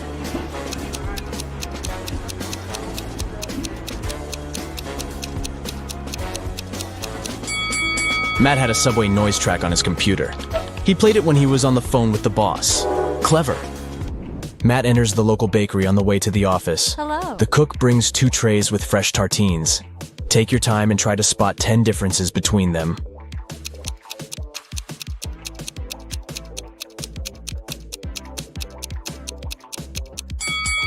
Ready to see the answer? Here they are. What about these 2 breakfasts? Can you find 10 differences?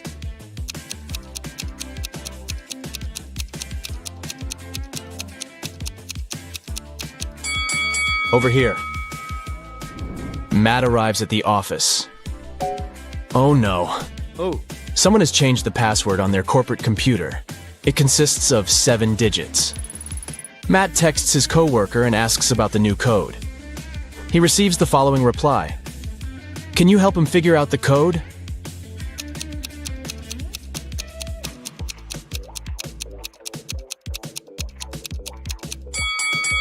The number of fingers implies the right digit in the password.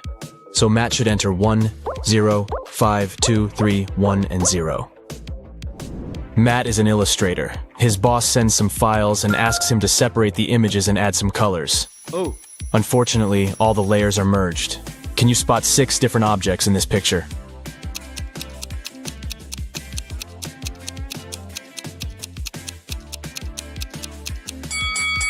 Here they are. What about this one? Can you spot 11 objects?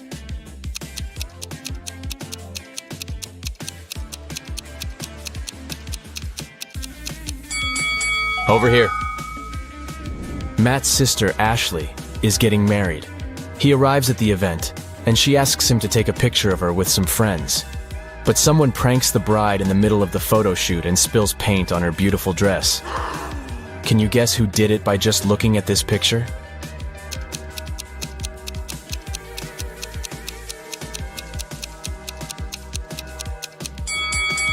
It's the man on the right. He has a rope in his hands, and it's tied to the bucket. Ashley changes and the wedding goes great. After the ceremony, they throw a party in a restaurant. This place is very popular among the newlyweds. Matt faces 3 brides in the lobby and spots the fake one right away. Hello. What about you?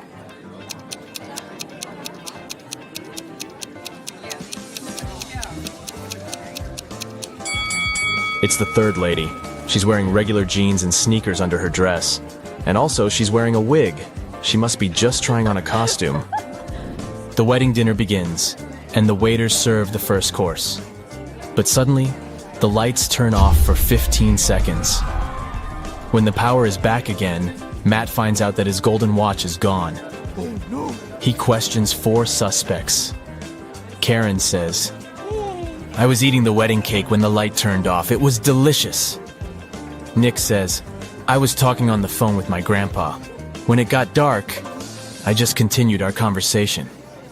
David says, "I was washing my hands in the bathroom." And Stella says, "I was taking pictures of the food for my Instagram. The local cuisine is so fancy." Who's lying?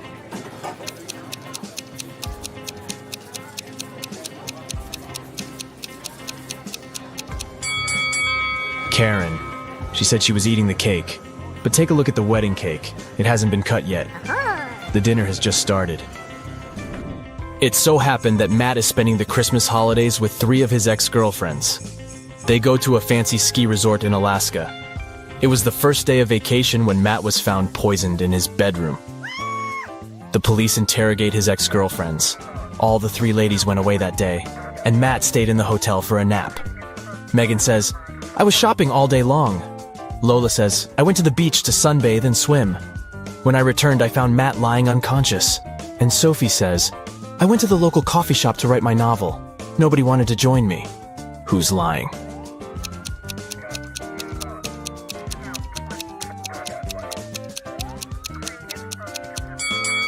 Lola, it's Christmas time, so it should be very cold in Alaska. She couldn't swim and sunbathe outdoors.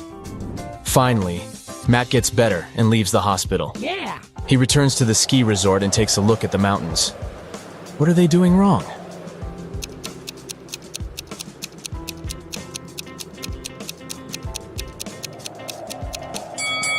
This guy is riding a snowboard. He doesn't need ski poles. After the Alaska trip, Matt gets a new job in New Orleans. Oh, yeah. He finds a great apartment and moves in. 3 neighbors knock on his door to greet the new neighbor. One of these ladies is a real witch. Can you spot who exactly?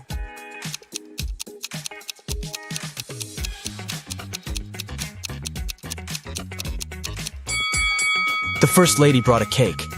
It looks pretty innocent. The third lady brought a plant. Looking good too. But the second woman brought a basket with food. And there's a snake crawling around her gifts. Matt wakes up in a weird maze in the middle of the night. The only way to escape is to walk through this labyrinth. But unfortunately, there are 4 dangerous creatures waiting for him on the way. First of all, there's a gorgon who turns everybody she sees into stone. Secondly, a werewolf. It's a full moon, so he's very hungry. The third creature is a tree goblin. He can grab people with his strong branches, and it's impossible to get out. And finally, there's a siren who can use her singing to make you do anything she wants. Luckily, Matt has 4 magic potions which can be helpful. Each potion has a 24-hour effect. If you spill the first potion on anybody, they'll become silent. The second potion will make any creature very weak. The third potion turns anyone into a vegan. And the fourth potion causes blindness. Can you help Matt distribute the potions among the creatures correctly?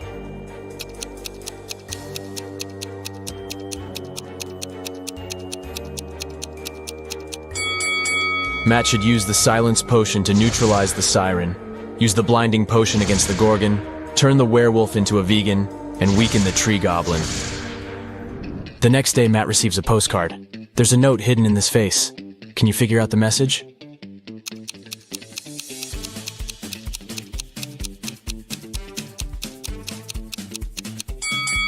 The features of this face form the word liar. Matt purchases a tour to see the sights of the state. He takes a nap on the train. After a while, he wakes up and sees that his tablet is missing. Matt interrogates 4 tourists nearby. Liam says, "Sorry, I was listening to the music and my eyes were closed. I don't know who did it." Willow says, "I think it was Ronald. He's very suspicious. Why would he need so many gadgets on a tourist trip?" Ronald says, "I have a bunch of my own gadgets. I don't need your old, outdated tablet." And Mary says, "I'm sorry, but I was sleeping. Can you spot the thief?"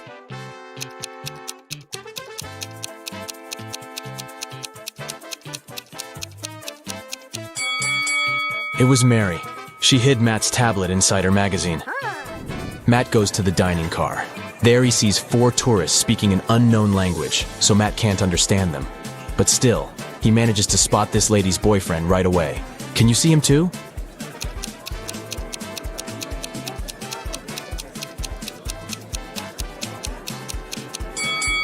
It's the second guy.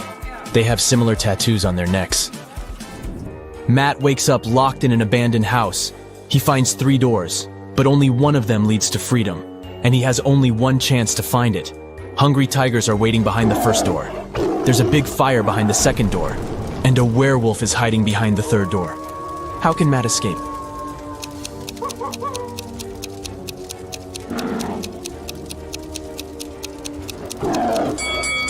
He should just wait until the fire goes out.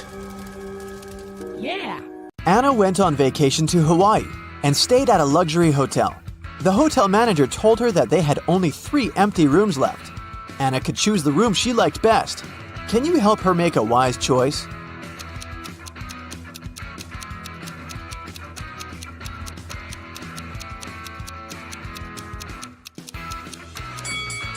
There's no mosquito net on the window in the second room, and something's wrong with the door handle in the third room.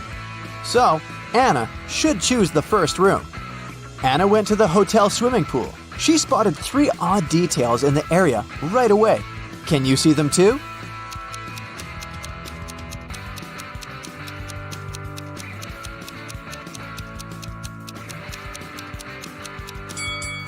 There's no ladder in the pool. There are 2 suns in the sky, and this guy is sunbathing in a winter coat. After lunch, Anna decided to go on a boat trip. At the pier, she met 3 sailors. Bob offered her a 3-hour sailing and fishing trip for $10 only. Kyle offered Anna a personal diving class for $200. And Daniela offered to have a boat trip around the coastal cliffs for free. But only one of these offers is actually a good deal. Can you guess which one?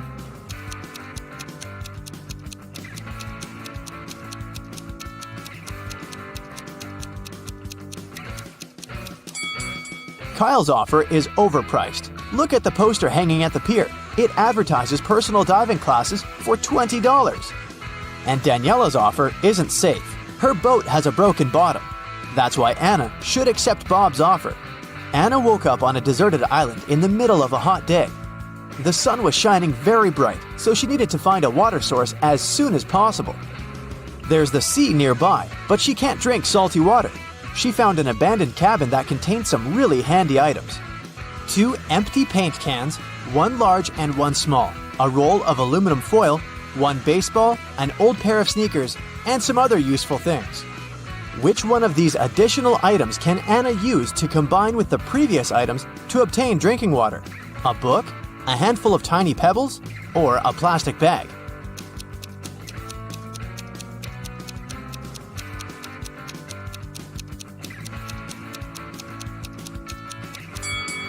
The book is useless in this context.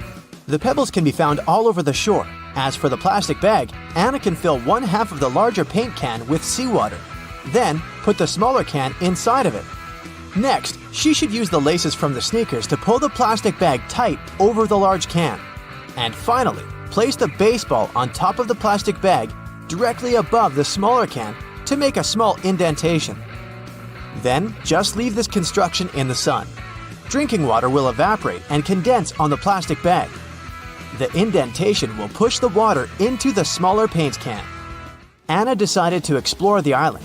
Soon, she found a tunnel and got lost inside it. At the bottom of the tunnel, Anna saw 3 pits leading to freedom. But, unfortunately, every pit is hiding some danger. A huge squid is hiding in the first pit. There's a hungry hyena in the second pit. And there's a poisonous porcupine hiding on the third path. Can you help Anna choose the safest way to escape?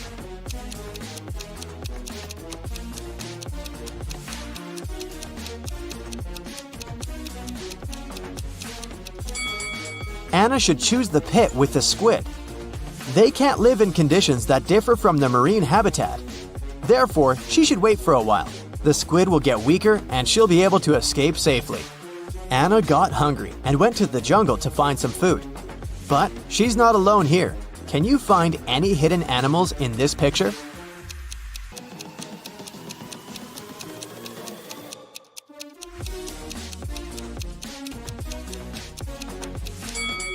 There are 6 animals in the jungle. Here they are: a butterfly, an alligator, a rabbit, a camel, a snake, and a deer. Finally, Anna found 3 bushes with berries. They all look delicious, but only one of them is safe to eat. Can you help Anna make the right choice?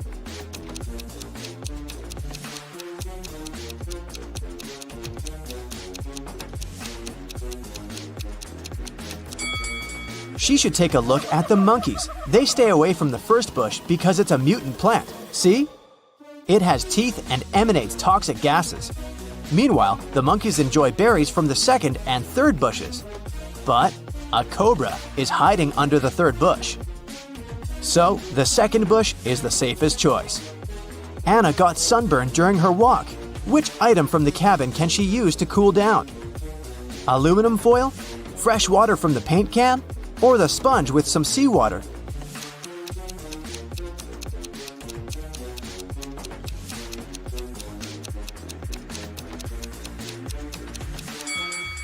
The sponge with salty water will only make it worse for Anna's irritated skin. And the drinking water is too precious to waste on bathing. Meanwhile, metallic foil is a great tool to cool down a shelter. Anna can cover the roof and the cabin walls and deflect some of the sun's heat. The next day, Anna continued her travel around the island and came across an abandoned village. She found a car with the keys still in it. The car was parked outside the local library. But before Anna could do something about it, a nearby volcano erupted.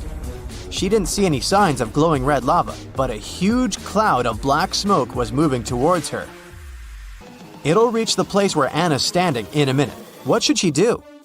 1. Head down to the library's basement, which is filled with vampire bats. 2. Take the stairs to the library's roof and hide there. Or, take the car and try to ride away.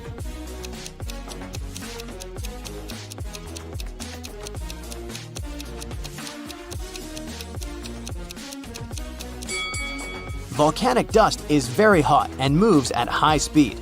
Anna cannot either outrun the dust or hide from the clouds on the roof. So the safest option is to lock herself in the basement